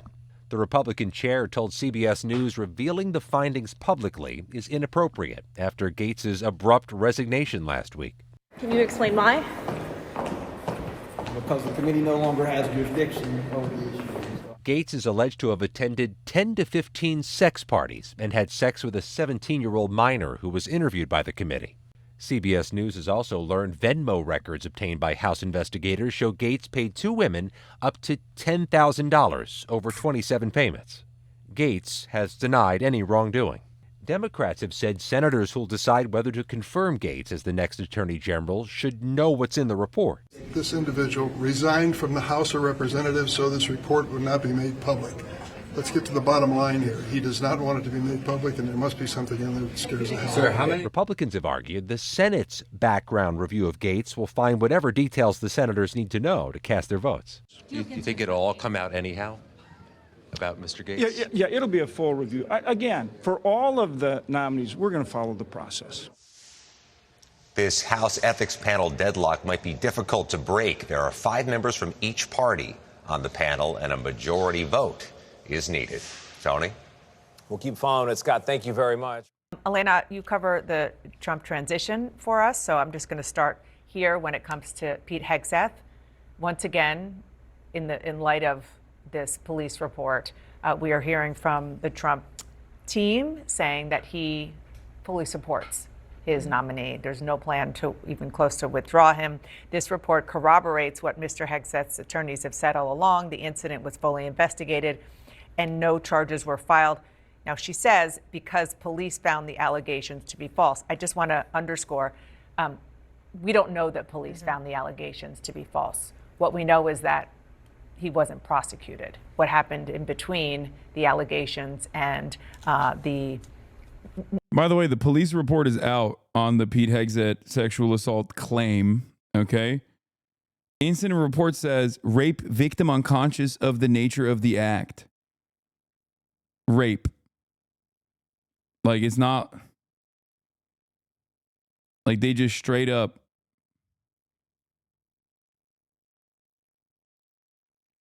I mean, it's pretty straightforward. None of them being prosecuted. We don't know. He said just now when he talked. Didn't this happen with half of his other nominees too, like Kavanaugh, for example? I might be misremembering, but I mean, yeah, Kavanaugh too, for sure, but not to this degree of like open and shut. Does that make sense? Like there wasn't, I don't think there was a police report.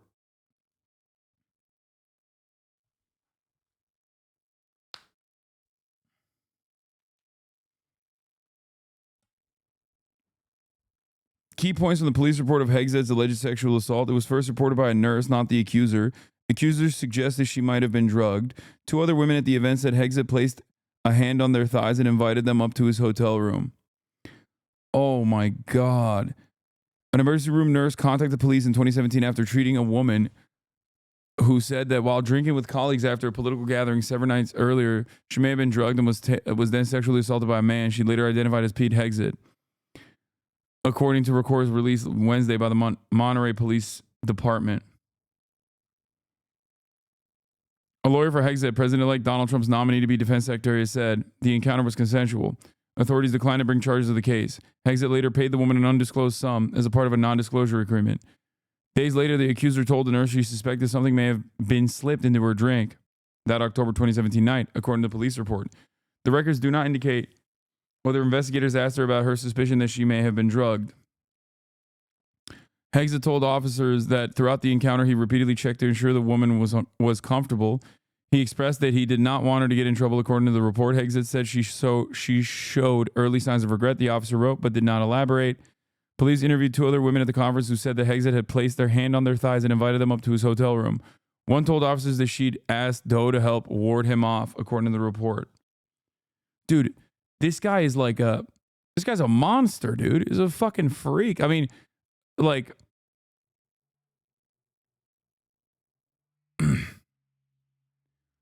Christian nationalist, straightforward predator.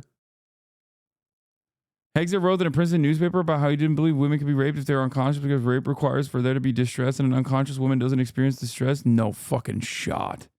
What? Yeah, I mean, he's also had like multiple affairs. He literally had a wife, cheated on his wife, married the woman he cheated on his wife with, and then cheated on her with another woman that he ended up marrying as well.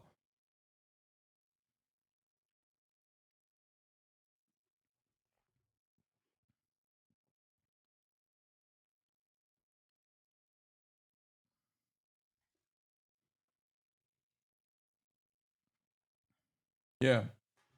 He has a total of 7 children from 3 different women. Conservative values. Oh, speaking of which, Biden, the corpse, has come out.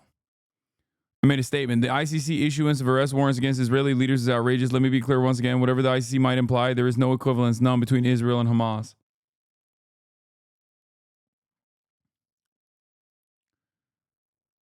Holy shit.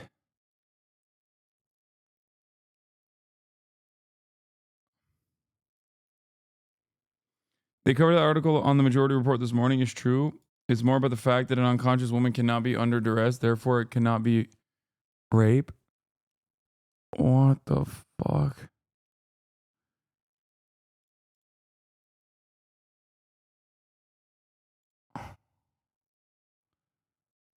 Yeah, he doesn't think women should be in combat roles. He paid a woman who accused him of rape to sign an NDA. We know that already. Published a column in college that claimed that having sex with an unconscious woman is not rape. Hegze was a publisher of Princeton Tory, a right-wing student newspaper. In September 2002 edition, flagged for popular information by Will Davis of ARC Initiatives, Hegze published a column that claimed having intercourse with an unconscious woman was not rape. The columnist claimed that rape required both the failure to consent and duress, and women who are passed out could not experience duress. A bemusing yet mandatory orientation program revolved entirely around whether an instance of sexual intercourse constituted rape. The actual instance portrayed in the skit was, in fact, not a clear case of rape, at least not in my home state. In short, though intercourse was not consented to, there was no duress because the girl drank herself into unconsciousness. Both criteria must be satisfied for rape. Unfortunately, the panel has never cited any legal definition of rape, yet the panel, all females in the session I attended, claimed rape it was. What the fuck? Yeah, putting this guy in charge of the Defense Department is fucking fantastic, guys. Really good. You know? Supercharged rapes happening in the Defense Department. The American military already has a genuine, real problem. Like a real problem, serious problem with mass rapes occurring on military bases. And then some of those victims mysteriously fucking dying. So good guy to have.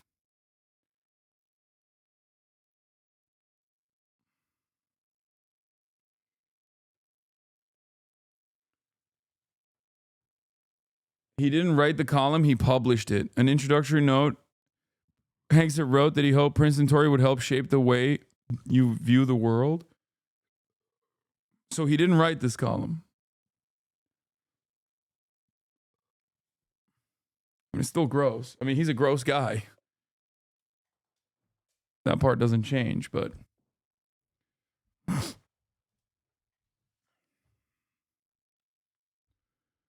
Yeah, I mean, it would be like if you said it's not real murder if there's no pain. Hexit is a serial philanderer, making him a target for blackmail. Hexit criticized injured veterans who receive government assistance, praised waterboarding, dismissed moral concerns about the use of nuclear weapons. Okay, I know the rest of the stuff. I've already covered the rest of the shit. Yeah, he convinced Trump to pardon the fucking psychopathic war criminal, the war criminals, including, and remember, these guys were dudes who literally, their own unit was like fucking up his scopes so that he couldn't target children anymore. Gallagher.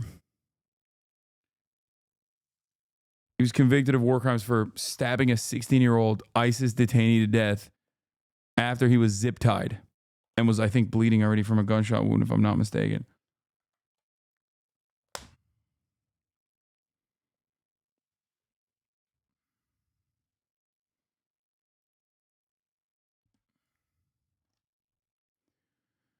Hexit said the United Nations should be shut down. Hexit has a tattoo associated with white nationalists. He had Deus Vult.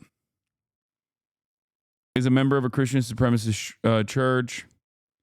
Hexit said rising Muslim birth rates were causing a slow motion 9/11. Promoted editorial comparing same-sex marriage to bestiality, which is, of course, a commonly held position also championed by former Supreme Court Justice Antonin Scalia, for the record. I mean, this attitude was incredibly commonplace for those of you who don't know. This guy's literally Hitler. Yeah. Just a classic Hitler guy. He's like rape Hitler. You know what I mean? He's like the Adolf Hitler of rape and Islamophobia.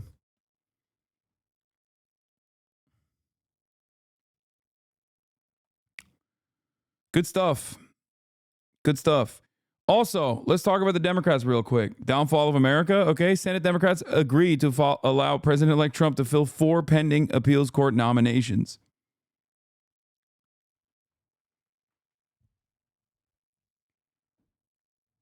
Thanks, Chuck. You don't understand. He's too busy. He's too busy trying to put that IHRA definition in a fucking must-pass bill, dude. New K-file on RFK. You know, one of the things that Oh, I saw this earlier this morning. Yeah, here's another guy who also called Donald Trump a fucking idiot and a Nazi. You know, one of the things that you write so beautifully, and your stuff is so fun to read, but you write about Trump. Quote, the way that you build a truly vicious nationalist movement is to wed a relatively small core of belligerent idiots to a much larger group of opportunists and spineless fellow travelers. Bro, it sounds like someone's doing an RFK voice. I assume it's from a while ago. That's why he sounds different and doesn't sound as bad.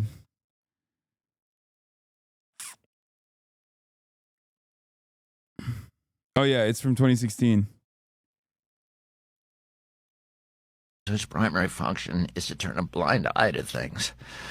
We may not have that many outright Nazis in America, but we have plenty of cowards and bootlickers. And once those fleshy dominoes start tumbling into the Trump camp, the game is up.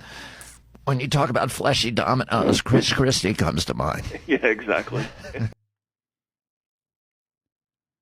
Schumer defends deal on appeals court judges. The trade was 4 circuit nominees, all lacking votes to get confirmed, for more than triple the number of additional judges moving forward. Thanks, Schumer.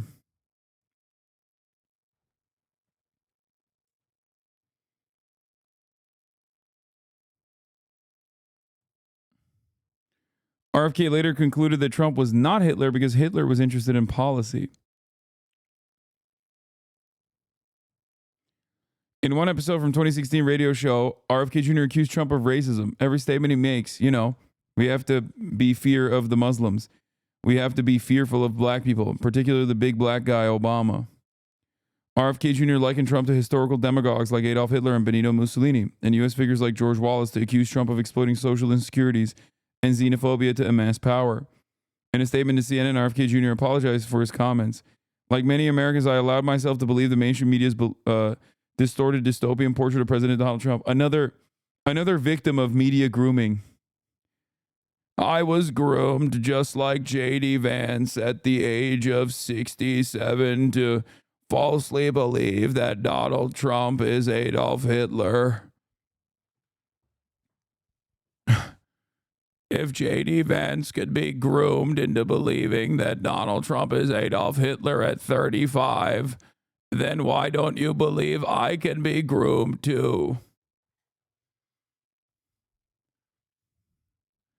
The worm died in my brain in 2016, and the new worm that came from its corpse was much more powerful than you could imagine.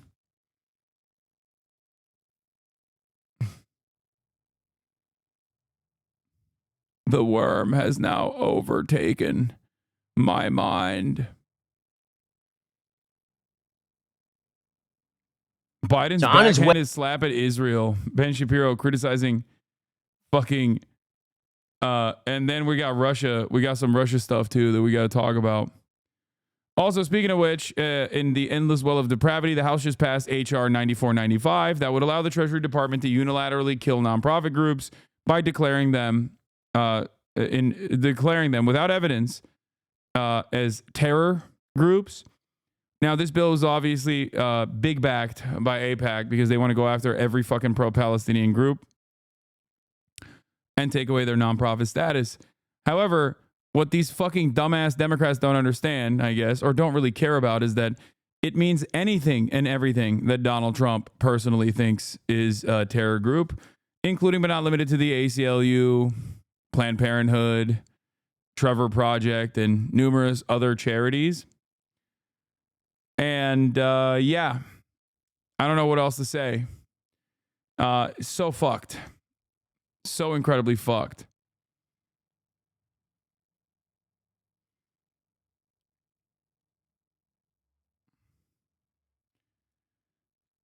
Oh, this was funny. Hasan must go. Who must go? Indefinite extreme harassment. DSA will be the targets. DSA is far from my worries on this. I'm not gonna lie.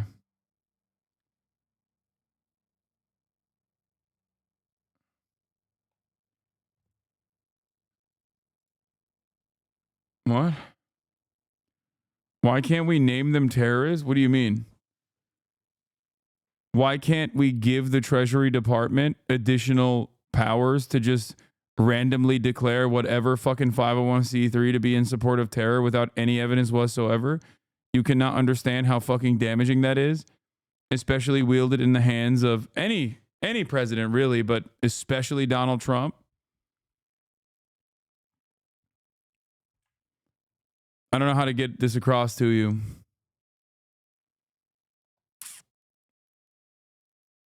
Oh, you're saying they're the terrorists. Okay.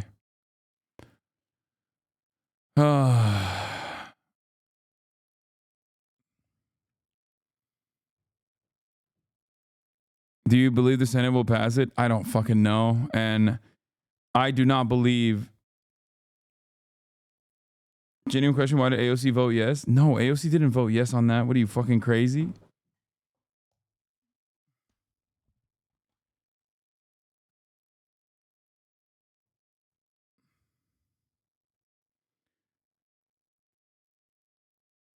Still complaining about Biden.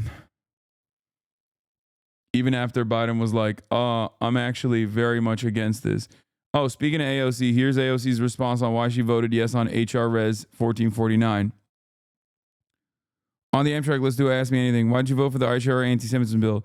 I really think it's important that people read the text of this bill. Calling it an IHRA bill and implying that it's codifying it is false. Look at the language of the bill for yourself. It's a red line. That's a red line for me. I would never vote for codifying IHRA. A subclause refers a separate State Department guideline which non-committally references IHRA many degrees. It says explicitly that it is non-binding. Conservatives push these bills because they're designed to get the left infighting while they move on things like 9495. The timing isn't a coincidence.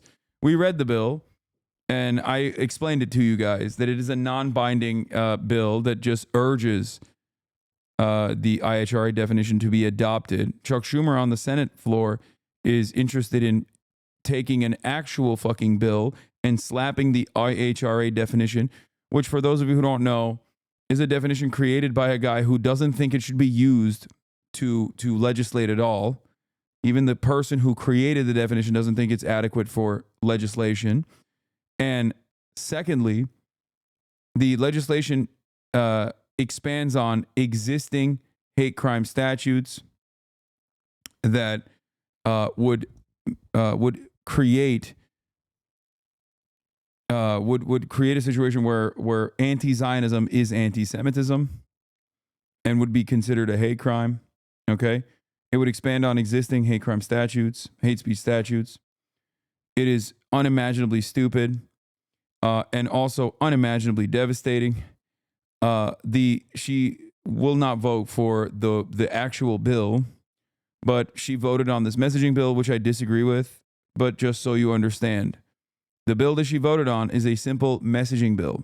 The bill is written in a way to be like, we condemn anti-Semitism globally. That's the name of the bill. The only if you're wondering what her political calculation is, it's a messaging bill. It's a resolution. It's not even, it's not a bill. It's a resolution. It's a trap vote designed to split the left. Vote against, and you're refusing to condemn the real rise in anti-Semitism. Vote for it, and it's a squabble over third-degree acknowledgement that IHRA exists. So that's it. I hear about why I vote for it because many of my district are genuinely and in good faith concerned about anti-Semitism they experience and need reassurance from their rep, just as our trans, Muslim, black, immigrant, and other communities need that from me too. There will never be a perfect vehicle, so we choose which imperfect one. I disagree. I think ultimately the right choice in this circumstance is to, vote no on it. But AOC is lying, Hasan. Oh my God.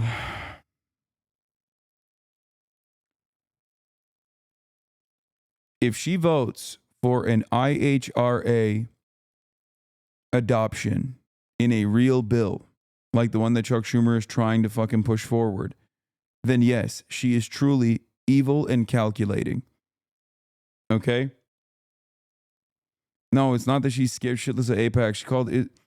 Dude, if she were to vote for an IHRA bill, it would imply that she would be in the legal crosshairs as well. Okay? She has called what Israel's doing in Gaza a genocide. Far before Bernie Sanders did. Bernie Sanders still has not called what Israel's doing. Actually, I don't know if he has or not. Okay? While I disagree with her decision to vote yes on this bill, okay, these are her reasons.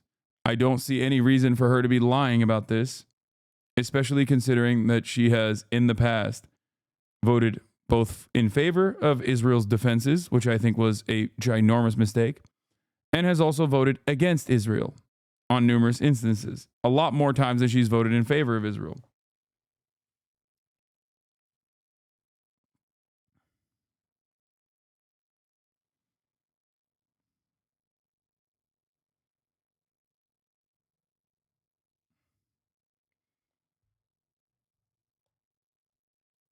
Anyway,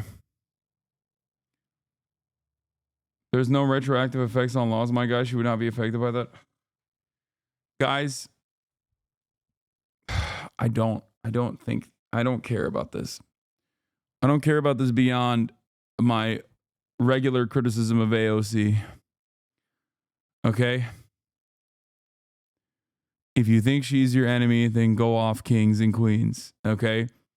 I think the hyperfixation on AOC is not only unproductive, but also the weird overall. Okay? You don't care about it because you're the 1%? Yes, you're right.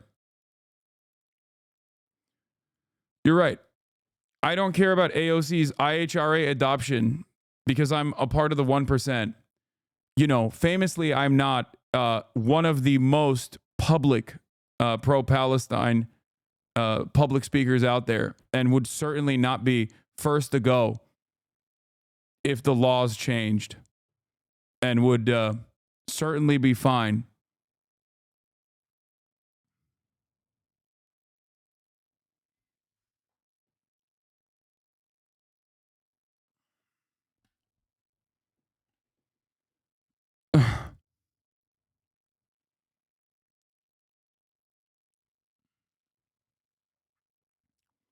The IHRA bill, which would make anti-Zionism anti-Semitic speech, would literally fucking destroy me harder than you. What the fuck are you talking about?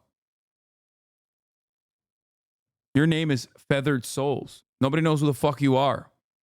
You can use your anonymity online as a shield. You're not getting fucking Fox News articles written about how much you love 9/11 and how you want a second one and how you love terrorism. And that's before this fucking bill passes. The fuck?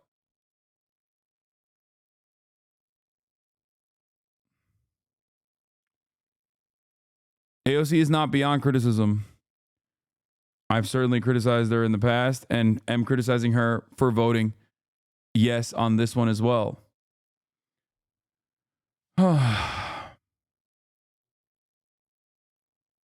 Quit bragging. I know.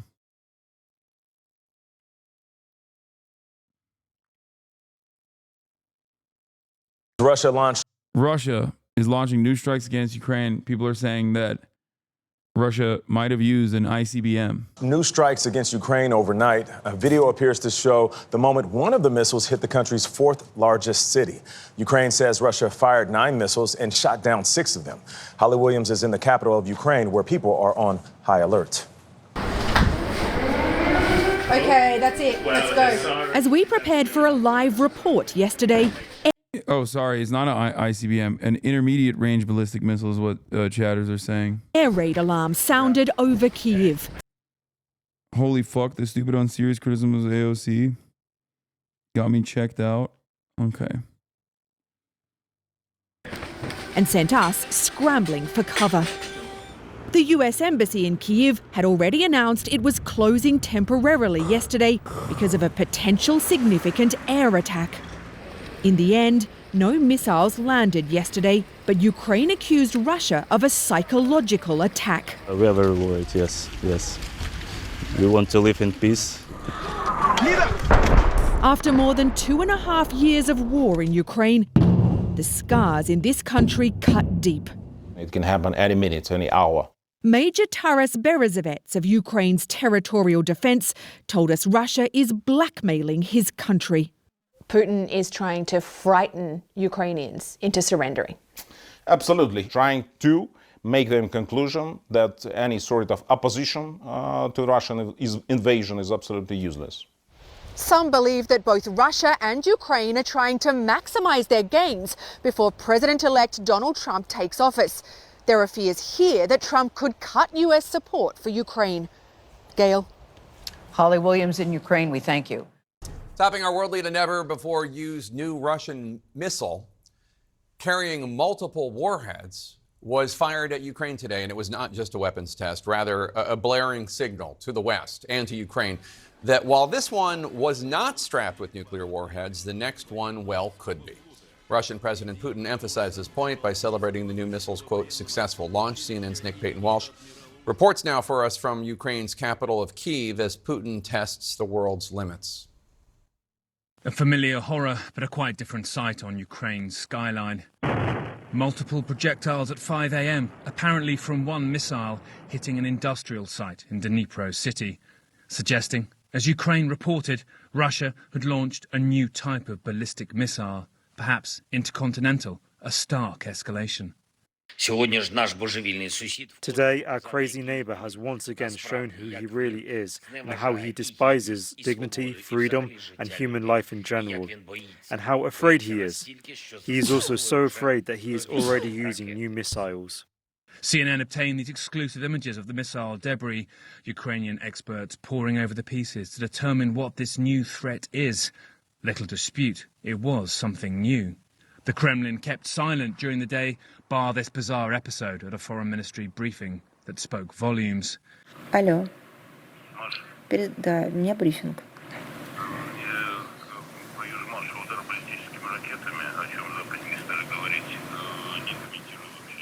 Да, хорошо, спасибо. Perhaps a trailer for Russian President Vladimir Putin's big reveal. He said the missile was a new hypersonic non-nuclear device called the Hazelnut. Потому что средств противодействия... There are no means to counter such weapons today, he said. The missiles strike targets at speeds of 10 Mach. That's 2.5 to 3 kilometers per second.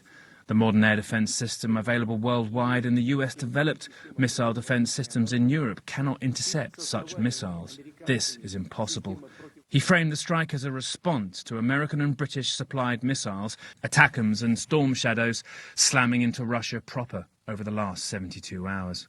We consider ourselves entitled to use our weapons against the military objects of those countries that allow their weapons to be used against our objects. And in the event of an escalation of aggressive actions, we will respond just as decisively and in kind.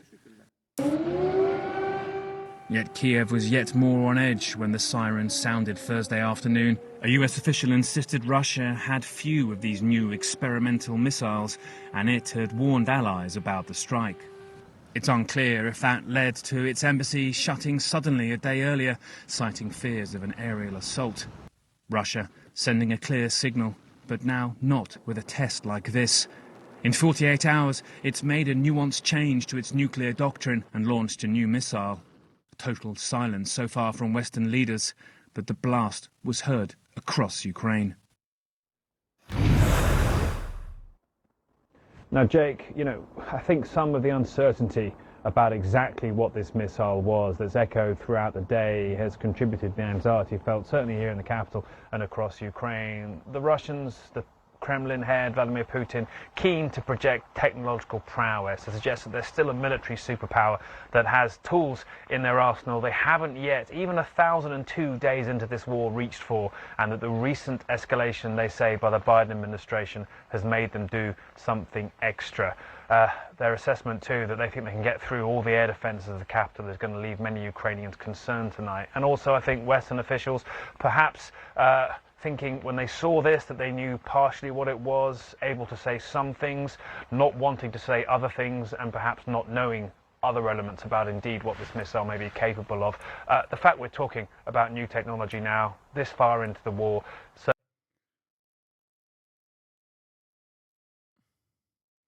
I'm confused. The West believes that Putin is a madman devoid of reason. Why provoke him with newer, more powerful weapons? Do they not care about a nuclear holocaust? No, they don't care about a nuclear holocaust happening on Ukrainian soil. Watch this space. I told you this years ago when John Kirby came out and said, "Oh, if there's a nuke that is deployed, it'll only be in Ukraine and it'll just be like a tactical nuke, a baby nuke, okay, a mini nuke." The thing is, this is where America's interests. This is where America's interests in Ukraine matter, okay? If their goals are earnest and interested in genuinely trying to defend Ukraine or ensure that no more Ukrainians are harmed, okay? They would have, one, probably allowed Ukraine to have more weapons earlier on to launch better defenses, and then two, immediately gotten every party to the table, including China and Russia, with the Ukrainian upper hand, to put forth the third Minsk agreements.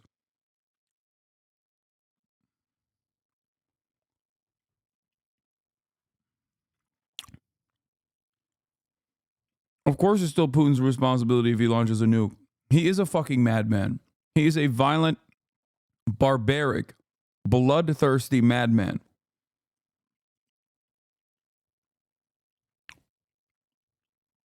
I mean, so is Biden, but that's besides the point. It doesn't matter.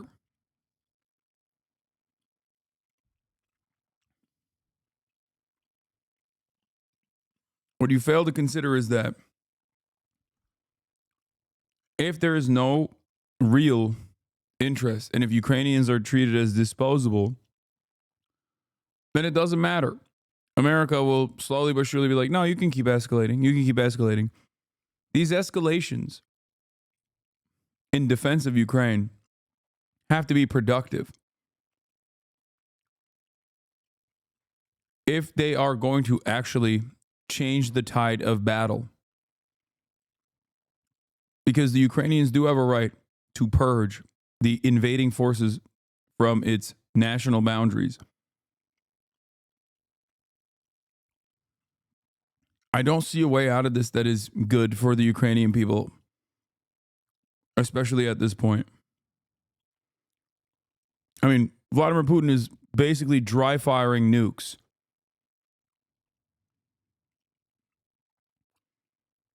To demand Ukraine stand down and not use Western weapons inside of Russian boundaries.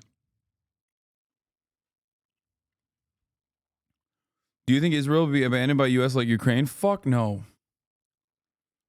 No.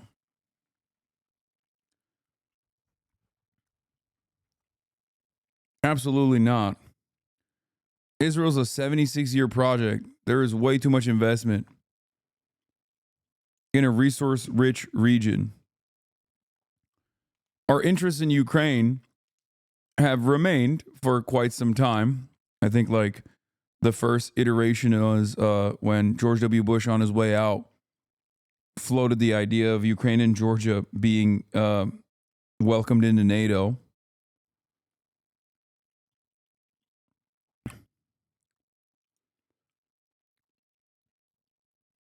Why is it okay for Israel but not Russia?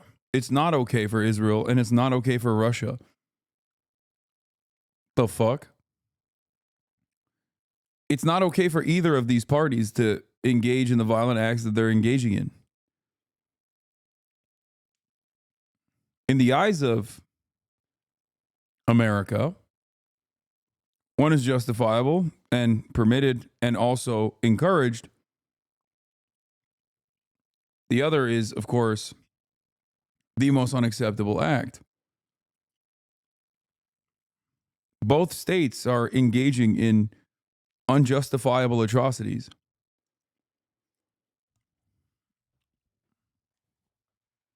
But if you're wondering, will America abandon Israel? No, they won't.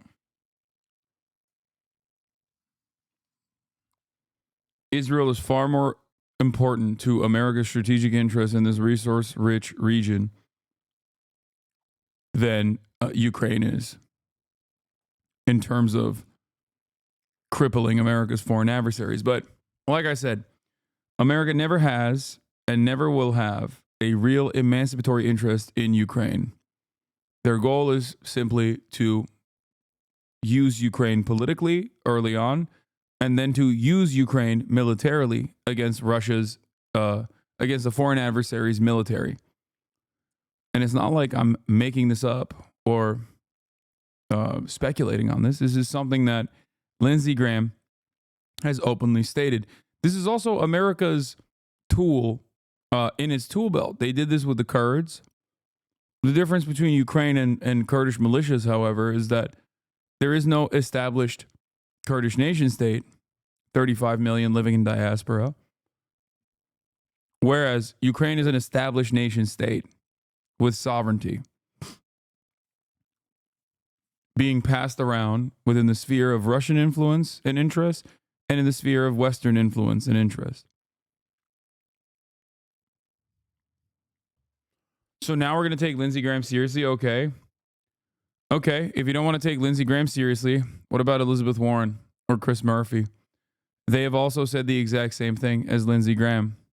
American foreign policy is uniparty.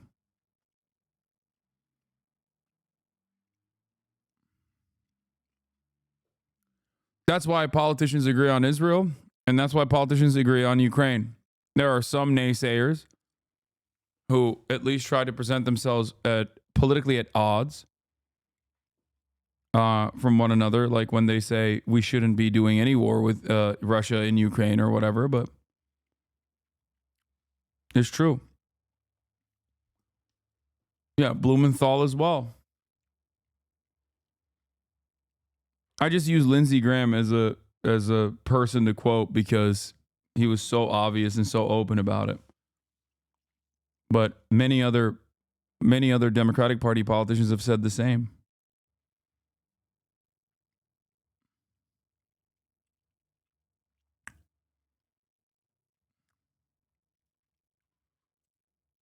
Israel. Certainly suggests that the last 4 or 5 days have begun a new chapter, really. I think in the standoff between the West and Russia here, and also for the misery of Ukrainians dealing with nighttime barrages almost daily. Jake? All right, Nick Payton-Walsh in Ukraine for us. Thank you so much. Stay safe. John Oliver came out with a TikTok ban video. Wonder what's going to happen with TikTok. But no, I know that Pam Bondi pig is coming. We already covered it.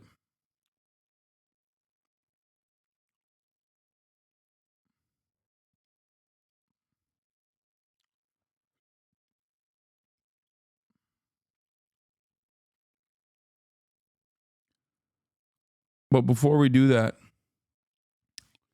breaking. Brazil's federal police conclude that Jair Bolsonaro had full knowledge of the plan to assassinate President Luiz Inácio Lula da Silva. Bolsonaro's indictment is expected imminently.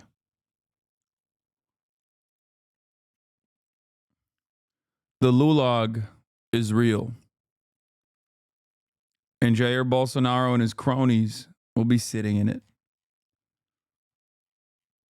What a glorious day today. What a spectacular change of events. A brief moment of hope in an otherwise horrifying dystopia that we live in. Now, of course, I suspect that Jair will be living out the rest of his days in America somewhere. Or maybe Argentina, I don't know.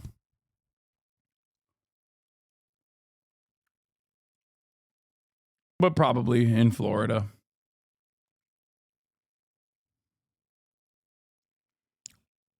Living out the rest of his life doing this sort of shit.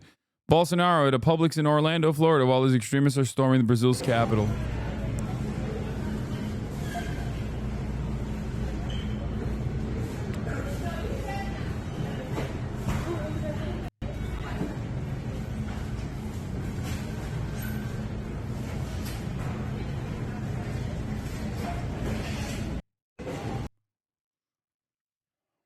Don't we have an extradition agreement with Brazil? Donald Trump is president. The fuck? That don't mean shit.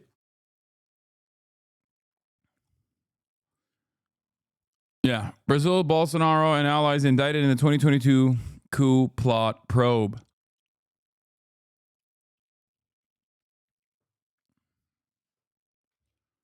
This is going to be BB one day, mark my words. Oh my God. That would be glorious.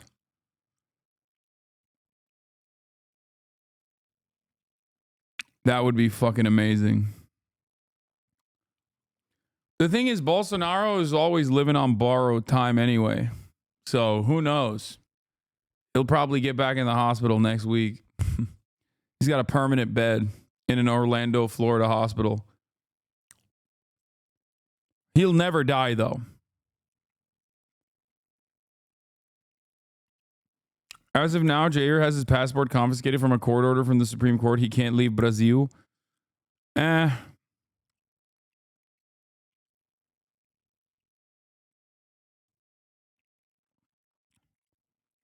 can see America trying to extract him so they can use him as a political pawn against Brazil. American history, especially with Latin American countries, is riddled with things like that.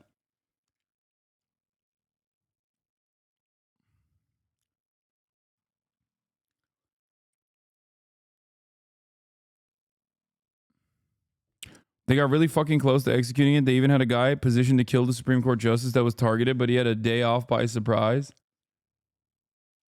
That's crazy.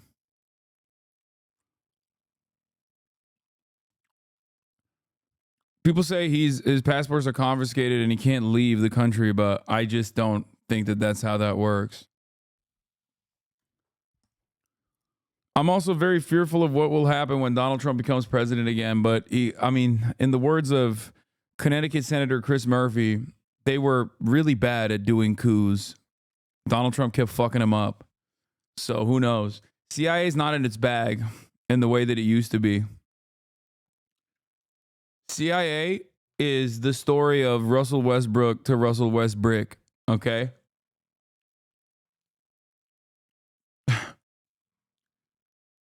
Going like 3 for 11.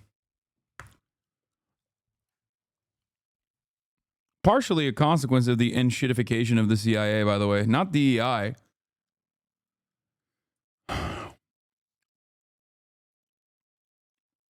But I think, over-reliance on outside private contractors, constant cost cutting. I'm sure that has its effects on even the CIA.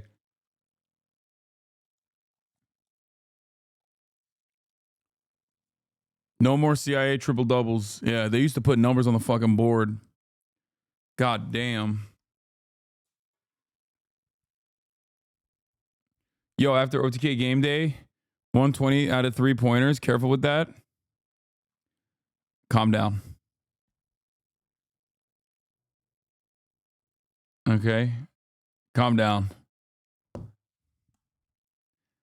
I'm washed like the CIA. It's true.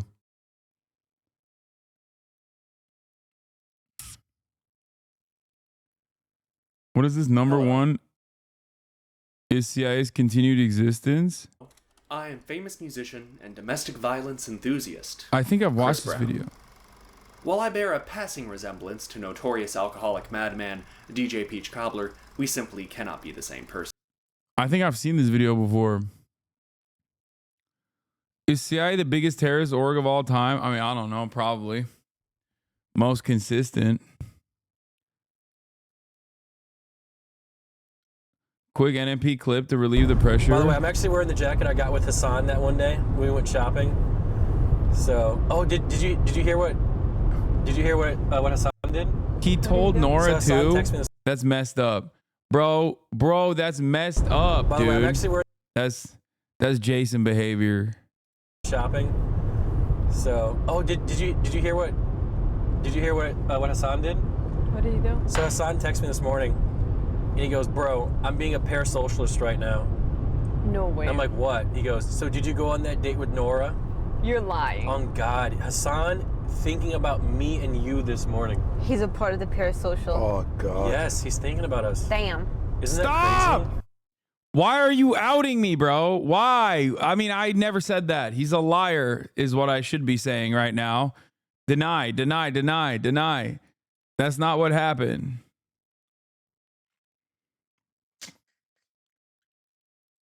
Wait, are you being serious? I'm dead serious. Jeez. Dude, maybe I just. And he was all about like not being like having any takes or anything about it. Yes. It consumes you. You know what it is? I feel like a lot of people, like low key, are just rooting for me to find happiness. You know? Yeah. You don't think so? Hold the fuck up. That's not parasocial. He's your friend. I mean, fair, but still. I mean, you might have a couple of haters here and there, but I do want you to be happy. Are you happy now? Getting there. Come. Wait, that's a nice answer. Yeah. Because usually you. He fumbled it. How did he fumble the bag? Show me how he fumbled the bag. All Hasan Abi girlies are from the TYT I heard the girls days. were outing themselves as Hasan Abi heads, and I have to say yes.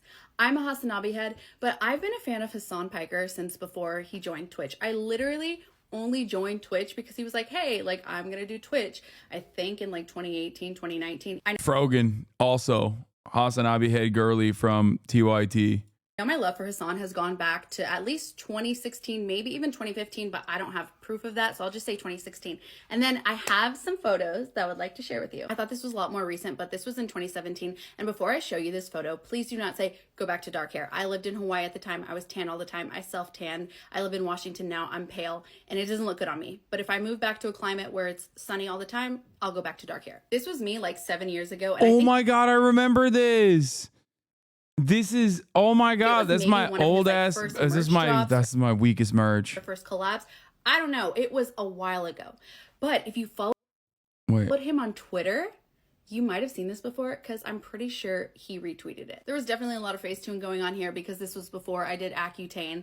But yeah, I was feeling cute and I rode for him. This is an extra picture just for fun because if you used to shop on Dog shit merge, bro. I'm sorry. Shut up. Velvet Caviar back in the day, I'm pretty sure this picture was on their homepage at some point. So I think it's safe to say I'm one of like the OG Hasan Abi heads before he was Hasan Abi. I love that man so much. And he's the one person my husband is jealous of. Shut up. Dude, you literally used to dress like shit, bro. I know. Man, shut up. Shut up. What? Merch is so lived up. Oh, I'm sorry. Do you guys like fascism now? Is that what it is? Shut the fuck up.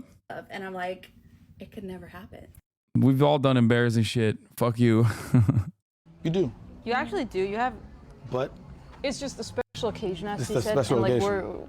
I told might her as well just get the full set, you know. Yep. This is great, dude. I'm finally gonna get laid. What? And this motherfucker done fucked it up. Oh my God. Fucked it up again. Bruh!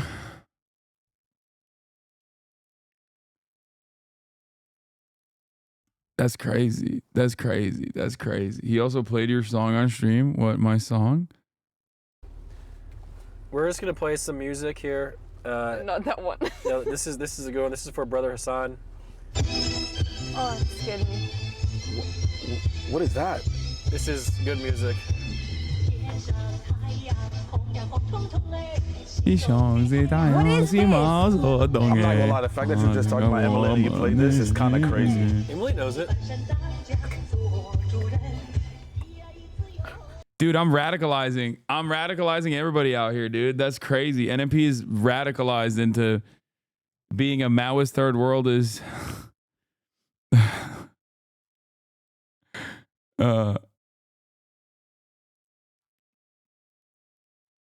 Emily knows it. Yeah, she does. She knows the lyrics. You should visit Austin more. Yeah, maybe.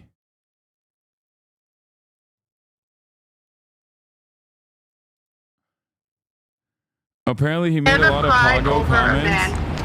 He made a lot of Pago comments on stream. So Nora's mom called them. You never cry over a man. Never, never, never. Okay. I'm so sorry. I'm so sorry. It's my mom. Okay. This is a red alert. The mom is not with you right now. You listening to me? I'm listening, yes.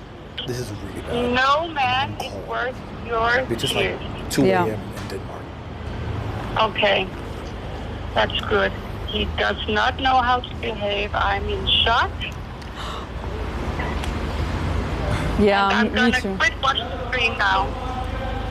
Oh. You have your good heart for me. You always forgive people. You gotta get a little tough. Oh. I'll try, Mama. I love you, girl. I love you. I love you. What a fumble. What a fumble, dude. What a fucking fumble. Holy shit. That's crazy. This wasn't bad. It was funny. It's really romantic during the winter. Really? How so? Like there's Tivoli Gardens becomes like a winter wonderland, and it's like just all couples just go there and they just hold hands and they share mittens together and they get warm chocolate, hot chocolate. I think another bag can fix the situation. Bro, he needs to get on his bag work. That sounds really fun. Maybe one day you can find someone to do that with.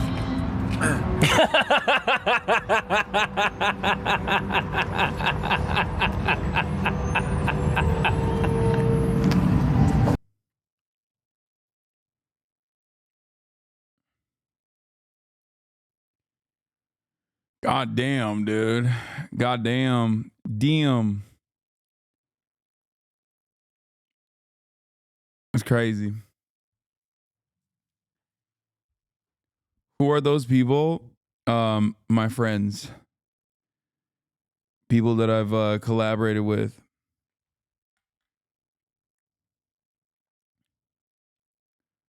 Hasan can't help him. No, I cannot. No. Look, man. Nick is his own worst enemy, okay? It is, no disrespect, but it is virtually impossible to fix someone who is refusing to fix themselves, okay?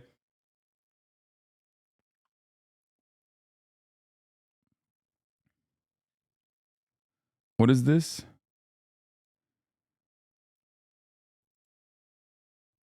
It's not working.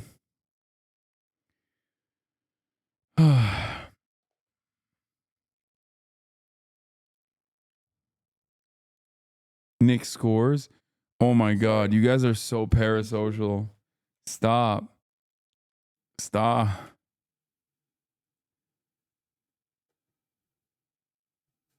Jeez. Stop sending me this shit. What the fuck is this? Hackers breach Andrew Tate's online university, obtain chat logs and leak data on 800,000 users. Oh no. Oh no, Tate bros. Oh no, Tate bros. Mr. Stark, I'm not feeling too good. Speaking of Hasan girlies. Hasan Abi this, Hasan Abi that. I've been a member for 4.5 years. Okay, so we were on stream today, and I'm still really excited about it. I think Hasan's probably read 2 of my chats over the span of like 4 years, so this is a big deal. But it's also a big deal that I have all of y'all here now. One point of order is that in Hoscord, they were getting on me because I said there's no girl chatters. That's not what I meant. In my brain, I was thinking about like the people around me in Orange County, California, my girlfriends around me, my coworkers. Like, I don't know people in real life that watch Twitch like this. Like this. You know what I mean? That are girls. So that's kind of what I was trying to imply. I feel that. But it came out like, oh, there's no girl chatters. I see all y'all in the comments, and I love you guys. And thanks for following if you are. Or not, you just stopping by. Hi. My name's Carlin. I don't know if it's on my profile. I don't think it is. But I'm Carlin. I'm 26. I live in Orange County. And I would love to be your friend if you're a Hasan Abi watcher. So, anyways, if you do follow, I have no idea what type of content I will be providing you. But nonetheless, appreciative of your support. That's really all I wanted to say, and I hope y'all have a good night, and I'm really excited to meet everybody, and thanks for being so nice, because I was really scared that my video would get on the wrong side of TikTok, and it didn't. So, someone also said this is the funniest day to announce, to come out of the closet as a Hasan Abi watcher, and I cannot agree more. Anyways. See, Hoscord isn't all bad. Yeah, Hoscord isn't all bad. Talk to me when I go into the Hoscord to be like, hey, I need like screenshots from the stream that I was just on. Can you guys send them to me? And then everyone is just like sending the dumbest memes. And back in the day, there would be like 8 stupid memers, and then like 25 people would dunk on them and make fun of them for immediately trying to get my attention. Now, every single person does it. Every single fucking person. I log in. Y'all hear the news? No, that's literally why I watch you, dumbass. Yeah, this is how it is now. This is how it is. Community of fucking monsters. It's gross. I was on Hoscord Cycle. Y'all like that? I hate you guys. Y'all like that? Y'all like that? I hate you guys. It's true. It's fucking true.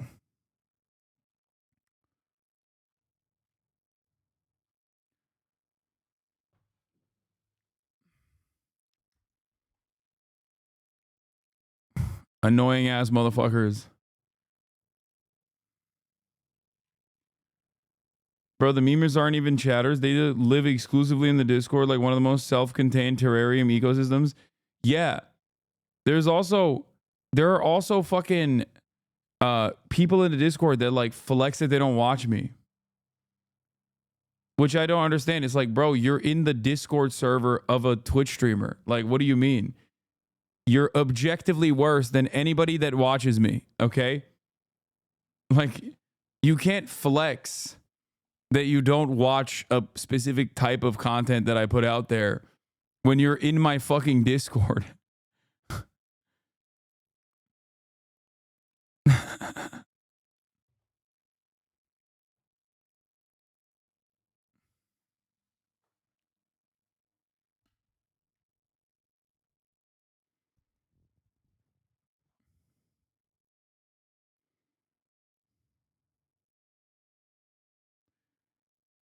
But yeah.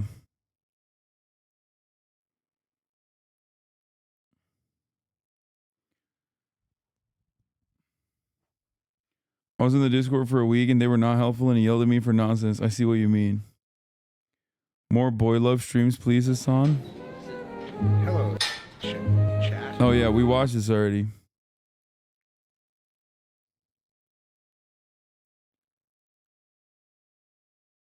Being part of this community is like that meme. Every day I come here to be, I am abused is true.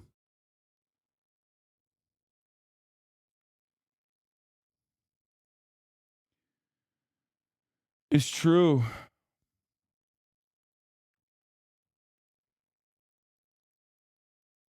This was a great stream. Every time you come into Discord with tech problems, you always beg the mainstream discussion channels instead of listening to your old pals in the STEM comp sci channel. True.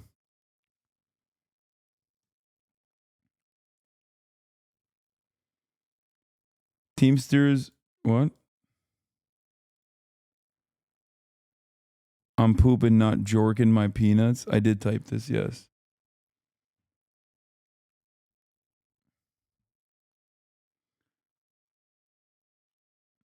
Teamsters union members who voted for President-elect Donald Trump said it was definitely social issues like trans rights and immigration that made them support the seemingly anti-union candidate.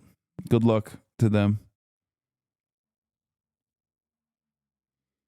What is this? Another one? Oh, I saw this one. This is really funny. To my fellow men, we all need to... Dude.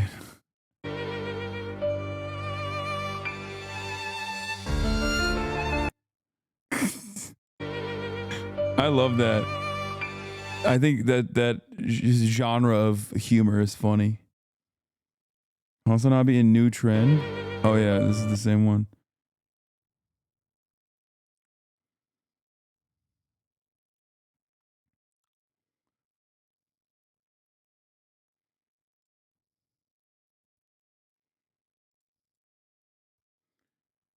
Group Goon Sesh starts in 1 hour.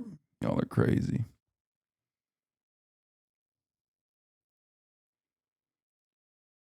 Sane Chatters will not fault you for having a sub-only Discord, brother.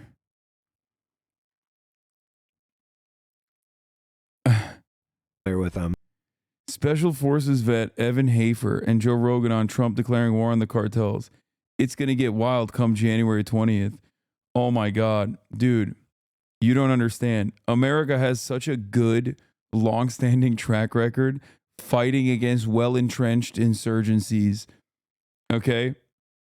Like, they are so good at especially famously, America is so good at just mopping the floor with insurgency movements, especially when they're fully funded, like a real, urban warfare, famously, notoriously easy, notoriously great track record from America. I can't think of a single time where America has had a success in this, okay? Like World War II doesn't fit the standard. There's never been a moment where America has ever, in its history, successfully conducted a counterinsurgency operation. And this time, it's literally dudes with our guns.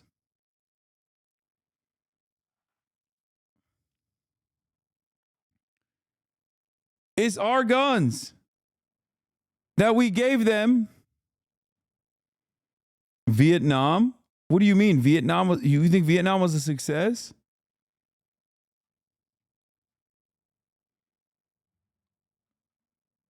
Brother,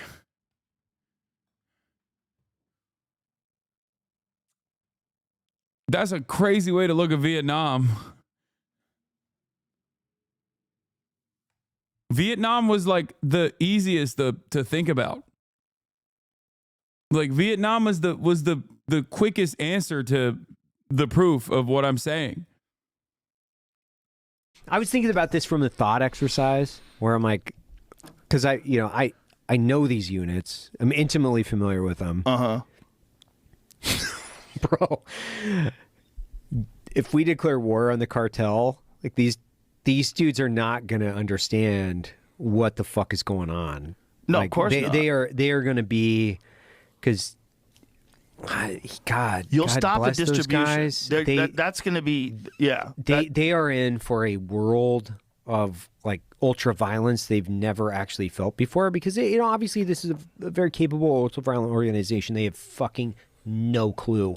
If we organize these tier 1 units against them, this is going to be what I would be doing if I was down there. I'd be like, I know all those shoe boxes in my fucking, my walls that I'm going to have to collect up. I'd be getting ready to retire right now. That's what I would be doing. Because if Delta Force was hunting me, bro, I would be so terrified. Is that a real thing that they've proposed doing? Yes. That is a real thing. It's funny to be like, wow, cartels are not ready for ultra violence. It's like, we trained them. What are you talking about? Like, what are you saying? He's like, I can't wait to see my homies that I trained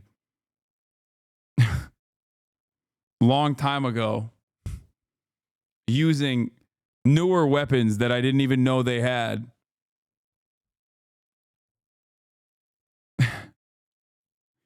Average Redditor, OMG is just like Sicario.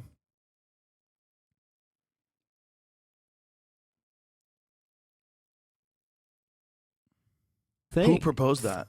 I'm almost positive either JD or Trump had said something with the new guy from ICE, like we're going to mobilize tier 1 units against the cartel.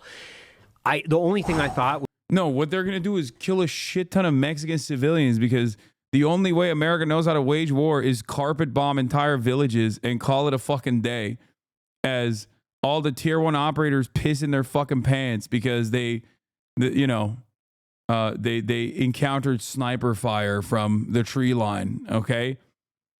Yeah, that's what we're going to do. Great example. Great argument. This time it'll work. Surely. What? It's so fucking stupid. Yeah. They're going to crash a fucking Black Hawk into a village.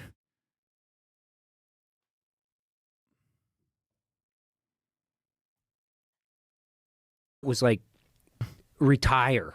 If you guys got some money, man, I would like put that away. Yeah. Like maybe move Jamaica. Open I don't up a know, restaurant. Go somewhere. Yeah, buy a restaurant. Like try to go legit, because go legit, dude. If those guys are hunting you,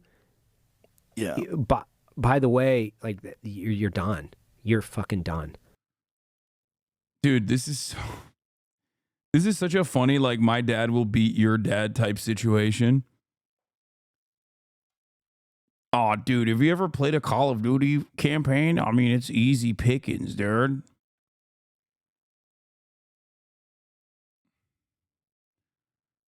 Do you not understand? Like,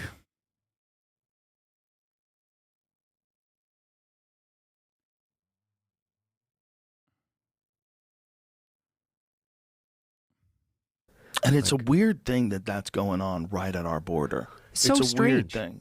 Because it's so close to us, and it's so ultra violent and dangerous, and it's just completely shaped the way the entire economy of the country works. They have so much power and control, and it's a criminal organization that is almost entirely, at least, funded by us, by our desired. Trump declares war on cartels. President-elect said notorious crime syndicates and drug kingpins will never sleep soundly again once he launches his plans to tackle the issue. I've thought about this for a long time. Rated up Delta and DevGru guys getting down south of the border to get some cartel scalps, only to find a CIA SAG guys already there holding big signs that say, you can't kill this guy. Also, we have nothing to do with him. Funny that these 3-letter agencies and IRL Bond villain guys aren't allowed to talk to each other and also don't really care too. So you end up with Abbott and Costello Green Zone style shit where Pentagon funded guys and CIA funded guys are trying to arrest DEA funded guys.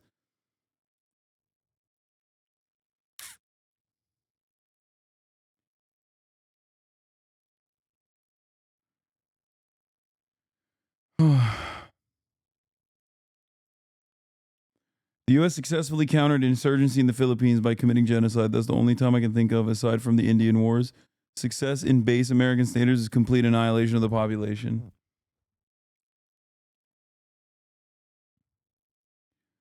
Bro, it's like America's attitude right now is basically like, oh, there's a shiny toy that like my neighbor is playing with. I'm going to burn his fucking house down.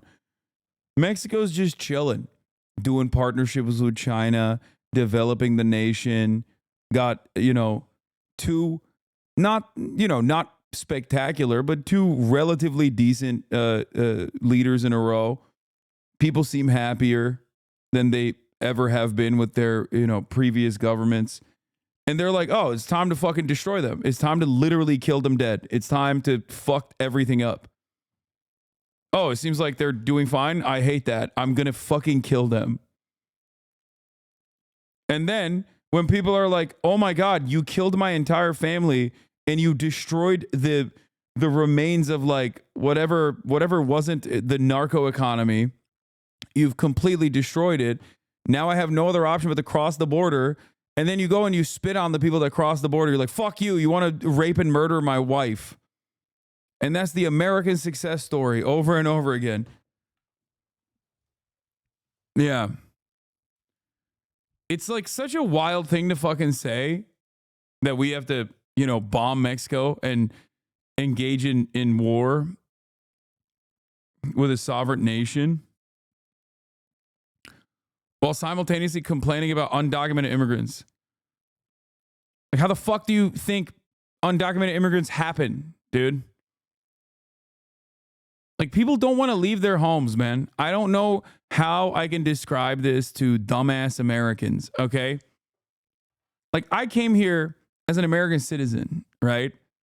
And even then, it wasn't super easy. You just leave your whole family and you leave your culture, your home, your friends behind to come to an entirely different country. And I am at the tippy top of privilege, okay? At the tippy top of privilege. And even then, there was like, some hard choices. These guys are fleeing the death and destruction that America has created in their homes. So much so that they have to leave everything behind and trek on foot through treacherous terrain to go and work for pennies on the dollar to get ritualistically humiliated and abused and be outside of the legal system so they don't even have fucking any sort of protection whatsoever. And then they still get spit on after all the work that they put in to have some sense of normalcy. And America goes, fuck those guys, but also let's make more of them by bombing a relatively stable nation south of our border. Oh. It's so fucking stupid. It's stupid and it pisses me off.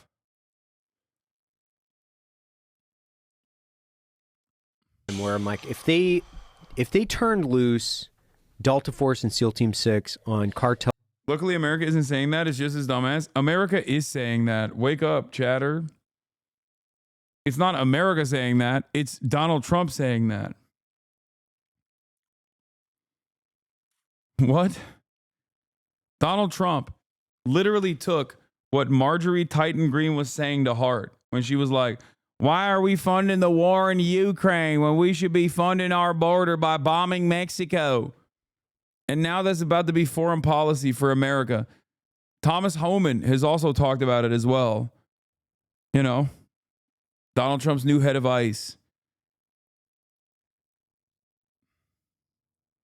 So it's not just this fucking special tier 1 operator dipshit saying it. He's just stupid and also claiming that it will be a glorious victory for America because I feel like he's just oblivious to his own military's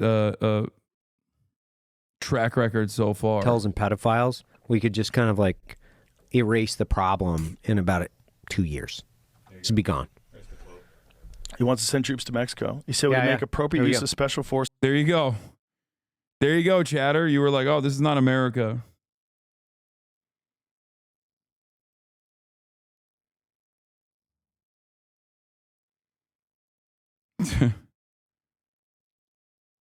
Versus cyber warfare and other overt and covert actions to inflict maximum damage on cartel leadership, infrastructure, and operations. Oh, Jesus. Bro, it is going to get wild come January 20th.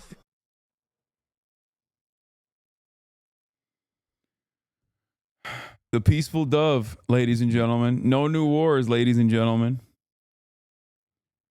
Trump isn't going to do shit. He had a good relationship with AMLO, and I think he's going to be the same. Yeah, as long as fucking AMLO and Scheinbaum maintain border patrol, America probably won't do too much about it. So we'll see. AMLO is basically like, AMLO's doing the Erdogan thing.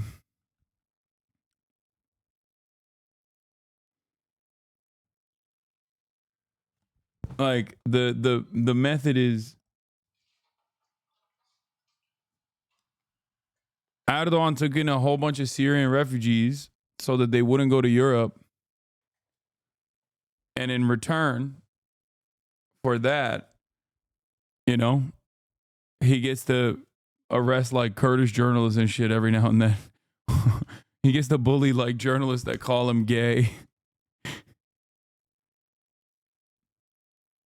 AMLO, on the other hand, was like, yeah, we'll be your border patrol for America.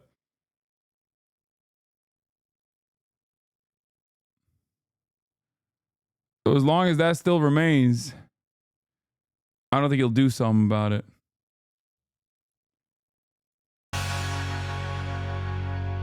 Let's move on to our main... The reason they want to ban it is because they know the power of algorithms and manipulate people. They're using it on Twitter and Facebook and they don't control it. Yeah. But the worst part about TikTok is they're not fucking hyping me up, dude. Dear Leader G, I've tried so much. I've said so many nice things. Why the fuck won't you let me pop off on TikTok, man? Please, please, Xi Jinping, please, please. You're too busy hyping up fucking ugly ass Charlie Kirk, bro. He hates you. He fucking hates you, dog. He hates your shit. He said your shit stink. I say you're the best.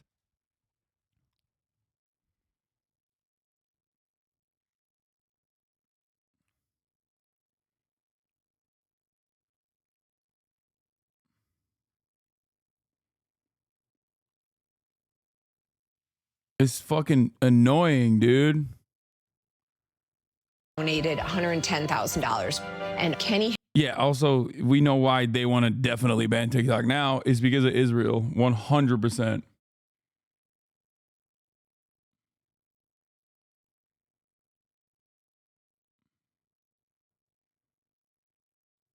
Well, my fucking controversial opinion is it's so good. First of all, every app does this, but TikTok does this so good. Okay? TikTok does it so fucking good that, like, even if it was unique to TikTok, I'd be like, I don't care.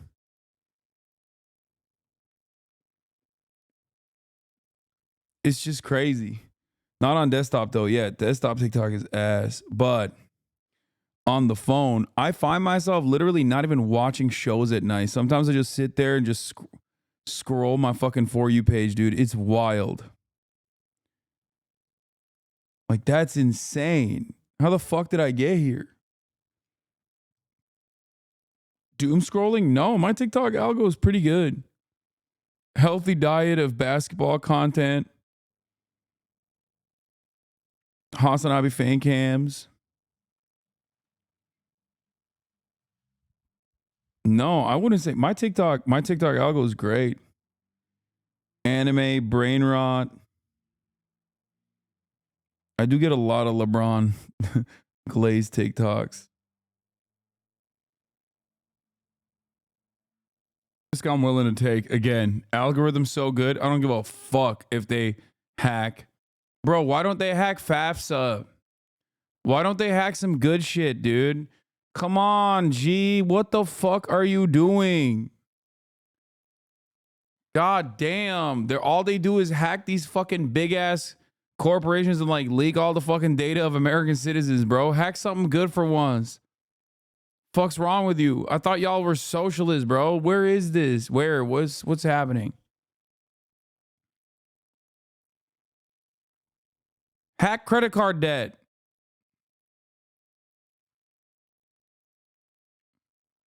This shit pisses me off, man.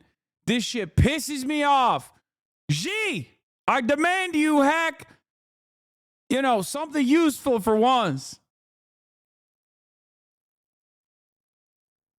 Fuck. Pro TikTok, but every single naysayer that he's had is like a psychopathic government stooge that is from the think tank of like Defending American Democracy Against the Chinese Scourge Institute. Okay? I don't know what the fuck's happening here, but like the first 12 minutes is just straight up like, here, we have this guy whose name is literally Ku Klux Klan, okay? And he's going to tell you all about how fucking dangerous TikTok is. TikTok is going to come into your house and fuck your mom. TikTok's going to come into your house and fuck your dad too, actually. TikTok made your dad gay. Hasan, I'm a fucking leftist, but we can't be arguing China is valid in Xi's power. What does that even mean? What does China is valid mean? Like what are you saying?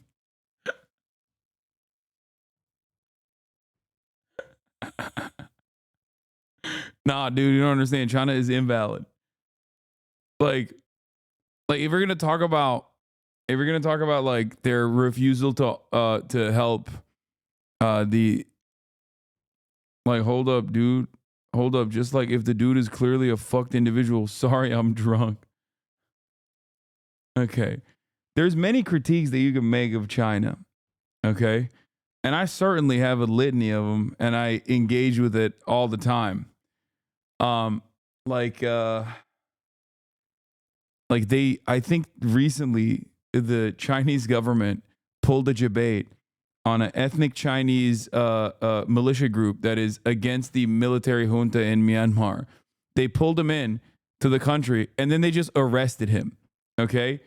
And they've been in the tank on and off, sometimes with the militia groups that are against the government, and oftentimes directly with the government, funding and facilitating the government, okay, the military government. That's not good, okay? That's not good at all. They very clearly do not give a fuck about what's happening in Myanmar, okay? They don't care. And aside from that, I think that there are a lot of gimmies out there, like, I don't know, maybe funding, arming, or at least pushing the Philippine Maoist movement in a direction where, they can gain some momentum. Who knows? I feel like that's right in your backyard. You know what I'm saying? Like there's a lot of stuff out there. No, they're not non-interventionists. They are interventionists for sure. They're just not interventionists in a direction that is ideologically consistent or even, makes sense. China recently kidnapped one of the Myanmar resistance leaders, which was not very cash money. That's what I'm talking about. Yeah, that's directly what I was mentioning. Okay. So, they do a lot of stuff. It's very obvious that they're, unlike America First leadership here in the United States of America, they're very China first. Okay. That is 100%. Sometimes to a degree that is frustrating for someone like myself. Okay.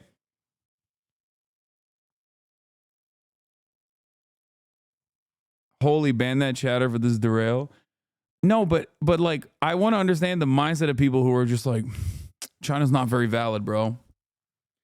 Come on, dude. Literally RFA talking points.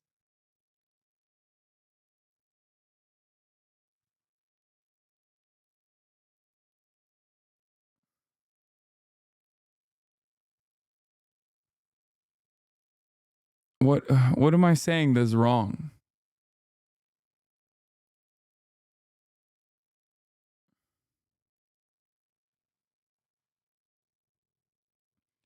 But I think whenever people talk about China and their critiques of China, it's like, you don't understand. They're harvesting the organs of everyone that is in the Falun Gong cult.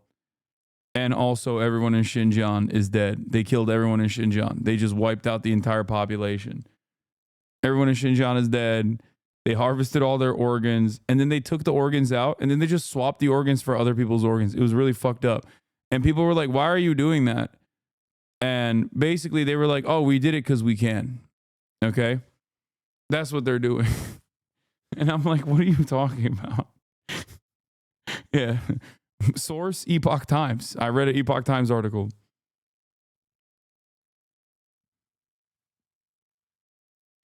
Like, there were people who were yelling at me when I was talking about China putting high-speed rail toward in Xinjiang. And they were like, no, they're doing that to like kill them further. It's like, no, they already were doing mass re-education, mass surveillance, completely unacceptable. I agree. Okay, if that's your criticism. But they weren't fucking putting high-speed rail there so that they could kill them better. Okay. Like, no, they were putting high-speed rail there because they want to integrate Xinjiang into broader China. That's why they were doing that. Yeah, maybe kill them on time. Yeah. Is re-education unacceptable? Yes. In the way that China did it with dragnet operations, mass surveillance, and you know, punishing an entire group of people for at the behest of taming a separatist movement, a violent separatist movement, is America shit. Okay.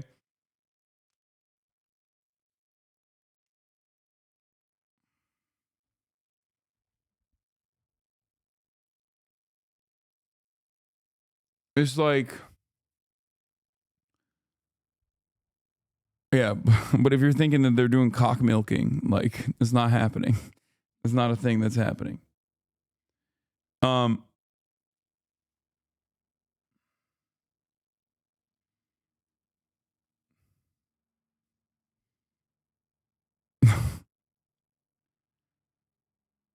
Only one country's doing the cock milking? Yes.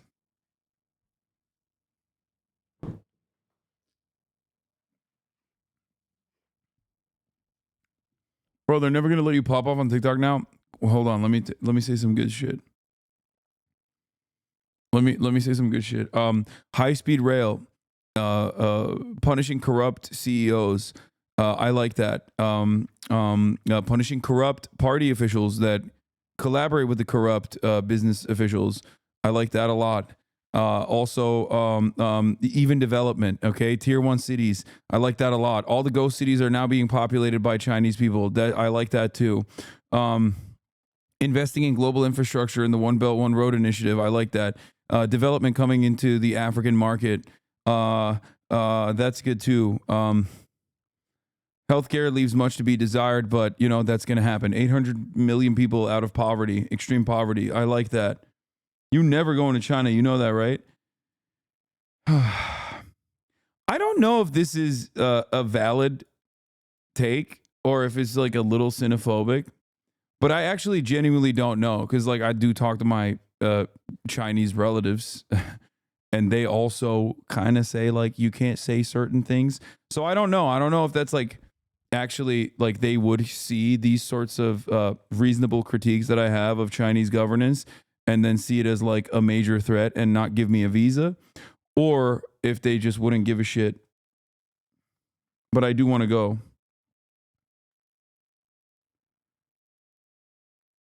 They would not stop you from going to China. You just couldn't say those things in China.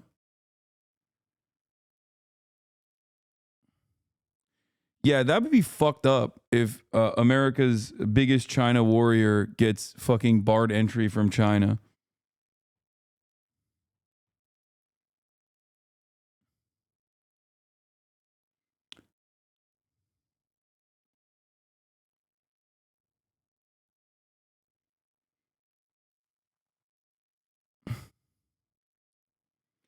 I got fired from teaching in China for using maps that didn't include Taiwan within China. I can still go though.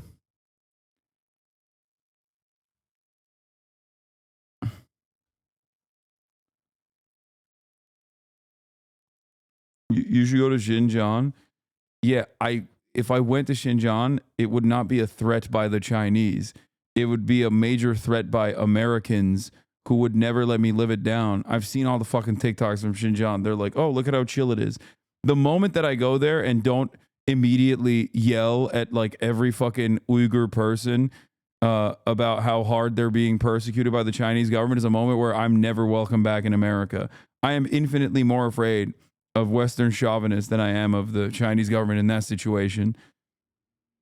Actually, that's not true. I'm afraid of the Chinese government too because of my criticisms of the Chinese government's mishandling of Xinjiang in general.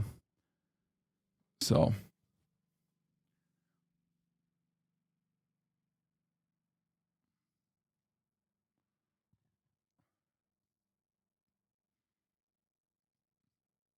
Identify China's actions in Africa, while for the most are great and have sped up development, is still imperialist.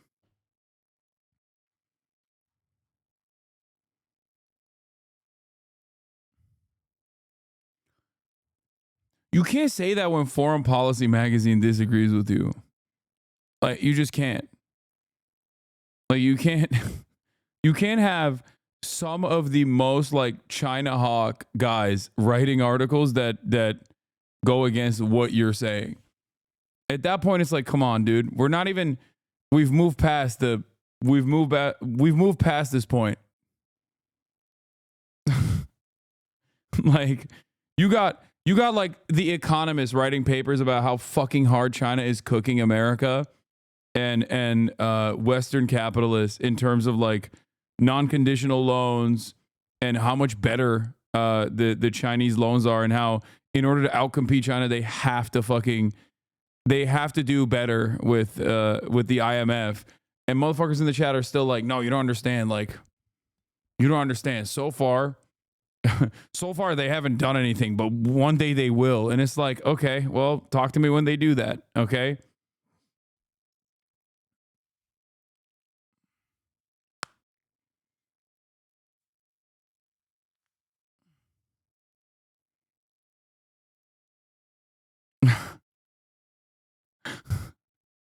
Talk to me when they control every bank and their currency. Okay. Oh, wait.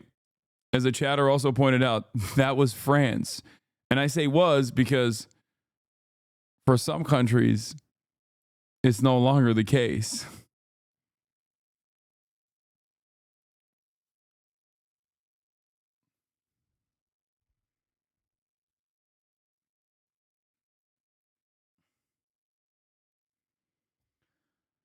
Dude. Okay, listen. Tiananmen Square, Tibetan independence, whatever, right? Like, that's silliness to ban.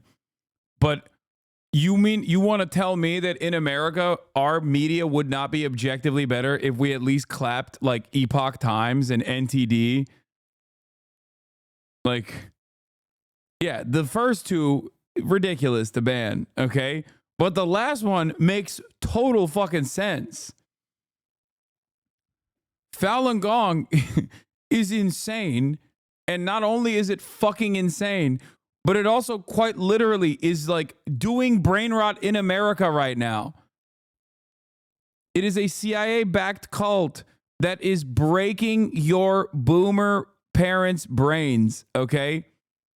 But we wouldn't have Shen Yun. Oh, get the fuck Shen Yun. I don't give a shit.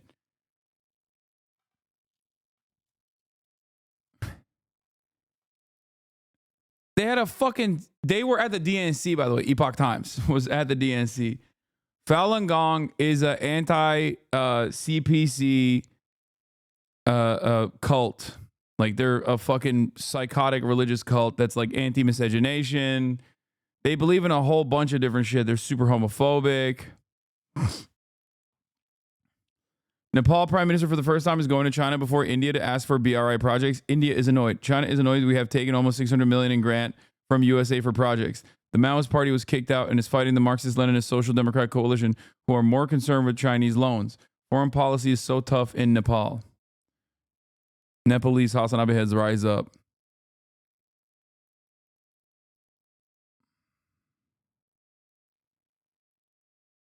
The 5,000-year history, though. Yeah. Yes, they are a fucking insane right-wing reactionary cult that is backed by the CIA because they're anti-CPC. It's CCP, okay? CPC, CCP, it doesn't fucking matter.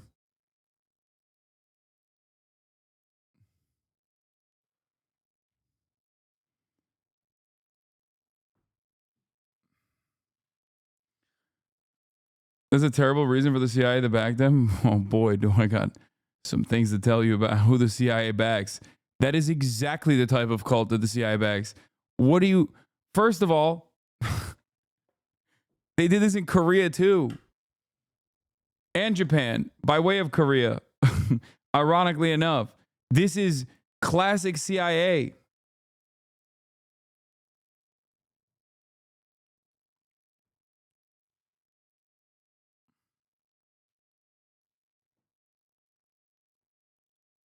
Examples. And this is a deliberate effort by China to manipulate the American public, dude.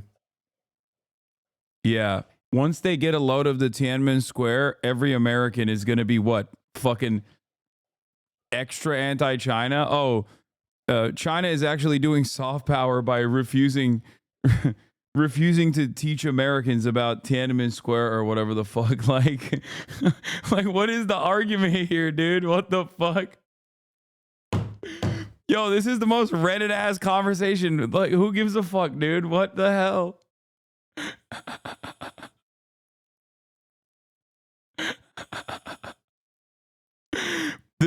Yo, brother needs to search water on TikTok, okay? Trust me. The results will shock you, okay? Trust me. TikTok search functionality is so ass. So good when it's like, what's the second part of this video I just watched? But so ass when you just like put anything in there. Okay? You put anything in the TikTok search tab, you're just gonna see the most dumb shit. Like, half of it is just like softcore porn. I don't know what the fuck happened to their search engine, but that shit is not optimized. To me, please give it to me. Dear leader Xi Jinping, I don't even want money. Just let me educate Americans on class consciousness, please, sir. Please, sir. Let me talk to them about fucking what's going on in Gaza. Let me please educate America on class consciousness, sir. Please, please. That's all I want.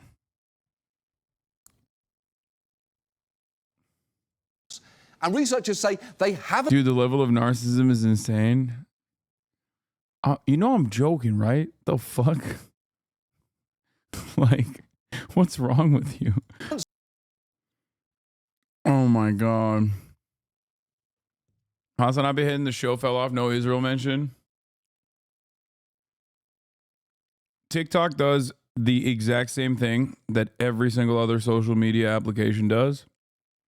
Okay. The only difference is that TikTok is not controlled by an American capitalist. That's it. And because of that, they don't have the same rigorous standards of, massaging the algorithm in a way or silencing some sort of speech that people might consider to be too tricky, like when it comes to Israel-Palestine. And certainly not anti-Semitism, by the way. I'm not talking about anti-Semitism at all. I'm talking straight up any kind of sentiment that is anti-Israel.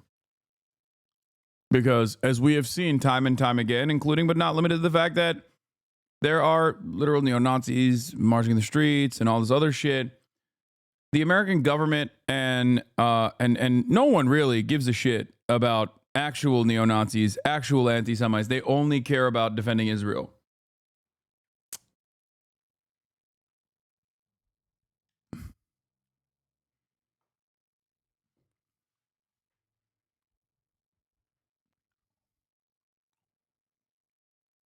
Will EU follow suit if USA bans TikTok? Seems like a pattern in some ways.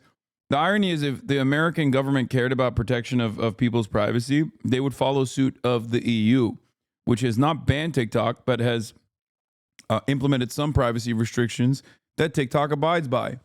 So the fuck are we doing?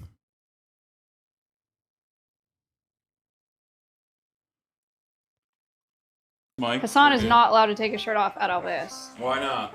Because that would be on my digital footprint forever. Yuck.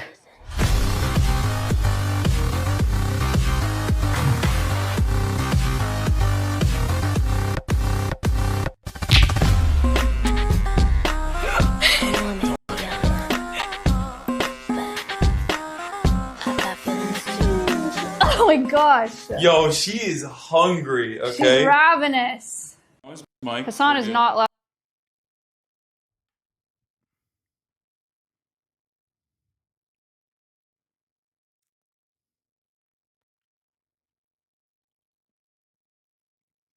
The turtle cut? Yeah.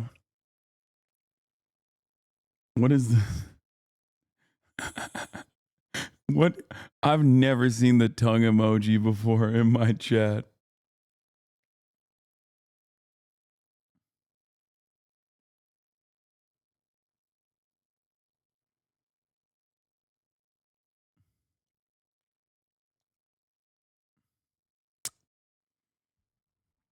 They should be going after you for turning me straight. Just like God intended, sister. You passed the dad reflex test. You are not qualified to be a dad.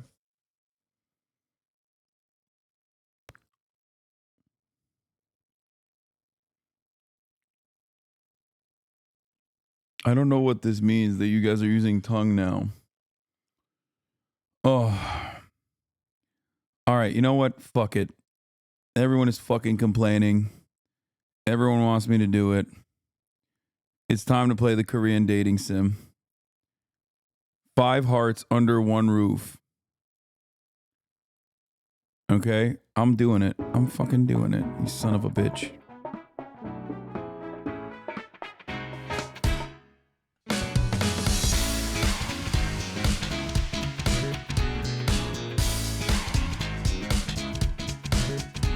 As you guys know, I'm only playing this to just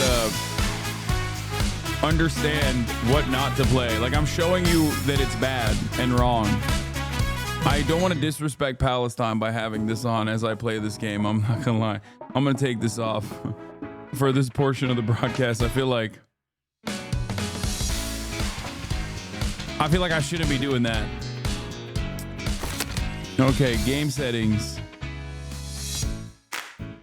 Subtitles on. Yuman's voice on. Language English.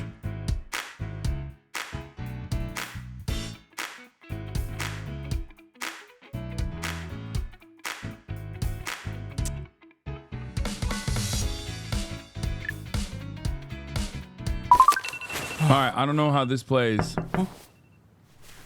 뭐지?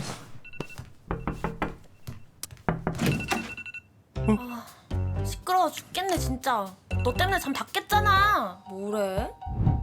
남이서 알람을 맞추던 말던. 오빠 잘 잤어? 야 우유만, 일어나지도 못할 거 알람은 왜 맞춰놓는 거야? 에이, 한두 번도 아닌데 뭐 어때? What is going on, bro? 새삼스럽게. This game is crazy. There's like 8 of them. 깜짝이야. 우유만, 빨리 일어나야지. 이게 무슨 일이야? 다들 누군데 우리 집에 있는 거냐고!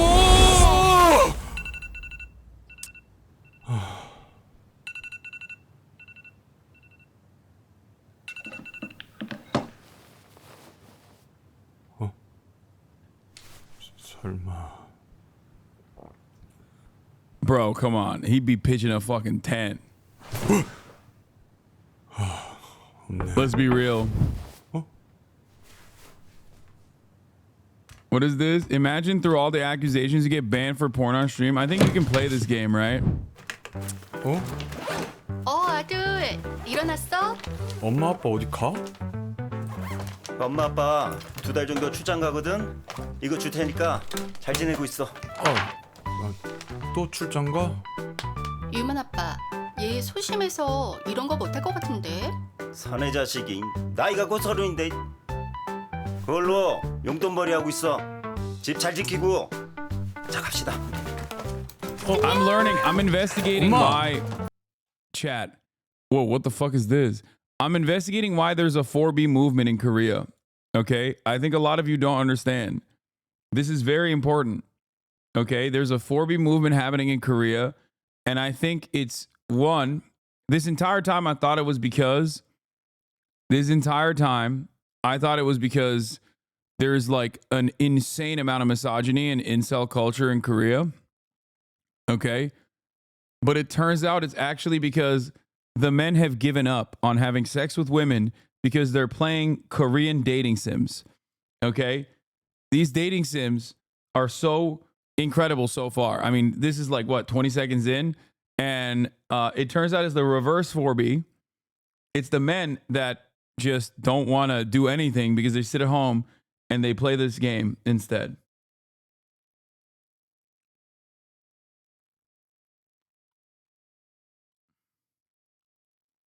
They really cooked with this. 아빠!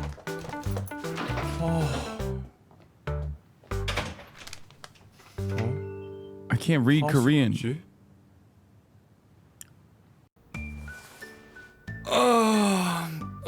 너무 잘 잤다. 오늘따라 왜 이렇게 개운하지? It's because you cranked it. Come on, big dog. A dream like that, you're ripping one off, you know? You're definitely dropping some loads before bed. That's gonna have some consequences. You're gonna sleep well. Okay? 11시? 오늘 면접 이력서도 뽑고 가야 되는데. 정장은 여기 있고. 넥타이가 어디 갔지? 넥타이 어디 갔어? He's got the jerk off papers too. Wait, what the fuck?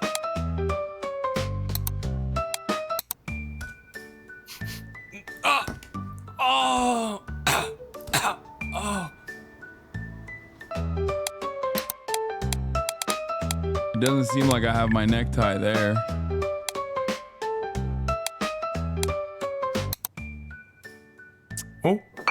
뭐야? Milk. 우유가 벌써 다 떨어졌어? 난 잘 안 먹는데. Who's drinking all the milk? Is it the ladies? The attic is a restricted area. 저기 뭐가 있길래 엄마 아빠가 어릴 때부터 못 들어가게 하는 걸까? 뭐지? Wait, what?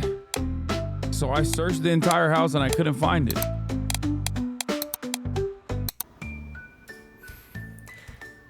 밍밍, 오늘 면접 잘 볼 수 있게 꼭 응원해줘. Bro, I'm 30 years old and I'm still not allowed in the attic is crazy work.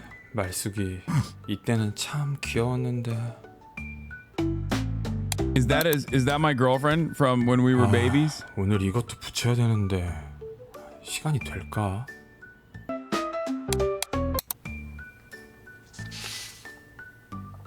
Bro, I thought Korean parents were hella strict. What the fuck is going on?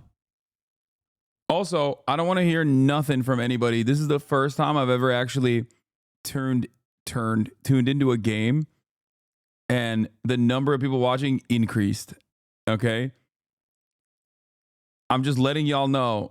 Y'all are the real degenerates. Okay? It's not me. It's not me.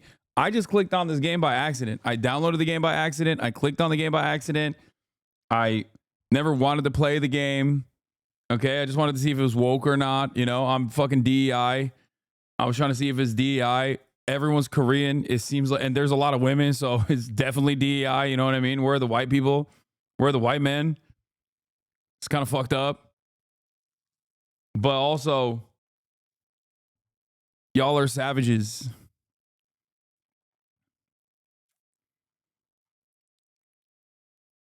Okay. And it's gone. Everybody left. I shamed them.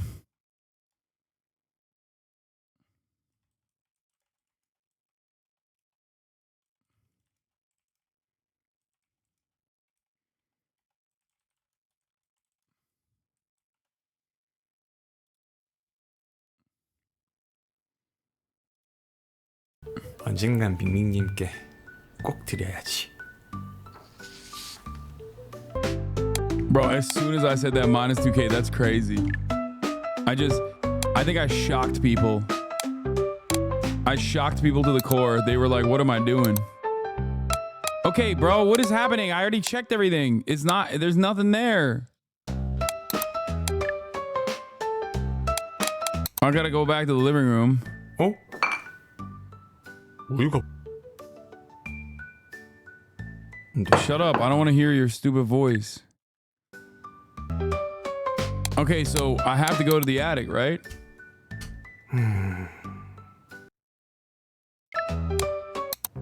Oh, you can just continue. Okay. It's kind of funny that this game has nothing and I'm still having a hard time. And there's a hype train. That's crazy. Y'all are pervs. Y'all are perverts. This is not me. This is you. Y'all are perverts. You're doing a hype train. You're subscribing. Okay? You're subscribing for $6 or for free with a Twitch Prime to show me that you want me to keep playing video games. Specifically this one. Okay? It's fucked up. It is fucked up. Actively. 5 gifted subs by Malisan. Atlantic Tuna. You fucking gooners. 아, 이게 왜 여기 있어? Acid burns. 아, 늦겠네 진짜.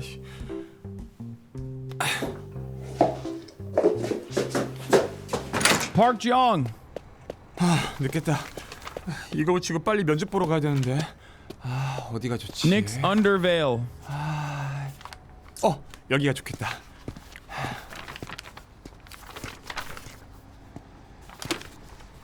How is this a job, bro? You get paid to just fucking put these flyers up? And he didn't even do a good job with putting the flyers up. 할머니. Oh my God. Am I going to Riz her up? Yo, is this about to be a Riz off? It's like tutorial mission. You start off with a grandma and then you like move on from wait, is she my grandmother? Or just like a random grandma? Oh, that's my grandmother. Okay, well, maybe. 여기다 이런 걸 Maybe not 붙이면 her. 어떡해? 다들 이렇게 하던데요? 안 된다니까. 왜요? 어른이 안 된다고 하면 안 되는 줄 알지. 뭘 이렇게 말이 많아? 그럼 딱 이틀만 붙이면 안 될까요? I have to pee so bad, but I'm locked in. 이틀이야. 두고 I'm 볼 locked 거야 in. 내가. 뭐야? I'm locked in. I have to pee though.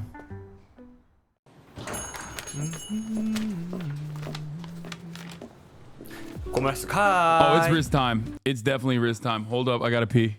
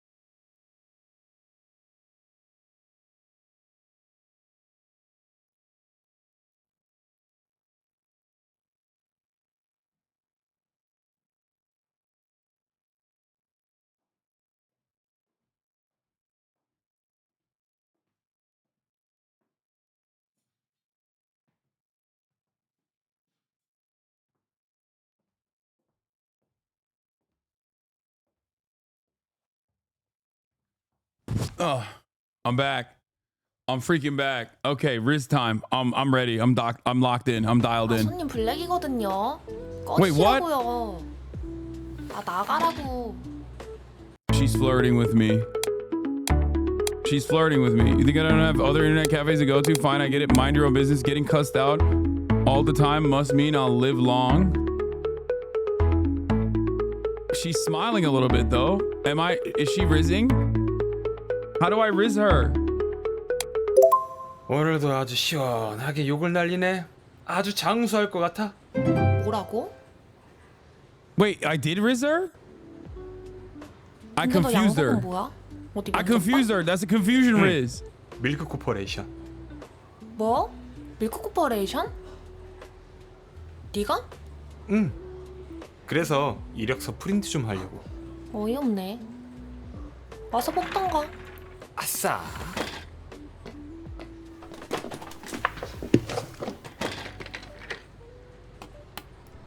응? 이게 뭐야? 어? 아 줘. 이게 뭐지? 아 달라고. 이거 너네 집 Oh, 주소잖아. she's flirting. 아 엄마 아빠 출장 가셨는데. Is she flirting with me? Why is she playing with my papers? Is this Riz? Am I rizzing? I think I rizzed her. 쏘라고 하시네. 야, 안 돼. 거기는 아지트란 말이야. Wait, what? She hangs out in my house? 그래서 진짜 하숙집 하게? 그러면 나도 들어갈래. 돈 내야지. What the fuck? 취해서 하긴. 야, 나 시간 좀 뜨는데 밀크걸스 노래 좀 틀어주면 안 돼? 너가 그렇게 백날 첫날 들어봤자 걔네들은 너 숨 쉬는 거 조차 모르거든? 치. 어? 어. Did he just shoulder 고맙소. check? 또 놀고 있네? 또 왜 왔어? 일 안 바빠? 야 바빠도 너 보러 온 거지. 알바 금방 끝나지? 안녕하세요. 야 넌 아침부터 여기 왜 있냐? 저 면접 이력서 좀 뽑으려고. 야 그 면접 맨날 떨어지고 왜 보냐? 그냥 우리 회사 와가지고 청소나 하라니까. 내가 알바 시급 세게 쳐줄게. Throwing a punch? Kiss him? 청소 싫으면 뭐 다른 거?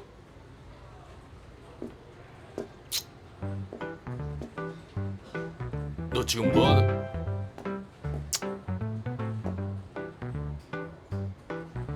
이력서 가져갈게.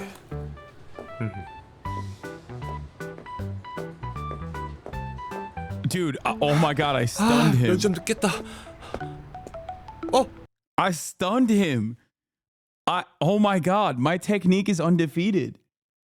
The real alpha dog move, like, oh, punching is for the losers, dude. You kiss him and you stun him into submission.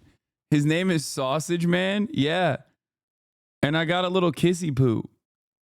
The pro tag is actually participating in 4B. The purpose of this game is to reject. Good luck. Good luck. Yeah, put enough cuties in front of me. It's not gonna happen. Okay. 택시다. 택시. 택시. 택시. 왔다. 뭐야? 저 강남역으로 가주세요. 아 뭐예요? 지금 뭐 하세요? 아니 이거 제가 What is yo? Is this the day in the life of an average Korean incel? What the fuck? That is a wild move, dude. I ain't never seen that before. He said, "Yo, get the fuck out! I flagged this cab." 잡은 거잖아요. 뭐래? 빨리 문 안 닫아요? 제가 잡았다니까요.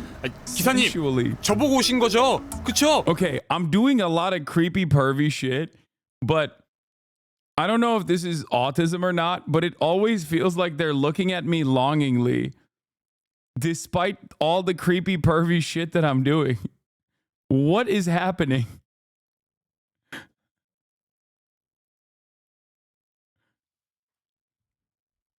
No, actually, what? Am I wrong? Chat, come on. Don't say I'm being autistic. I don't think this is a look of disgust.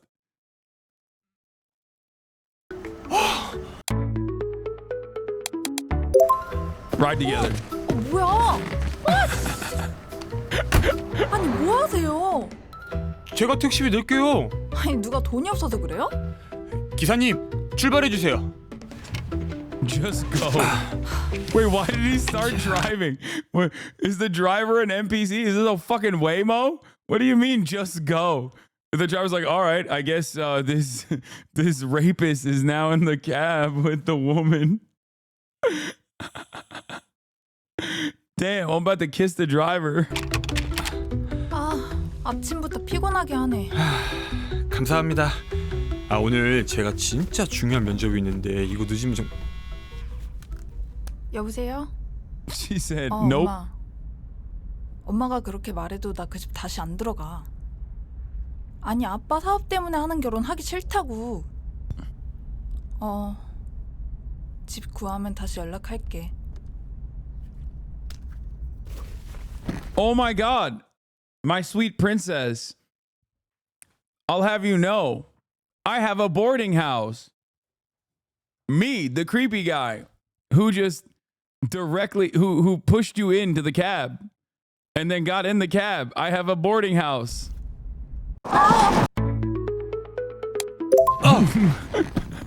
The other option was brag about your seatbelt. By the way, I one frame that. God, I got swag. I one frame that. 그게 미친 거 아니야? 아니 전 차가 갑자기 급정거를 하니까 손이나 떼고 말하지.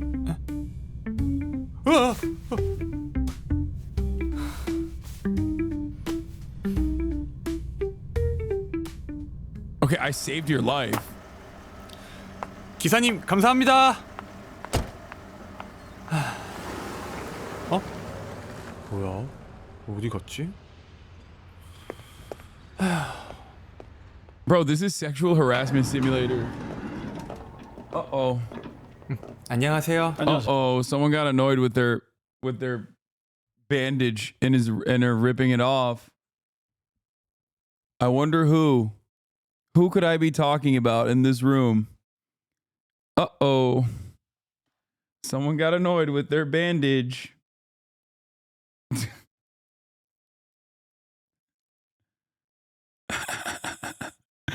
Kaya's officially 93 pounds, by the way. Last time she was at the vet, she was 88 pounds. Now she's 93. Healthy weight. It's a fatty. Fatty, come here.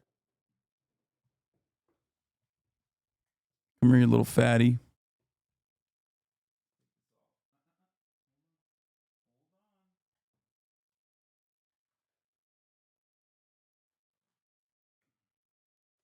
You got a little boo-boo?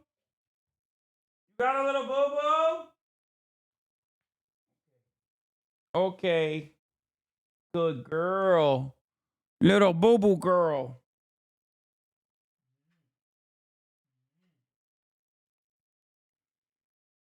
She didn't get a little boo-boo. She got a shot, I think.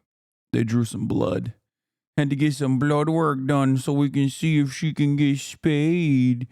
Oh, little girl, she's gonna be a lady.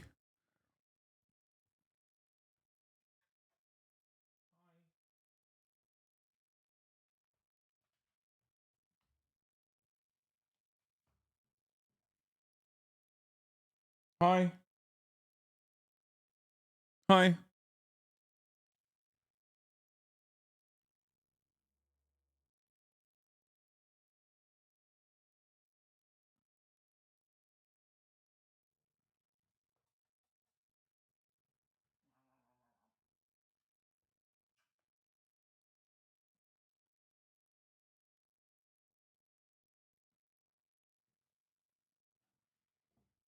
Sorry, I had to take a little Kaya break.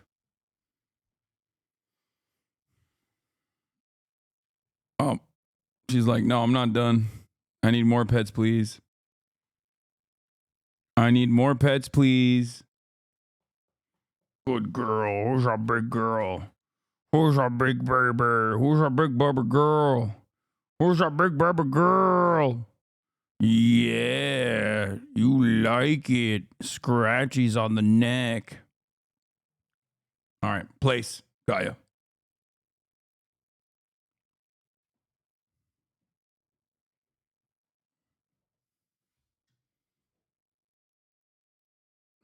Just watched my Trump mom get unk pill watching Cenk on News Nation. It was a good moment. Hell yeah. All right, let's get back to this. 처음 뵙는 분 같은데 어떻게 오셨죠? 아, 저 오늘 여기 면접 보러 왔습니다. 아, 그렇군요. 좋은 결과가 있길 바랍니다. 네, 감사합니다.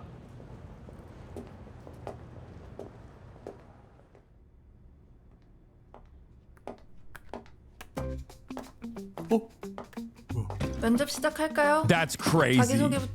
That's crazy. That's crazy. That's oh my god. That's crazy.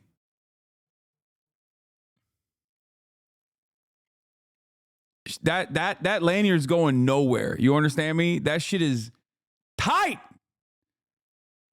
Damn. 해주세요. 네, 밀크 코퍼레이션의 밝은 미래 내가 이끌어가겠다. 안녕하세요. 전략팀에 지원한 우유만입니다. 이끄는 건 저희가 할 테니까 잘 따라오긴 하셨으면 좋겠네요. 네. 자자, 그럼 This guy immediately gives me creep vibes. Okay. 질문을 드릴게요. 달리기를 하는 3명이 있습니다. 그때 결승선 앞에서 3등이 2등을 제쳤다면 과연 그 3등은 몇 등을 했을까요? I mean, I want to say second place, but I want to be cocky. I want to refute the question. 제가 왜 그런 거에 대답해야 하죠? 저는 그런 질문을 받기 위해 이곳에 온 게 아닌데요? 100을 반으로 나누고 또 2분의 1로 나누면 어떻게 될까요?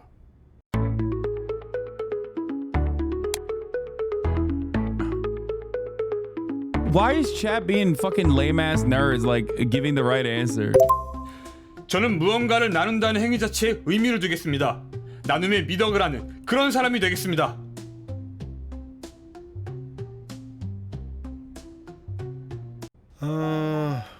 그럼 오늘 면접은 여기까지 할게요.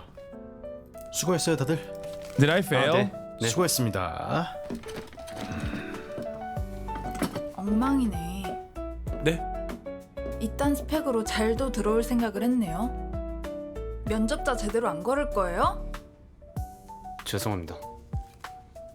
됐고 그냥 이 사람으로 뽑고 자리 마련해 주세요. Oh, she wants me. Oh, she wants me, bro. Come on. Oh my God, the connection we had in the cab when I saved her life, paying in dividends, dude. That's crazy.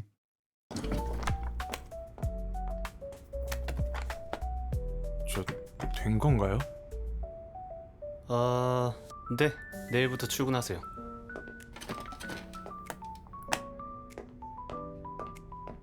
그래도 합격이니까 잘 된 거 맞겠지?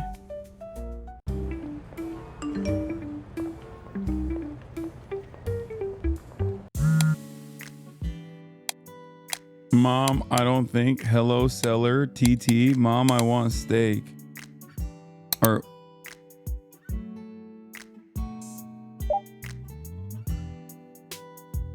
did you finish your interview? How'd it go?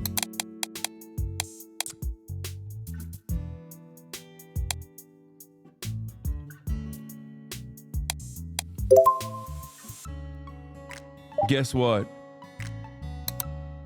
You didn't get it, did you? I knew it. Actually, I did. Oh, so annoying. Let's have a drink together. Maybe I'm just made for interviews. Oh, and I got that signed Milk Girl CD. Oh my God, seriously? Okay, we're done with that.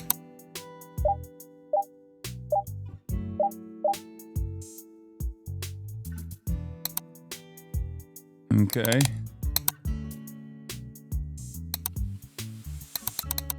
I don't even think about going up on the third floor. Yo, they're so adamant about not going up on the third floor. That's weird. 대박이다. What is the deal with the third floor, man? What's up there? He's a sex addict, isn't it? 혹시 저분인가? Oh, Riz time. Riz time. 혹시 토마토? 아이디 올리밀크님? 아, 네 맞아요. 이름이 우유만이라. 여기 사인 CD요. 아, 감사합니다. 아, 이거 가지고 있는 사람 진짜 많지 않은데. 아, 여기 돈이요. 네. 와, 드디어 얻었다. 대박 밍밍 사인. 저기요. 네? 근데 얘네가 그렇게 좋아요? 밀크걸스요? Oh my God. Is she actually Ming Ming? I'll lose my mind. Not Ming Ming. Bro, if Ming Ming is out in the streets basically trying to meet her fans in person, like I love all her albums, dude. Milk Girls 1 through 8, I've listened to them nonstop. Oh my God, it's Riz time, bro. I bet it's her. That's why she's hiding herself with that goofy ass hat, bro. Oh my God. How could Ming Ming fall for a guy like me is the question people will be asking about in all of the top Korean news channels, bro. 그럼요. 제 인생의 덕질은 밀크걸스뿐이거든요. My whole world, like I'm. 어?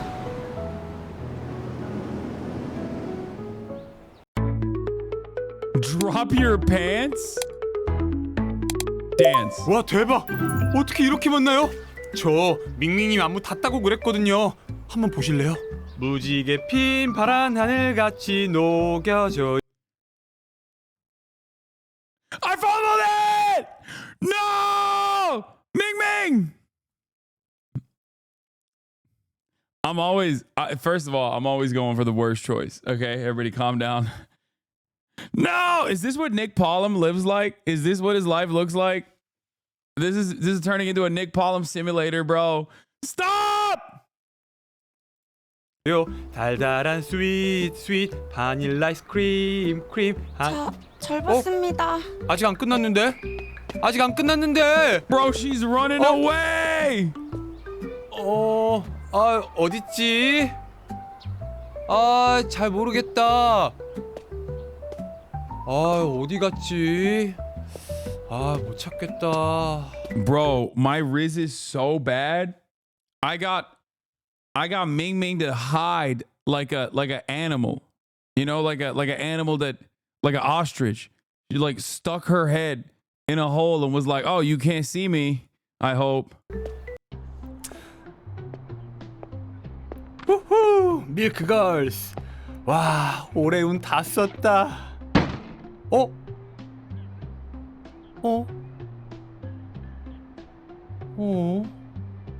무슨 소리가 났는데? What should I pick, chat?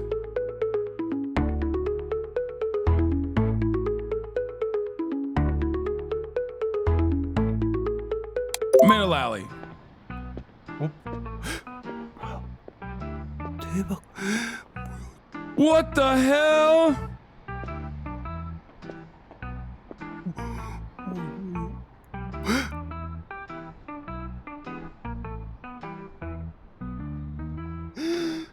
Okay, why am I staring at them?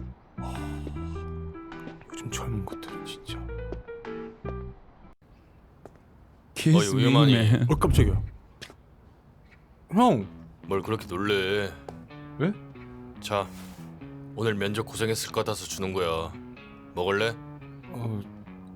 감사합니다. Wait, he's giving me a sausage? That's why he's sausage man? 다음에는 우리 회사 오는 것도 한번 생각해보고. 말씀만이라도 감사합니다. 먼저 들어가 보겠습니다. 우리 회사 오라는 건 진심이니까 한번 생각해봐. 네. 뭐야? 저 형 갑자기 나한테 왜 이래? 뭐야? Can I fuck sausage man too? 뺏진 않으셨네. 뭐야? 누가 뜯어가긴 뜯어가는구나.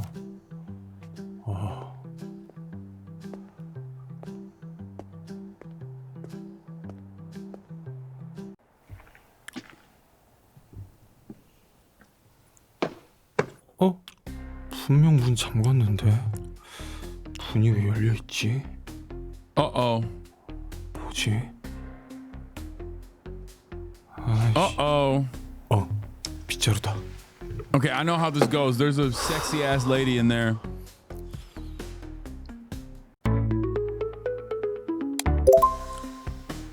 a sexy ass lady in there.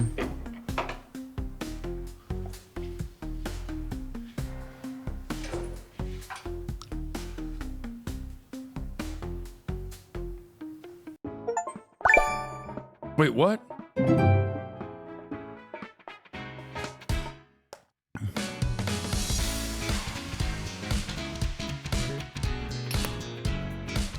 Damn, I'm Rizlas, dude. Acquired scenes can be viewed in an album? Oh god, I don't know if I wanna. 뭐야? 아무도 없는 거야?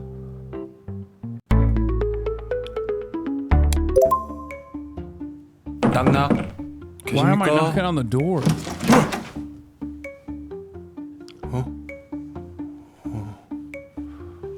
없네. Who you feeling? I mean, they're all hot. 어디 있는 거야?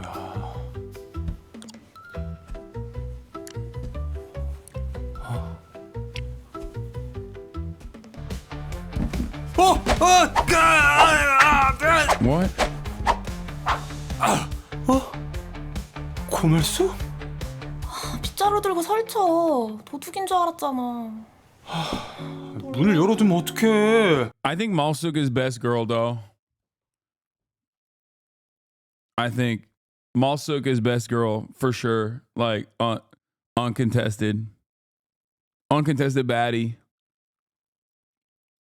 아 나야말로 도둑인 줄 알았잖아. 아, 내가 문을 안 닫고 들어왔나? 언제 들어왔어? 아, 나 피방 끝나고 바로 왔지. 너 면접 합격했대서 맥주 한잔 하려고. 뭐야? 이게 그 사인 CD야? And she's chilled with me being a fucking loser. You know what I mean? Like she's been with me. She's like my day one girl. You know what I mean? She used to stream on Twitch. Lol. Wait, what?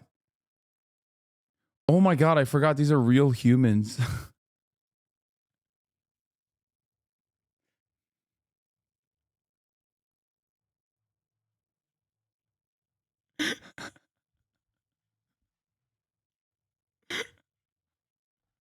I just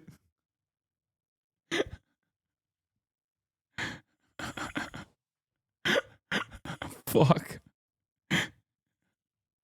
I got too immersed. I was playing an Unreal Engine 5 demo in my mind. Damn, I'm a little too immersed. I'm lost in the fantasy. 밍밍인가 뭔가 걔? 아, 얘 왜 이렇게 정이 안 가냐? 그래? 여자들도 이쁜 여자 좋아하지 않나? 야, 얘가 뭐가 이뻐? 진짜 이쁜데. 아 맞다. 나 아까 토마토 한 사람이 밍밍이었잖아. 진짜 지랄 좀 하지 마, 제발. 아 진짜로. 아니, 모자 쓰고 있었는데 그 모자가 날아가. 유만아, 제발 현실을 좀 살아. 언제까지 그러고 살래? 아니 진짜로. 아니, 모자를 쓰고 나왔는데 모자가 날아갔거든? 근데 밍밍이었다니까? 야, 너 하숙한다고 방 바꿨더라? 아 침대에서 맥주 먹지 말라고. 야, 너 근데 어떡하냐? 이제 엄마 집에 안 계셔가지고 방에서 다시 신내 나는 거 아니야? Ew. 빨래는 내 거 돌릴 때 같이 돌리면 되니까. 어? 뭘 같이 돌린다고? Who fucking lays like that while drinking a beer? What is happening right now? This is all fucked up. Why would you stance like that, dude? Bro's gonna fumble this? 아, 우리 그러지 말고 앨범이나 같이 보자.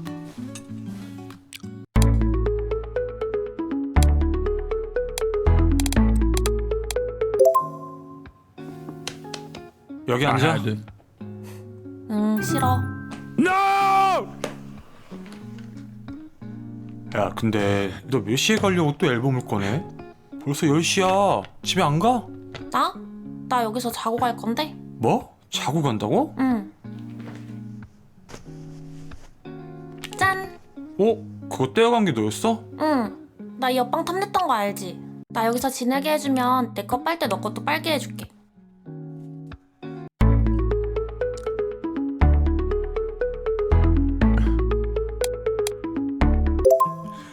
방 쓰게 해주면 넌 뭐 해줄 건데?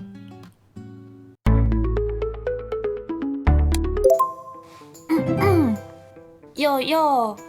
네 얼굴 얼빵, 네 얼굴이 죽빵. 내가 원하는 건 여빵, 요 스컬? 너 뭐해? 미쳤어? 월 40이다. 아 몰라 나 돈 없어. 여기가 시내랑도 가깝고 좋단 말이야. 나 이 옷 입는다. What? 뭔 누런 것 봐. What is happening? What is going on? How am I 아야 not 뭐해? fumbling? 안 보이는 데서 갈아입으라고. 왜 막 설레? 너가 나 아니면 볼 일이 어딨다고. 안 봐도 되거든. 어때?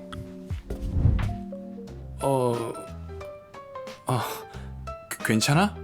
뭐가? 아니야. 그럼 나 자러 간다. 어디서 쓰레기 냄새가 나는데? 아닌가? 그야 안 빨았으니까. Bro, what is going on? 아 왜 이렇게 늦게 일어나? 나 네 양말 좀 빌린다. 아 뭐야?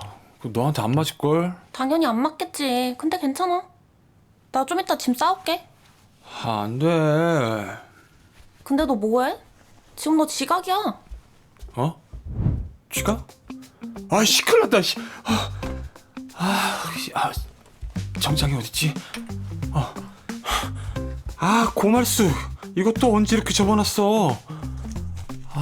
밍밍한테 쓴 편지 어디 갔지? 아무거나 챙기자. 출근하면서 음료 6잔 부탁해요. 음료수를 사오라고? Wrist time. Wrist time. Lock in. Lock in. Lock in. Lock in.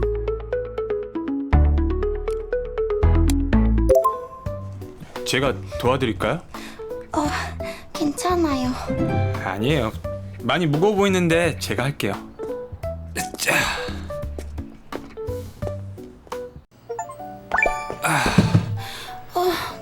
땀 흘리시는 것 좀 봐.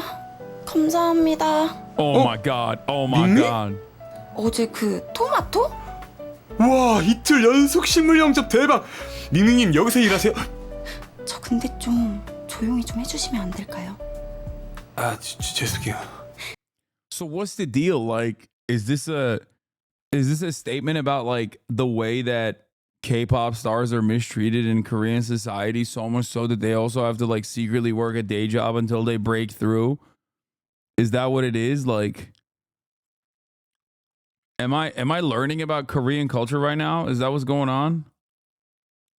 Is there social commentary here, or is this just like some weird twisted perv fantasy? And Ming Ming is in every corner, and the Korean perv gods have given me a second shot after I fumbled the last one.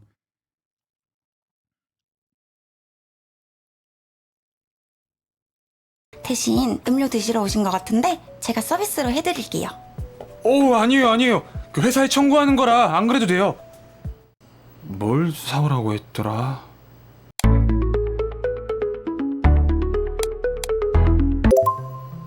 Six cappuccinos.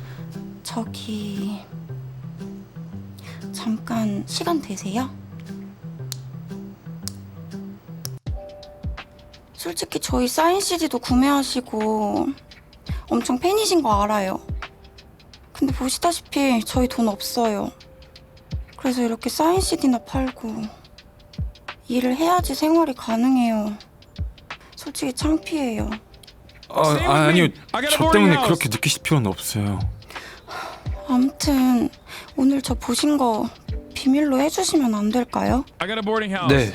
I got a boarding house. Ming Ming. Ming Ming, I have a boarding 비밀로 house. 해드릴게요. 근데 밍밍님. He says she sounds like a scam DM. Yeah. Hey, hello, it's me, Ming Ming. I'm calling you from this profile because I got locked out of mine. Can you please send me a PayPal?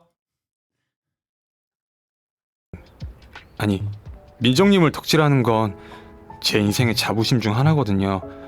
그냥 존재 자체만으로 저에겐 늘 Oh my 위로세요. God, bro, sick. 그러니까 창피하다거나 그런 생각 안 하셨으면 좋겠어요. He said it's one of my life's proudest accomplishments of being your stand. What the fuck, dude? 저 이거 이게 뭐예요? 제가 언젠간 만나게 되면 꼭 드려야지 했던 건데 어제 오늘 있었던 일은 제가 꼭 무덤까지 가져갈 테니까 너무 걱정하지 마세요. 저 그럼 출근해야 돼서 안녕히. You and LeBron, bro.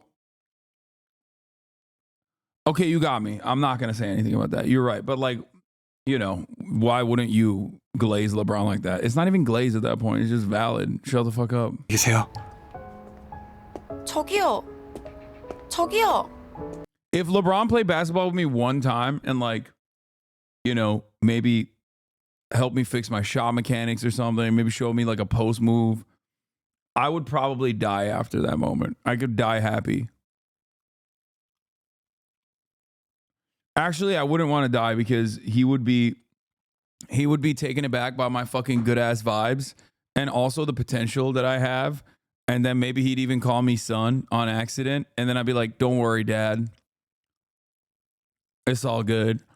And then we'd basically play basketball all the time. He'd hit me up and be like, yo, honestly, it's cool. Like, we should just ball up more. And then we'd become besties. And then we'd go get tacos on Taco Tuesday. And you know, we'd eat tacos together.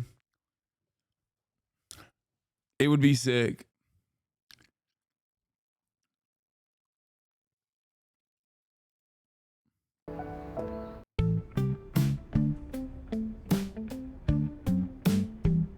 You are 33, man. It's okay. LeBron is like 40. He could be my dad. 부장님 안녕하십니까? Ew, bro. 두만 서원. No. 저 우유만입니다. 아이 그래. 우리 우유만 사원 들어와서 내 기분이 참 좋아. 응? 인서 씨 막내 탈출해서 좋겠어. 응? 아무튼 모르는 거 있으면 나 말고 우리 요 동과장한테 한번 물어보라고. 그럼 우리 둘만 선 파이팅이야. 아, 예, 알겠습니다. 화장실 봐. 가. 아, 네.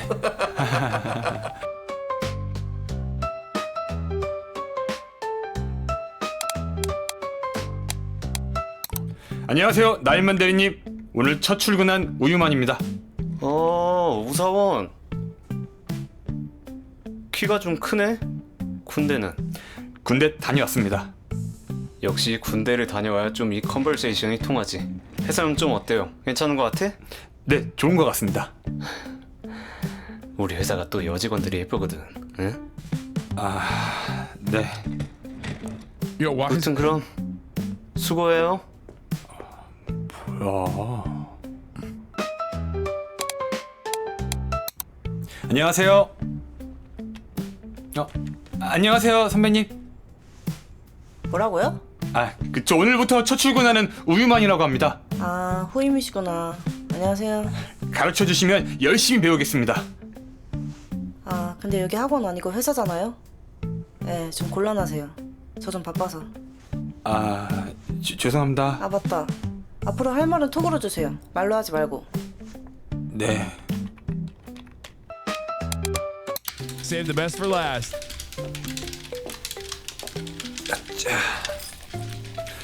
과장님, 안녕하십니까? 저 오늘부터 출근하는 우유만입니다. 뽑아주셔서 감사합니다. 저 여기. God damn! God damn! That's dude.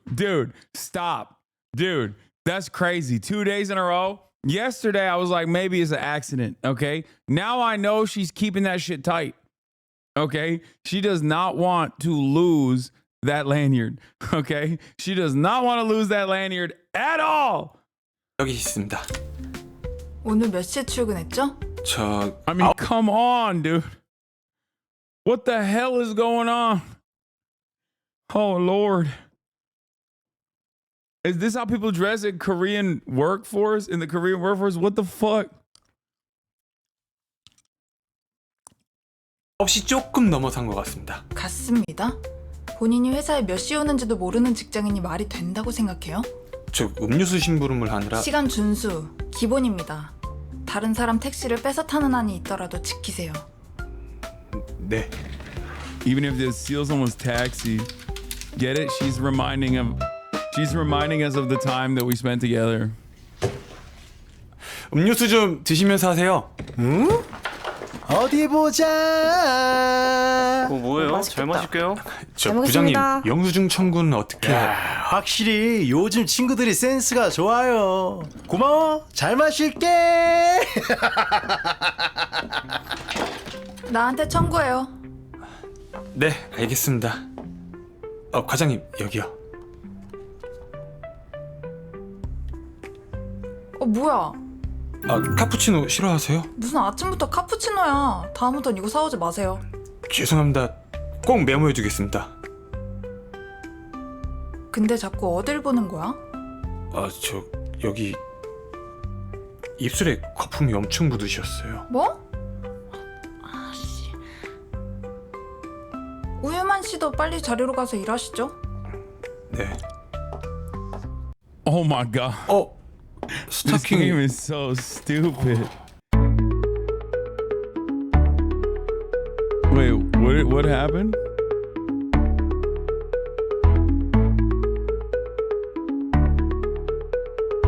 Tell?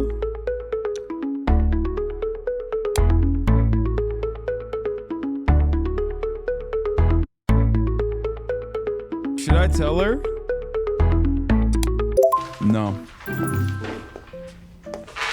No! 이따 발표 있으니까 각자 자료 잘 챙겨서 넘겨주세요. 발표? 스타킹 말씀 드릴 걸 그랬나?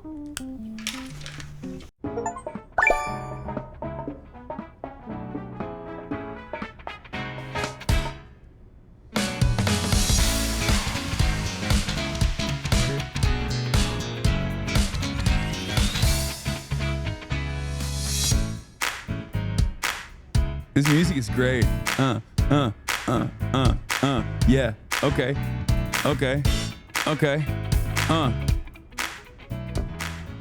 자, 모두 오늘 고생 많았고 퇴근하도록. 네, 수고하셨습니다. 재빨라. 고고씨. 고생했습니다. 뭐야? 우리 언제 나갔지? Oh! What? Hey yo! What the fuck? Bruh. And the piggies? Yo, this game is crazy. This game is fucking out of... I love this. This is the best game of all time, dude.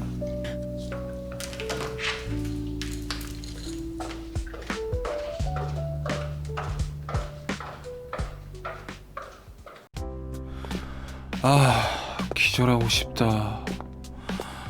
역시 회사는 쉽지 않네. 동 과장님? 이 동네 사시는 건가? That's creepy. Go together. That's creepy.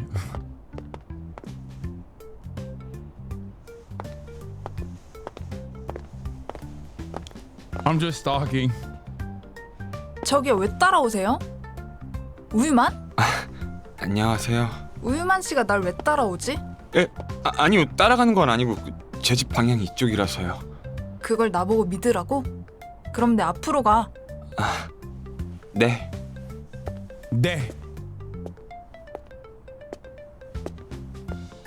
Renounce Kim Il-sung and Jusha ideology right now. South Korea, best Korea. Oh, straight up. It's true. It's so real. 아니 민정님? 민정님이 어떻게 여기? 저 이거 보고 왔는데요. 저한테 쪽지 주셨. Oh my god. Oh my god. Oh. Wow. Serendipity. How could this happen? How could this happen? Wrong note, but still right house. 잖아요. 예? 이게 좀 오해가 있는데 원래는 그게 아니라 다른 걸 들으려고 한 건데. Someone just said, F you, Fox News. This is where I get my news from. 설마. 과장님? 가신 거 아니었어요? 우유만 씨. 설마 이거 여기야? Oh my god. Oh my god. 맞는데요? Oh my god. Oh my god.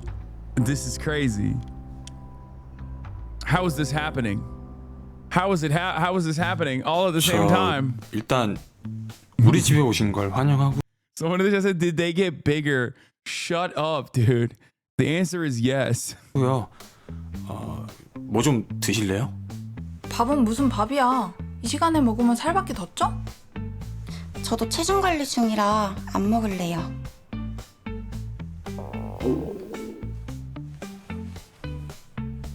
Damn, they're hungry. They're hungry girls.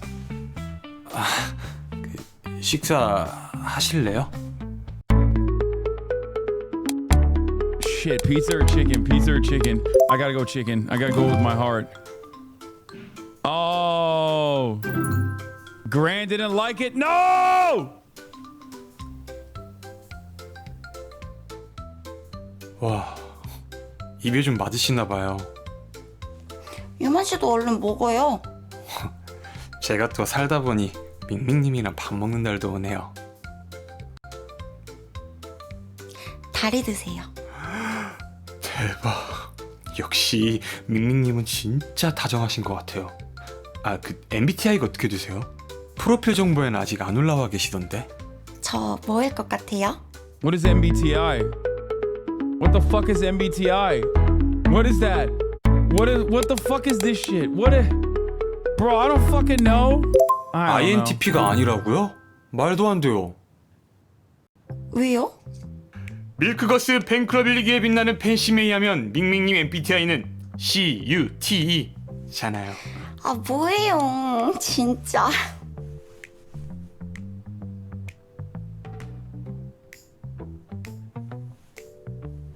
저 그럼 혹시 예전에 열애설 난 건 그건 진짜예요? 네?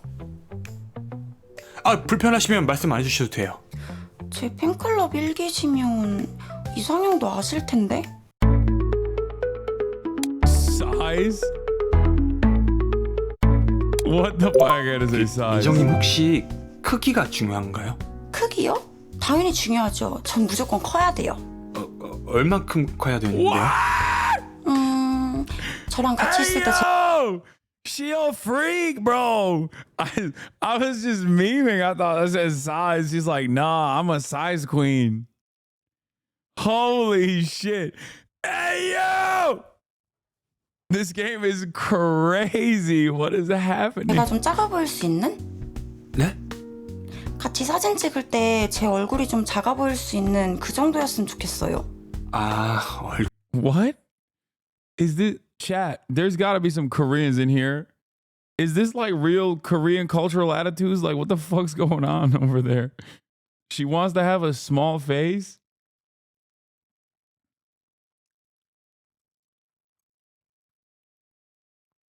What is a small face? What? 4B movement super soldier?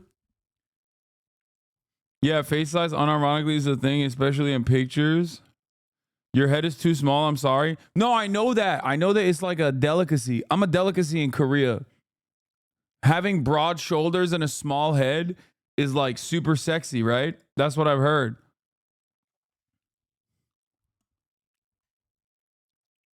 Am I wrong? I don't know.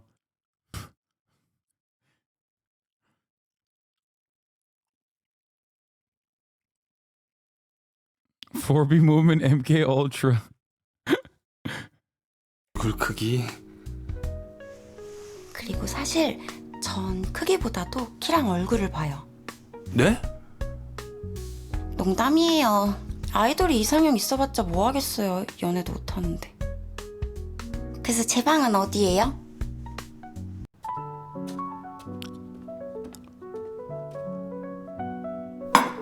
Damn. 과일 드세요. 야 우유만! 누가 또 와? 이 사람들 다 누구야? Yeah, you ain't fucking A. Malbuck. You ain't shit. You ain't shit. You ain't shit. Wait, did I say her name wrong? Isn't it Malbuck? What? Yeah. I got 2 girls now. What's up? It's Mel Sook. Yeah, we got Ming Ming now. How many songs can you sing? You ain't a milk girl. You are not a milk girl, Mel Sook. 어?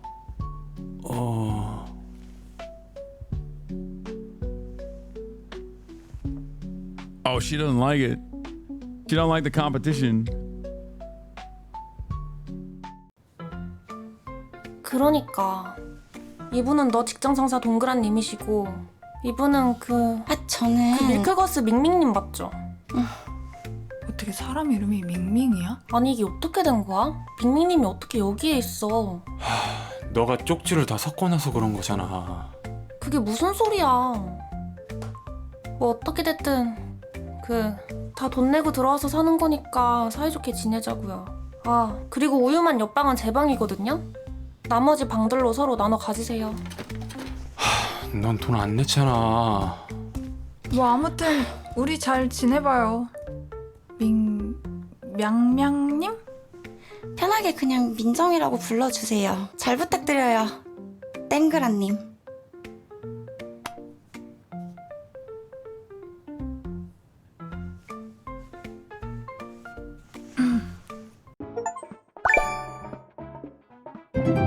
Yeah, Mel Sook.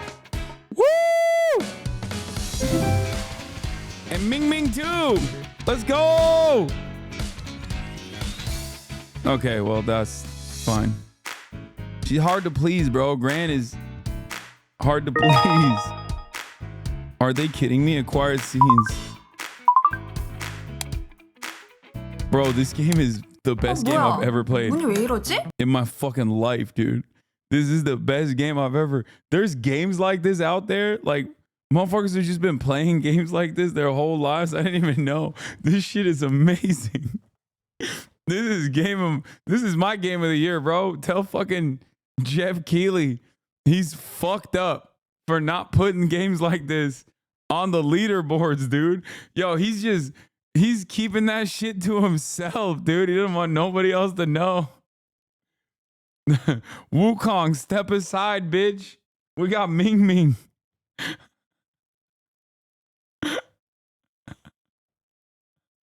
What the fuck?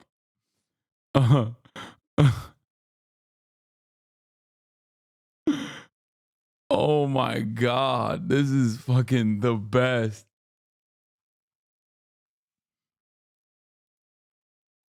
Yeah, I'm gonna talk to Hideo Kojima and be like, yo, can you make a dating sim, please? Korean dating sims go hard since girls are abstaining from dating over there now. 어디요? 여기요. 뭐야, 갑자기 왜 이러지? 그죠? 문 원래 안 이랬죠? 네, 이거 수리기사님 좀 불러야겠는데요? 아, 우유만 씨는 이런 거 할 줄 모를 것 같고 사람 불러야겠네요. 문에 뭐 문제 생겼나? 야 우유만! 어?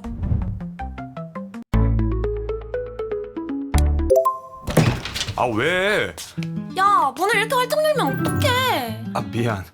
근데 왜 불렀는데? 아 샴푸 다 떨어졌잖아. 벌써 다 썼다고? 여자 셋인데 그럼 당연한 거 아니야? 그래서 나보고 사오라고? 그럼 내가 사올까? 빨리 갔다 와. 이거 하숙집 주인이면 해야 되는 일이니까. Bro, why is she always looking like... Bro, she's giving... I didn't even know this was a thing. She's giving goth, okay? That's why Malbook is best girl. She got a permanent death stare.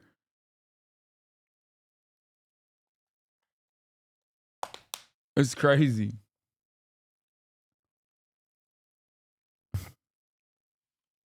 I have never watched you play a game before this.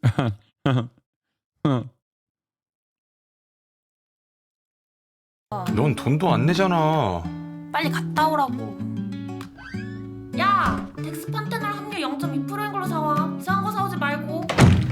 몬테놀? 아, 진짜 어이가 없네. 무슨 테놀이라고 했던 것 같은데. 아, 그냥 아무거나 사가지 뭐.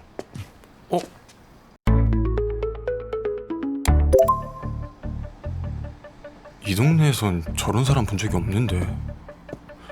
뭐지? 아, 수상한데. 사람들한테 조심하라고 말해줘야겠다.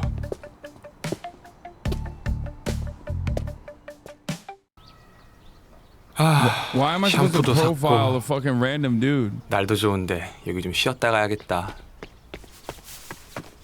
우유만. 누구? 오빠 나 은비. 은비?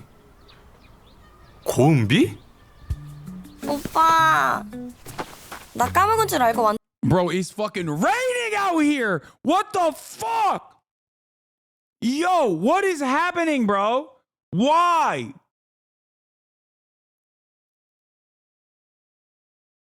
Why are there, first of all, that's a child. This person is not in high school, okay? That's number one. This is the high school sweetheart. Get with the fucking program. This is the girl that I dated in fucking middle school or whatever, okay? That's number one. Number two, why the fuck are there so many girls? Like, what is happening? Chat, pay attention. Chat, pay attention, okay? Pay attention. Lock in.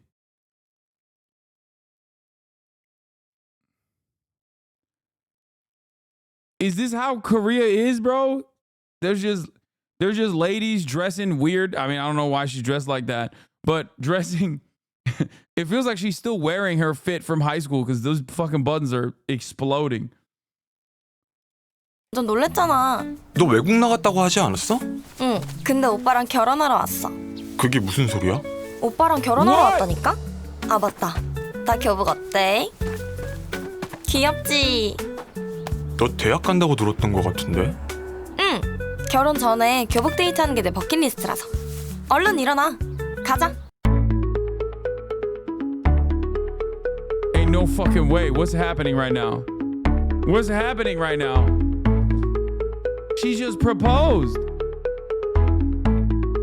What do we do? What do we do? What do we do? What do we do? What do we do? What do we do? What do we do? 우와, 노래방. 요즘 이렇게 작은 게 많이 생겼네? 그러니까 나도 오랜만이네. 좁은 게 딱 둘이 붙어있기 좋잖아? 오빠, 노래 불러줘. 나 노래 못 불러. 너 불러.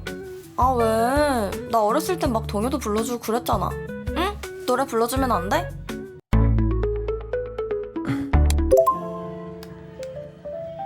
Yeah, I had to do it to him. I'm the Riz God. 머리핀 있어야겠다. 오빠. 응? 이런 거 누구한테 배웠어? 혹시 나 만나기 전에 누구? She said you Riz too good. You must have gotten experience. That's crazy. How is that a fumble? How is that a fumble? That's like a good thing. Like that's, yo, she's jealous, dude. It's a fumble because she's jealous. Okay, listen. Before someone says like hold this L, I need to say something.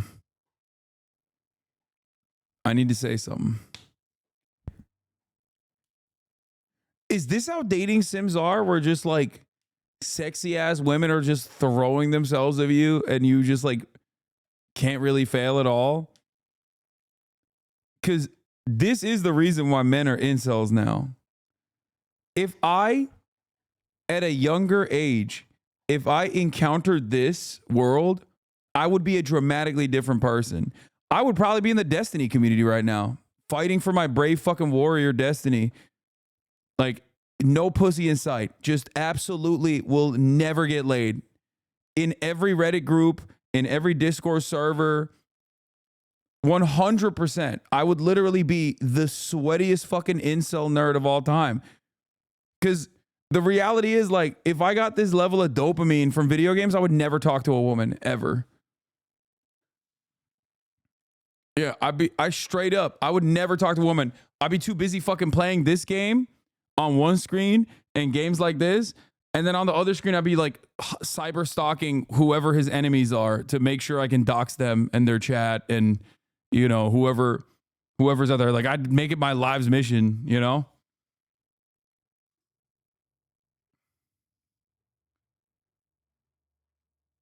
This is crazy.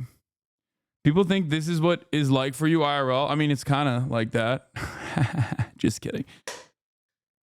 Yeah, hentai puzzle on the third monitor too. Clocked it.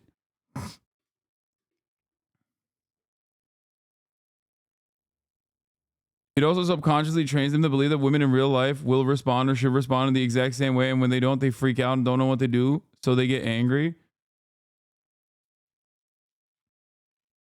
I didn't even know things like this existed, dude.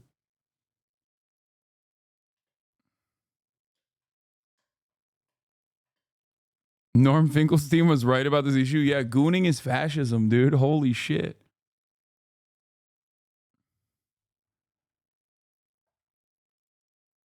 만나거나 그런 거 아니지? 에이, 내가 누굴 만나. 아씨, 짜증나. 빨리 올걸. 그러니까 빨리 오지. 말쓰기도 너 보고 싶어 했는데. 나 노래 부를래. She's sad that I was getting bitches. She's sad. 아, 진짜 재밌게 잘 놀았다. 역시 한국 오길 잘했어. 너 진짜 체력 대단하다. 살던 데는 그대로네? 지금 어머니 아버지 계셔? 아, 내가 얘기를 안 했구나. 나 하색을 시작해가지고. 향수를 만들러 갔다 오나 왜 이제 와? 뭐야, 고은비? 언니? 너 한국에 언제 들어왔어? 뭐야? 아는 거 아니었어?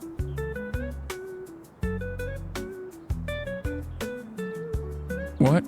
Why are they looking at me like that? What's happening? 그래서 다들 여기서 하숙하고 계신다고요? 안녕하세요. 어? 밀크걸스? 뭐야 오빠? 이 사람은 어떻게 여기 있는 건데?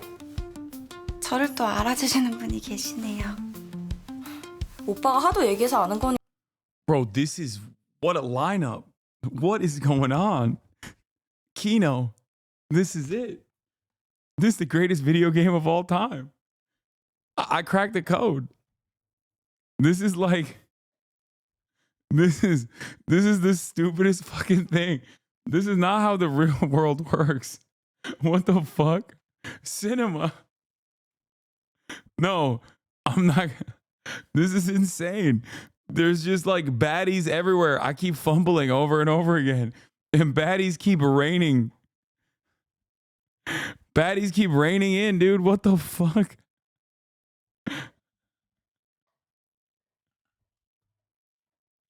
Bro, oh my God.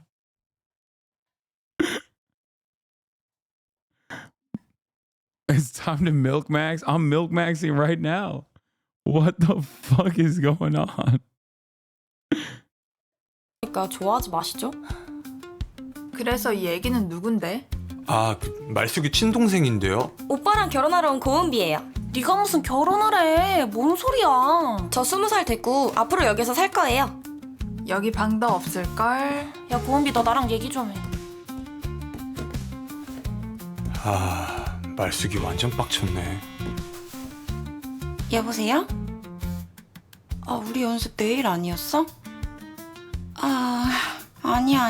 알았어, 갈게. Mouse looks still best 우유만 girl. 씨, 네? 자료 조사한 것 좀 보내줄래요? 수치가 안 맞네. 그거 외장하드에 있는데요? 그니까 그거 달라고. 그거 회사에 있는데요? 뭐? 안 가져왔어? 네, 그냥 과장님 자리에 올려놨는데요. 무슨 소리야? 퇴근할 때 그런 거 못 봤는데. 유만 씨. 네? 혹시 시간 괜찮으면 오늘 밀크걸스 연습 날인데 같이 안 갈래요? 에이요! 갑자기 가게 돼서. 아, 매니저 오빠가 전화를 안 받아서요. 밀크걸스 연습실이요? 아, 너무 좋죠. 무슨 소리지? 유만 씨 지금 당장 회사에 외장하드 찾으러 가야지. Shut up, Gran. 아, 맞다. No!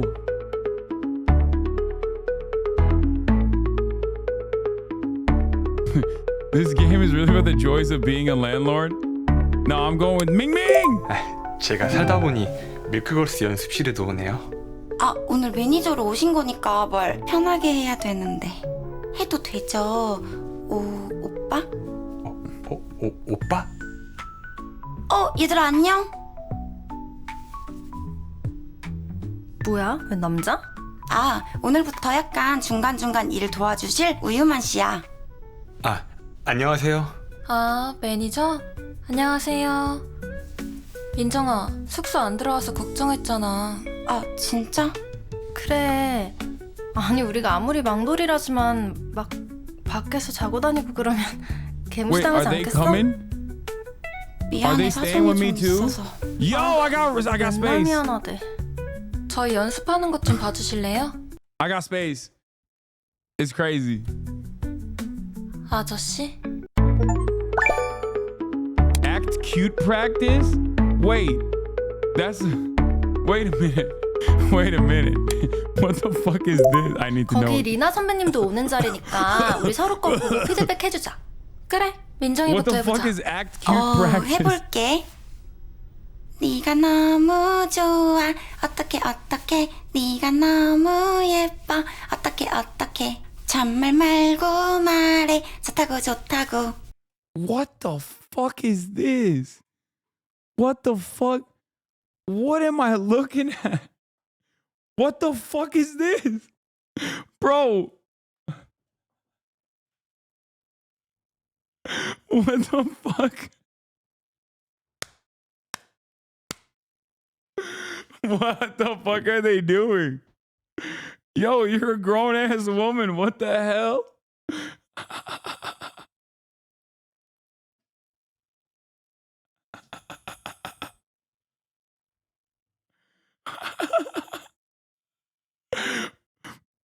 What? It's called Aigyo, show some respect. Wait, what? There's a wait, so you wait.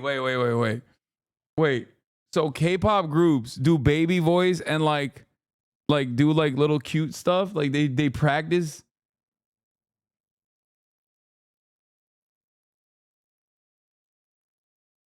What?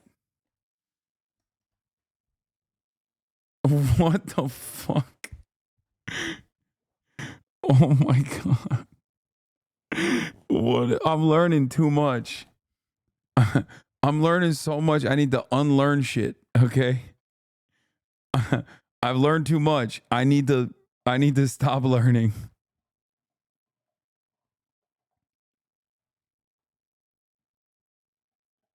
Oh, wow.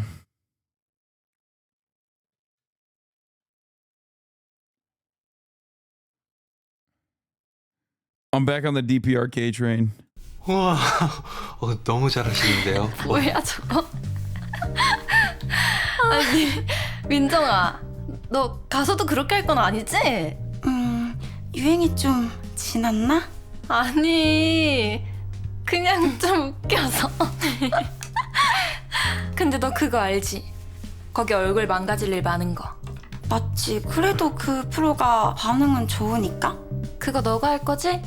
너가 우리 비주얼이잖아. 거기 벌칙으로 별게 다 있다는데? 이를테면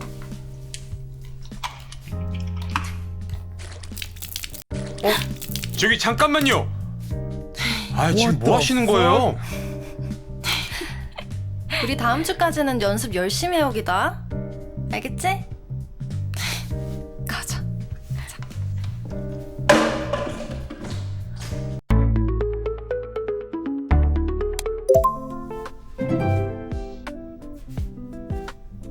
아, 이걸로는 안 되겠는데. 저 이거라도. 죄송해요. 오늘 연습하는 거 구경시켜드리려고 했는데. 죄송하긴요. 저 사람들 원래 저래요? 아니에요. 요즘 좀 힘들어서 그런 걸 거예요. 저 옷만 좀 갈아입고 올게요. Oh my god.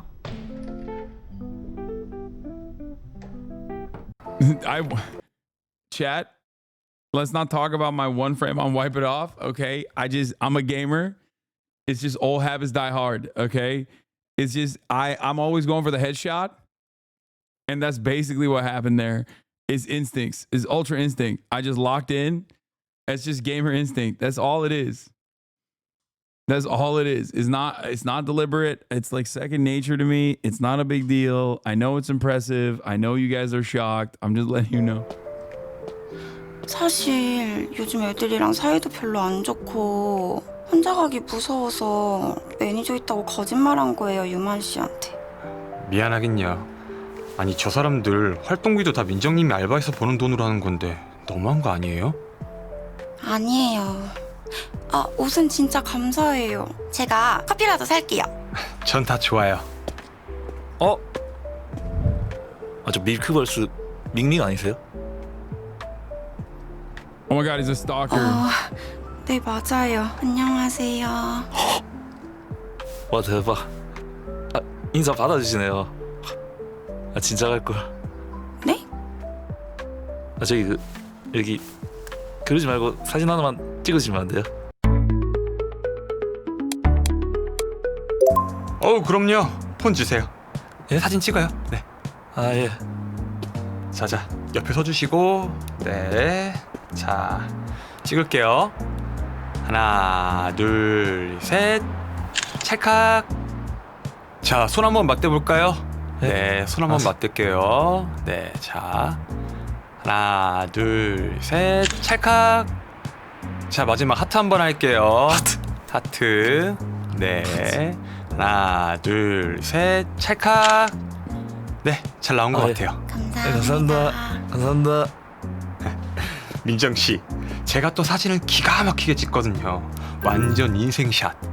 Oh, she hated it. She doesn't like taking photos with fans. She fucking hates fans. She wanted me to defend her. 같이 가요. Damn, she just forgot all about the fact that I wiped her titties earlier and then gave her my clothes and shit. Like, what the fuck? Remember the good times we had when I wiped your titties? Fuck you mean? Any knowledge of the K-pop industry would have helped you? Wait, what? Bad. Why? No, bad. Yo, wait, what? Really? Is that okay? I'm learning so much about K-pop. Why is that a problem? I can't believe.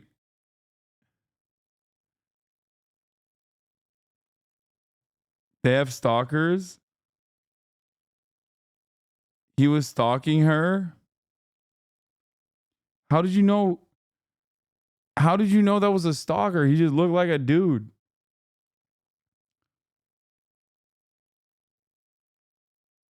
I thought he was just a dude.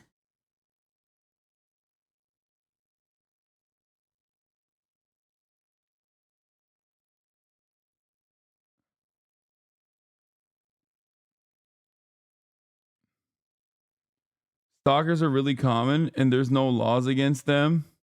It's so bad. Yeah, tell me about it.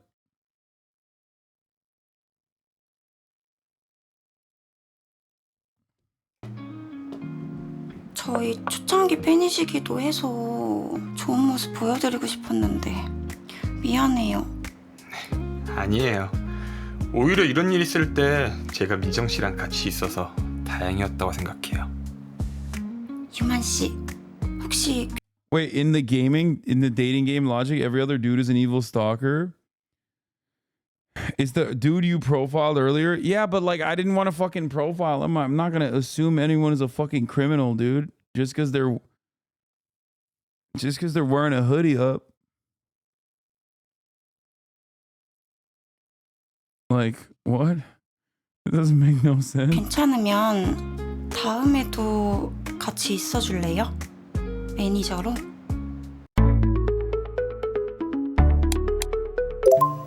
그럼요. 제가 언제든 지켜드리겠습니다. 그렇게까지는 안 하셔도. 그 어떤 곳에서 총알이 날라오고, 대폭 카메라가 날라와도, 제가 이 한 몸 바쳐 막아드리겠습니다. 감사해요, 유만 오빠. 올 때 술 좀 사와. 은비용 기념으로 파티하게. 이만 들어갈까요? 네.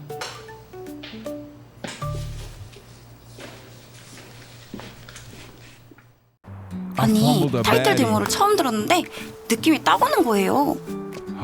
타이틀곡이 민정님 픽이었구나. 네, 맞아요.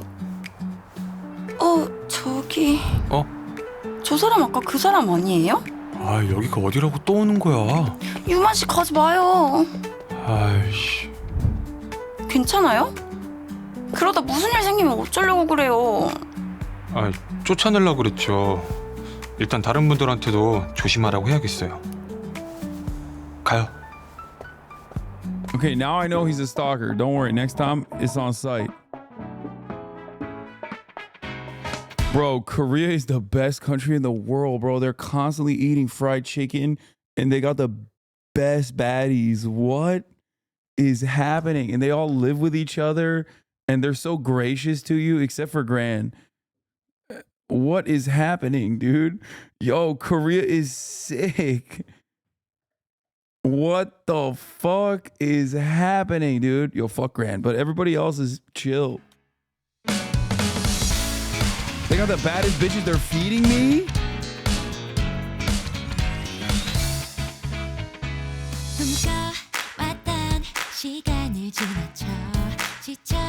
Okay, Melson. Okay, throwing work my way. Playing Jenga. 어차피 쟤네들은 몰라 진흙 속에 묻힌 다이아 누군가 멋대로 생각하라고 해 언젠가는 드러나지 아름다운 진짜 우린 다 Ain't nobody paying rent in this house, by the way. Worst landlord of all time, landlord simulator, but like I'm an absolute fucking failure, dude, at being a landlord. Ain't nobody's paying money to stay in my boarding room, dude.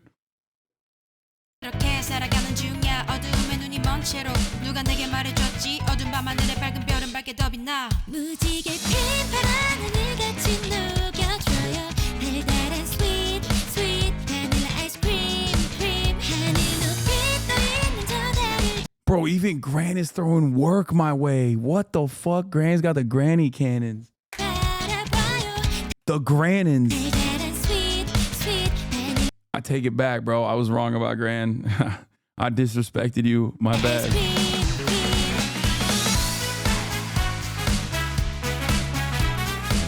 What is the fun in this? I don't understand this part. They're just wearing funky glasses? Like what?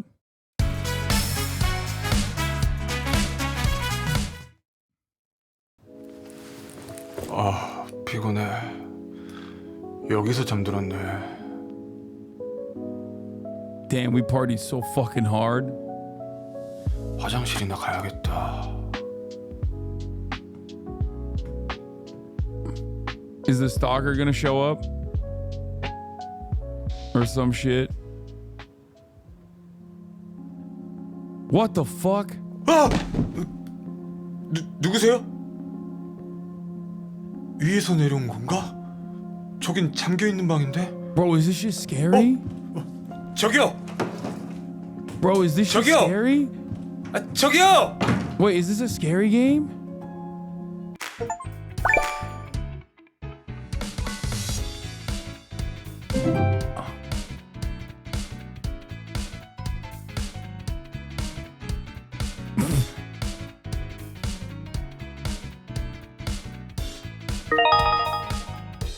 Ew.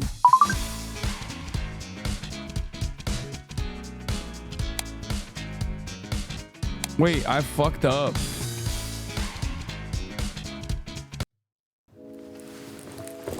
So what's up? Is the ghost a baddie too? What's happening? Like I don't understand. 피곤해. 여기서 잠들었네.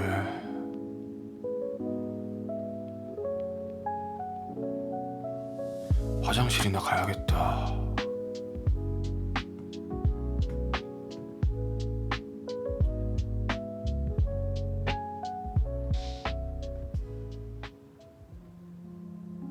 You didn't get enough love points, so you got to go play another way to increase it. Wait, what? 아! 누구세요? 위에서 내려온 Oh, I have to replay the chapter? 저긴 잠겨 있는 방인데. 저기요. 저기요. 저기요.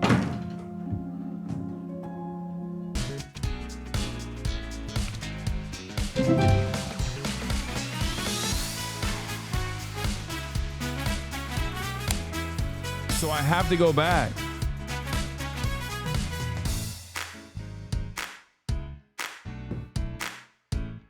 You failed too hard to continue? There ain't no fucking way. I had to go all the way back to chapter 1? Yeah, I'm not going back, dude. Fuck that. Okay, dude. Okay, dude. That was fun. That was fun while it lasted, chat. I mean, we'll maybe try it again tomorrow. But there ain't no fucking way I'm doing that right now. All right, everybody. It's been real.